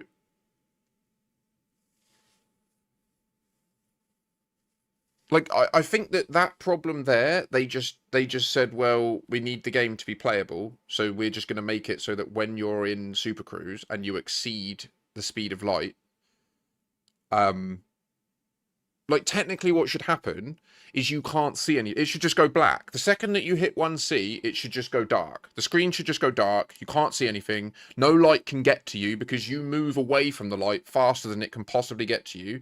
And I don't know what would happen to light that you're moving towards. I guess it would just be bright blue, right? Like white light would be blue. That's not what we see. So the examples I'd give. So this one mentions, this is, remember, this was released with the beta or beta. This wasn't released like after the fact. They've stuck to things in this book years and years later. So the spout of exotic particles left behind.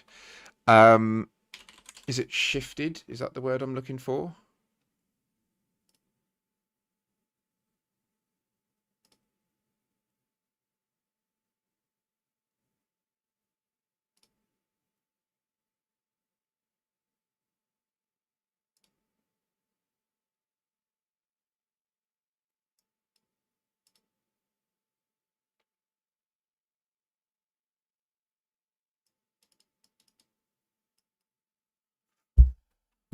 Uh,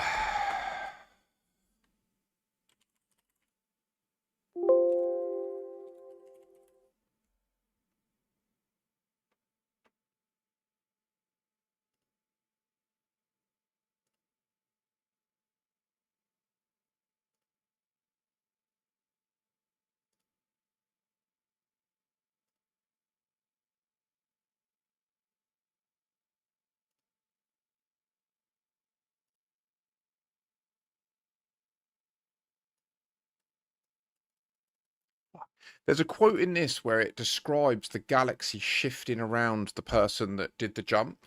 And it reminded me, when I read it, I remember reading it and being like, nah, because that is exactly what it's like when you go to the radicoiders and you go down to the radicoiders and then you time travel. So just to be clear, Ravman, just to fill you in, if you're not aware, you can see the playlist on my channel. So I'd urge you to watch it. I don't go on and on in videos. My videos are quite short. I like to just give you the information and then get you on with your day. When you visit the Radicoida Unicas in HIP 87621 and you fly down to them, you time travel to the 14th of August, 3301. I got all the videos up there that prove it. I ain't going to go into how we've proved it. We have proved it, like, categorically. Since we proved it, they've released 2 updates to the Radicoidas to change their behaviour, and this has persisted. This time travel thing is real. It seems to be that my hypothesis right now is the discovery of the radicoidas is what enabled frameshift drive technology, not the Fargoids. We're just told it's the Fargoids, and then there was a Fargoid war. I don't believe that all plays out the way we believe. I think that we create the Fargoids. The Fargoids exist outside of the universe that Elite Dangerous is based in. All right? And humanity will create the Fargoids at a future date. We're moving towards that date quite rapidly now, I think. I think that the big story arc is that we're about to create the Fargoids to solve a bigger problem. And then what we're going to realise is the only time, kind of like Loki in Marvel, there's one sacred timeline that can lead from whatever the origin event is, back when the Guardians existed, to the Fargoids getting created by us, the community. And I think that what they're going to do is called a bootstrap paradox. So we know right now that the Guardians came to their demise because they were at war with the Fargoids, and what they did was splintered, created AI, another bunch created like all this biological warfare stuff. They destroyed themselves, and then in time, the Fargoids, I don't know, did what they wanted, and then eventually we evolved from nowhere, completely unrelated. Don't buy that. I believe that we are the Guardians' ultimate biological weapon. So they created us as the ultimate weapon against the Fargoids. right? But then what we're going to realize is in order to solve a bigger problem, we have to create the Thargoids, and then the Thargoids outside of time are going to realize that the only way to make all this happen is they have to go back in time to fight the Guardians, to create the entire situation so that they'll create humanity, so that then humanity will create the Thargoids, and it's a massive wheel, the dark wheel, right? So that's it. It's a giant bootstrap paradox, which will mean at the end, when we create the Thargoids, all of your decisions, if you've decided to avoid the Thargoids and go and do exploration, if you've gone into the Thargoid War and gutted a bunch of Thargoids, if you've done anything else, all your decisions will have been part of the sacred timeline that had to happen in order for us to get to that point. So it's a way of them saying everything the players did was correct in the end. I think it's genius. I think I've completely cracked it. We just need to...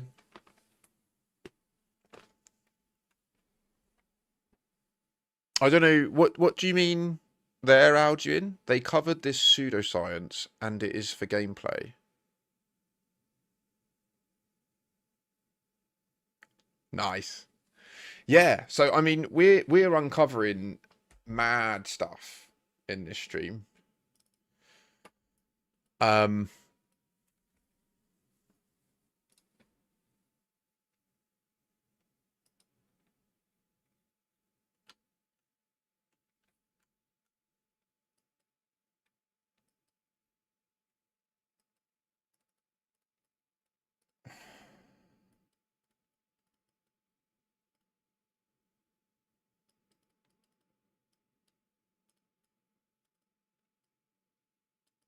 Such a time was the early to mid 3270s, the last years of the old star drives. Travel between systems took days, weeks if the destination was far-flung. Becoming a pilot meant something. Only a rare few could cope with the loneliness and had the resourcefulness to survive, fewer still to thrive. But as with all the ages of humankind before it, new discoveries and technologies brought this golden age to an end. In less than 25 years, the latest star drives have opened new frontiers deeper in interstellar space. Now that intersystem travel takes mere seconds, humankind forges ahead, believing the riches of the universe are ripe for the picking.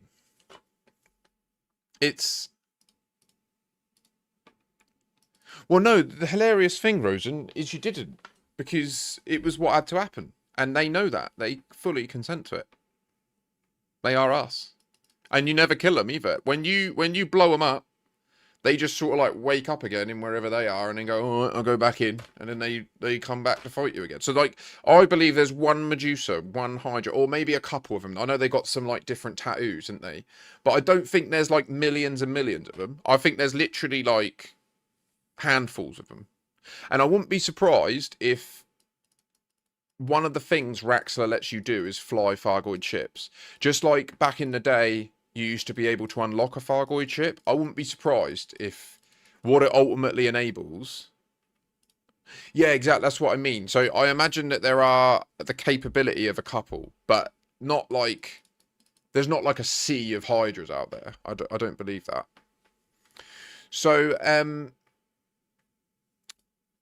the last thing to touch on in this topic about lore, and it is a tricky one, if you speak to people like Alan Stroud, who are people that were on the design and decision forum during the Kickstarter, like Alan Stroud is literally a doctor in English literature. Like, he's written papers on the Elite Dangerous lore. Like, as in, he's had academic papers published. I'll just fucking show you what I'm talking about rather than trying to talk around it. Hang on.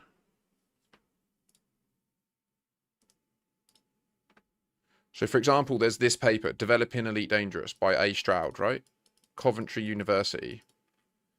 So if you read this, this gives a lot of context about what's actually gone into the world building approach, about what their goal is, about how they want the story to be able to evolve with us and with our decisions, but they need a mechanism to come back and bake that in to the lore. And that's what I'm talking about.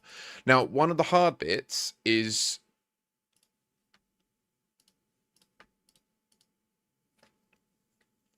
Sorry, I was about to say it, and now I'm thinking. So like Alan Stroud will, if you went to him and you said, I was listening to this streamer the other day and he was talking about this book, Nemeresis, what he would push back is he would say, is Nemeresis mentioned in the game? Like, is there any evidence from the book in the game? And if the answer is no, he would then say that's not lore in the game. Right? So, yeah, I know. So, like, for example, in the story, this is massive spoilers for the book, but it's been out over 10 years. So if you haven't read it yet, tough. The story of Nemeresis is really weird. Like, it involves like intelligence that is molecular in size. Like, it involves a species of life in our galaxy that was born on Earth, that's non-corporeal.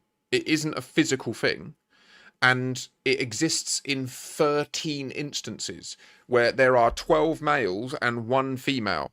And how it reproduces is it enters the body, the female enters a body of a female human, and the males enter the bodies of 12 other people. They could be male or female. And the males hunt the female, they kill her, and then they become the female and the other 12 die. And that's how they reproduce.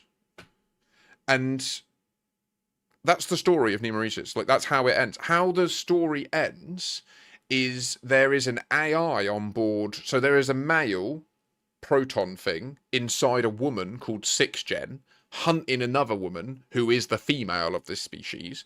And in the end, she succeeds. She becomes the female. And then her AI escapes from her ship and becomes one of the males.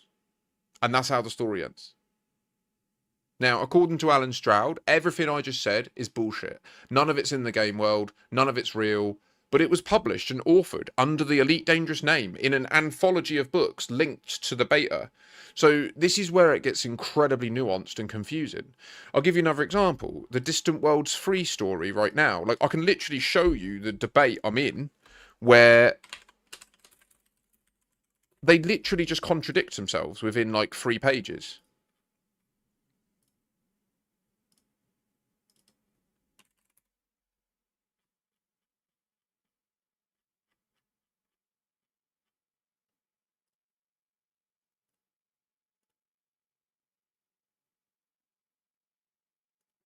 Oh, no, here is the easiest way to show you it's time travel. God. Here's the latest update posted at 11:30 last night by Andrew Gasper. Epilogue, John. He stood there in his antiquated... Oh, wait. HIP 12099 1B. Unknown date. He stood there in his antiquated spacesuit, breathing calmly. The blackness above was littered with 1,000,000 stars looking down on him. Before him, an old Cobra Mark III lay half buried under rocks and debris. A long trench from the crash stretched back from her stern. It was an ancient model with a number of platings and hull fragments strewn about. A number of blinking data containers lay around the wreck. Someone very observant may have wondered about this peculiar, unsubtle arrangement, as if they were meant to be found. He chuckled silently. Breadcrumbs. Was it even a Mark III, he thought. He couldn't remember. After all, even the Asps were only Mark II back in the day, so who knows? Today they were known as Asp Explorers, tailored for the markets, probably. I mean, it's clearly a story about the fact that John Jameson has just travelled in time back to our current time. Anyway, some intrepid spacers found the ship some 10 years ago, but they didn't find him or his body. 10 years ago, that was when the game started. They had always wondered what had happened to him. Strange, they thought, putting on their tinfoil hats, spinning the wildest tales about how he had been betrayed. Had he, though? He'd agreed to their plan, knowing the risks and even anticipating their secondary protocol. So he'd also taken precautions and even prepared some audio logs. You didn't survive in that day and age without a plan B. After all, he was elite, and back then it still meant something. Someone was always out there to get you. Jason learned that the hard way, but he wouldn't. Another Cobra, another life after death. So they saved him. Plans within plans. But still, The wheel turned as it always had. The INRA was just one of the many ingenuities cooked up by a paranoid bunch of Space Empire players. In time, they had outlived their usefulness, vanishing by killing themselves. And other riders? They clashed, fought, then went their separate ways. One intent on finding it, and the other on finding them. Narcissists. The biggest mystery in the known universe was that there was no mystery at all. No door, no key, just a place for the weary. The fiddler's green of the 4th millennium, but only if you were ready. He was.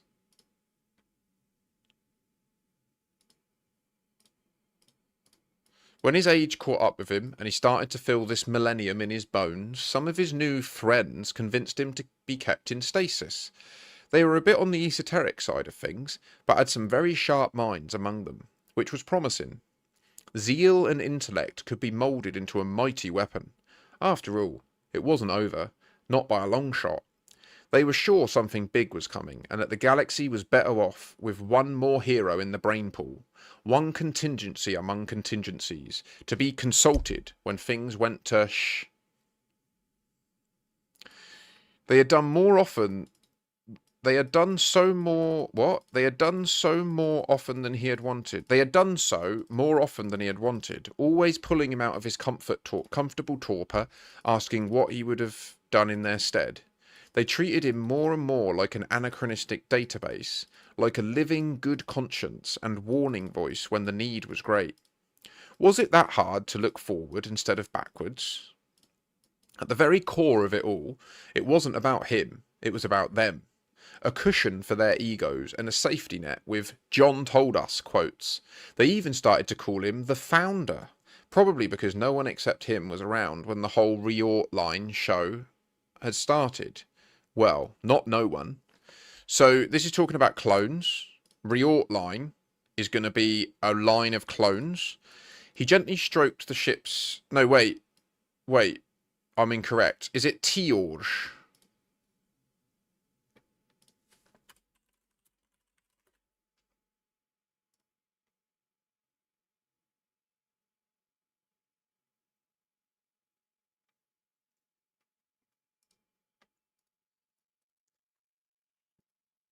Can't remember. He gently stroked the ship's hull with his hand, the visions of ages past coming back, haunting him. He saw the manufacturer's plaque, Cowell and McGrath of Lave. He remembered selling his first ton of silver with this ship. He remembered buying the paint for his call sign. It was still visible, intentionally so. Then he remembered fragments of his nemesis flight. Was it Canopus? Merope? He remembered dropping them the translator first, but they weren't interested. After all, what had an ant to offer a mantis? And then he remembered dropping something else. It still hurt to think about it, galactic survival necessity or not. In the end, did it matter? Did he matter? His weary mind drifted. He had encouraged that senator to take up the mantle for freedom, lead her coterie, and tried to make the galaxy a safer place. Salome is talking about. But safety always comes at a cost, and freedom costs double. In a last-ditch effort, they had tried to thwart some age-old plan, uncover some unholy deep-state cabal, and curb the aliens, all at the same time. Even Rebecca was involved, of all people. His plan was bound to fail, but he only realised it when it was too late. He told them when they let him out of his tank once more. They weren't happy. "But Salome," they yelled. Her pride had caught up with her, so they killed her when she showed herself. Yes, the conspiracy was revealed, but the impact without the figurehead was minimal. And the galaxy moved on. So when they unfroze him again a few months back, he said he'd deal them one final hand and be done with it. He pulled some strings and kept that promise. And now the universe had once again seen that mankind could achieve, given incentive, morale, and a common goal. They called it the Distant Worlds. Thousands of independent pilots united again in common cause. Interestingly, that common cause had changed quite a bit when they uncovered one of the old Galcop AI remnants along the route, which had made itself cozy within the Guardian networks. But old Hieronymus's great whatever granddaughter had proved quite resourceful in juggling the other unruly crowd that independent explorers the otherwise unruly crowd that independent explorers could be. They managed to shut it down, apparently, although no one knew if it was final. Was this the Watcher in which space? And if so, was it a success? It wasn't for him to judge. Others had to do that. The future comes at a cost, too. It was time. Now he stood over his cobra, pondering it all. He had freed his ghosts from their shackles of time and made peace with his demons. And with him, them. And with him, them. I don't know. Thinking back, maybe it was the only viable choice in a time of limited understanding and limited options. And he had simply been humanity's messenger. The messaging ant. Well, he had one final message to deliver. He had passed on everything he did and knew to her. He still saw the frightened child on that damn water world. He would have to carry the torch now. She would have to carry the torch now. He in turn was ready to put to rest his distant grudges, with Cal and with himself. He sighed, looked at the unforgiving blackness of space, and with the pressing of a button on his wristcom, called his trusted Lana, which is a type of ship, the North Star, one final journey to make. So presumably he's going to Polaris, right? That's the North Star.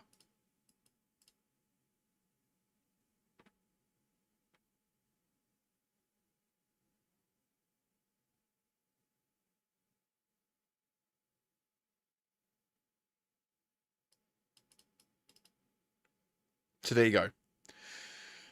How you lot, I mean, obviously we could argue, this is saying that it's related to stasis pods and shit, right? Like that they can freeze our aging over time. That does seem to have been in the lore. So it's plausible that that's how they persisted him in time. But it doesn't explain where Alex and Alicia appeared from. Did they also do the same thing? Is this just what the Nemesis protocol is? Where you just put your body in stasis and then come back 50 years later? I don't know. What I know is Andrew Gasper knows Drew Wager. They are both related to the Children of RAXXLA. I was in the Children of RAXXLA for like 8 years, and it was my discovery of the Radicoiders and taking it to them. That's the reason I'm not in it anymore. Like, I went to them and I said, these Radicoiders make you time travel, and they told me that I was insane. So I just quit. I just left. Said, fine, I'm out. And yeah, I think that Salvation, whatever this nemesis keeps getting mentioned. So this is the problem, right? Like in that story there, they mentioned a number of things that directly correlate to in-game stuff, right? Like the Nemesis protocol is a well-known thing that's mentioned in the in-game lore. But what people would say is, I'm reaching by saying that the Nemesis mentioned in that story is referencing the one in the game. They'll say that's a reach. And then they'll just say, well, no, there's no link. It's fan fiction. It's irrelevant. It's clearly not. Like, for the record, the HIP 87621 stuff started before Distant Worlds 3. Yeah? And look at this video. Let's just re-watch this video one more time before I go.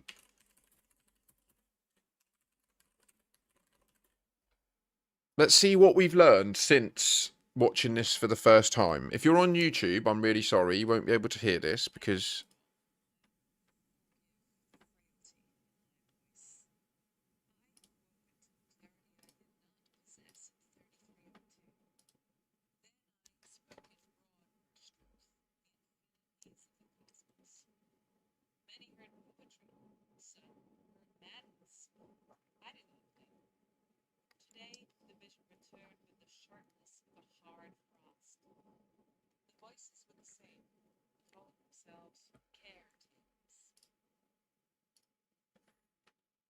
It's from the Distant Worlds Free Expedition official YouTube channel.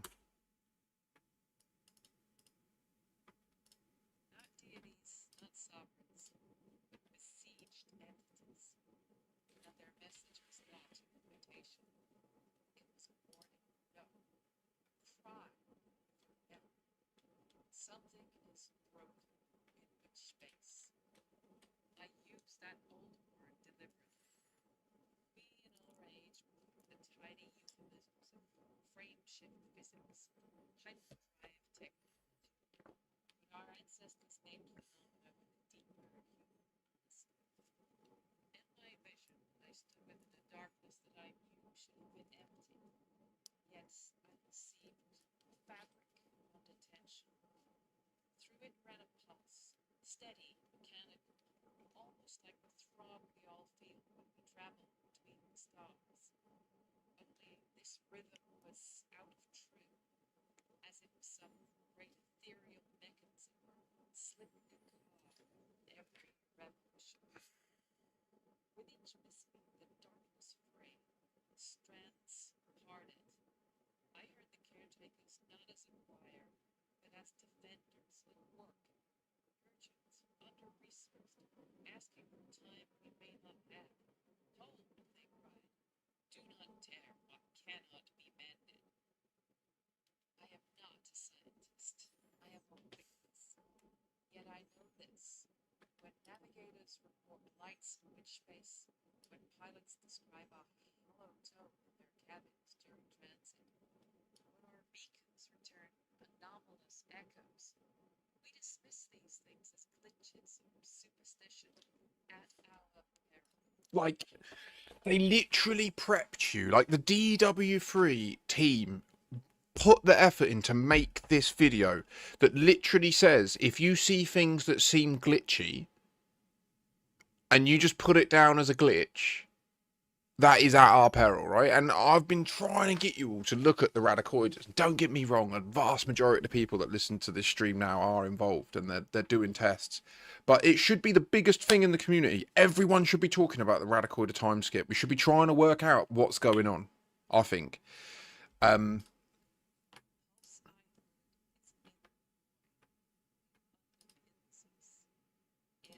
is failing. Something is very wrong. So I ask, regardless of your test,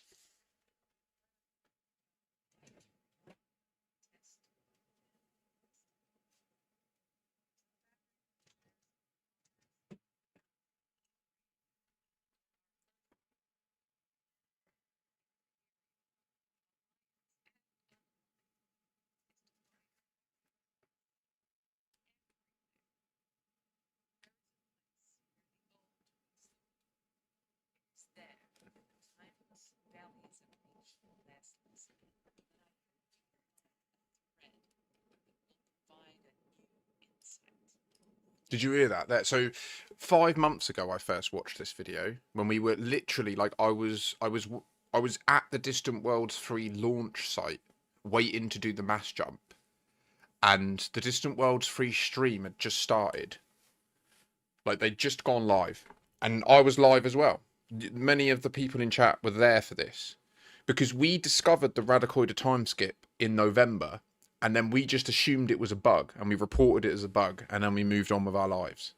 But it was when I was sat waiting to do the mass jump for Distant Worlds 3. So really the answer to your question, Cajun, is another question. Do you believe that Distant Worlds 3 is canon? Because the leaders of it will tell you it's not, even though you did it in the game. Like, it just doesn't make any sense whatsoever. So, like, do you believe that the story they authored is canon?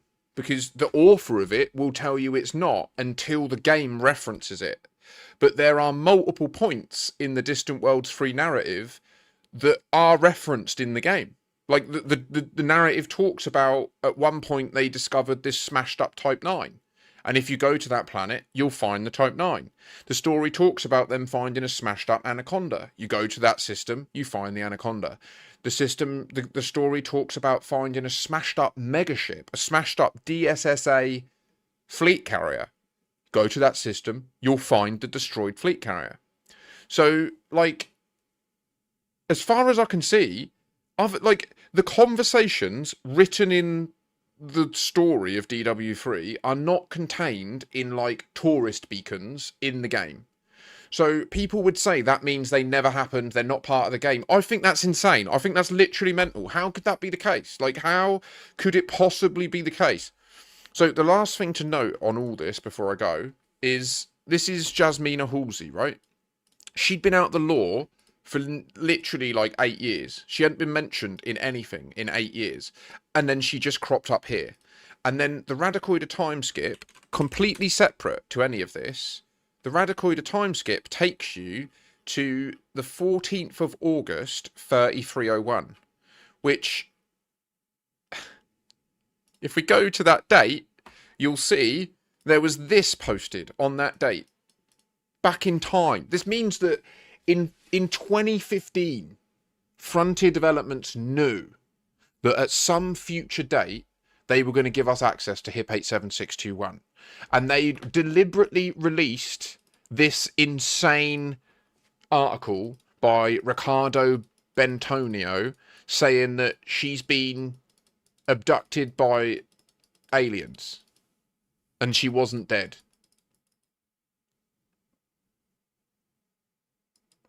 It was complete nonsense back then. It was months before she was found, and then the whole story kicked off. Like, it to me, it's so clear, like, it's so obvious that there is a larger, like, the dark wheel is this time thing, and it's a big bootstrap paradox. That's what I think we're meant to be uncovering. So anyway, is there anyone that I should raid into?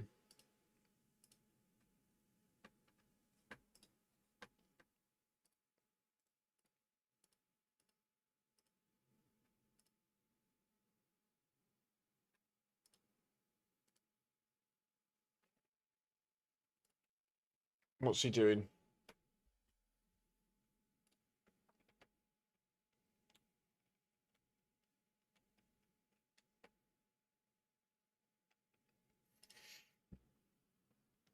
Should we do Toby?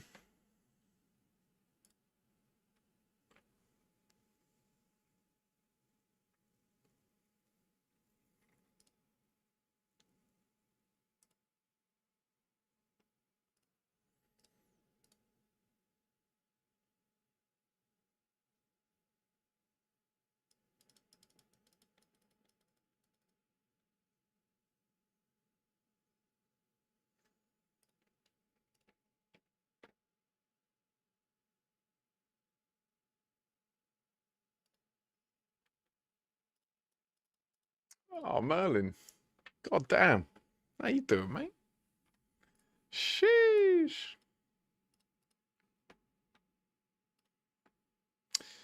Let's go to Slamscape. Ladies and gents, thank you for joining me today. I'm sorry that we didn't get the definitive outcome I was hoping we would get via our investigation. Alas, it was good fun nonetheless. I'll be back around tomorrow, so do please come back to do more fun and games. I'll also be getting involved in the community goal and stuff like that. So please please understand do that by accepting this gift, you are officially an employee of the corporation, and all rights to future thank ideas you. will transfer immediately. You hero, Merlin. Jesus, I feel dreadful. I'm literally raiding out, bro. 07. Thank you so much. I will be back in the morning though for a full day of streaming, and then I'll also be live all day Saturday until the evening. So we got loads coming up. I used Unraid apparently, and tomorrow night is Marathon. Tomorrow daytime is Elite. Tomorrow night I'll be playing Marathon. So yeah, let's try that again. Thank you so much for the gifted subs, mate. You're an absolute star. You are. I hope you're doing really well, Merlin. I have not heard from you in yonks, so I hope you're doing good. And it'll be good to catch up with you if you're about tomorrow. Anyone who got the gift, do say the thank yous, please. And I will see you all very soon. Bye. You legend, mate. Thank you so much.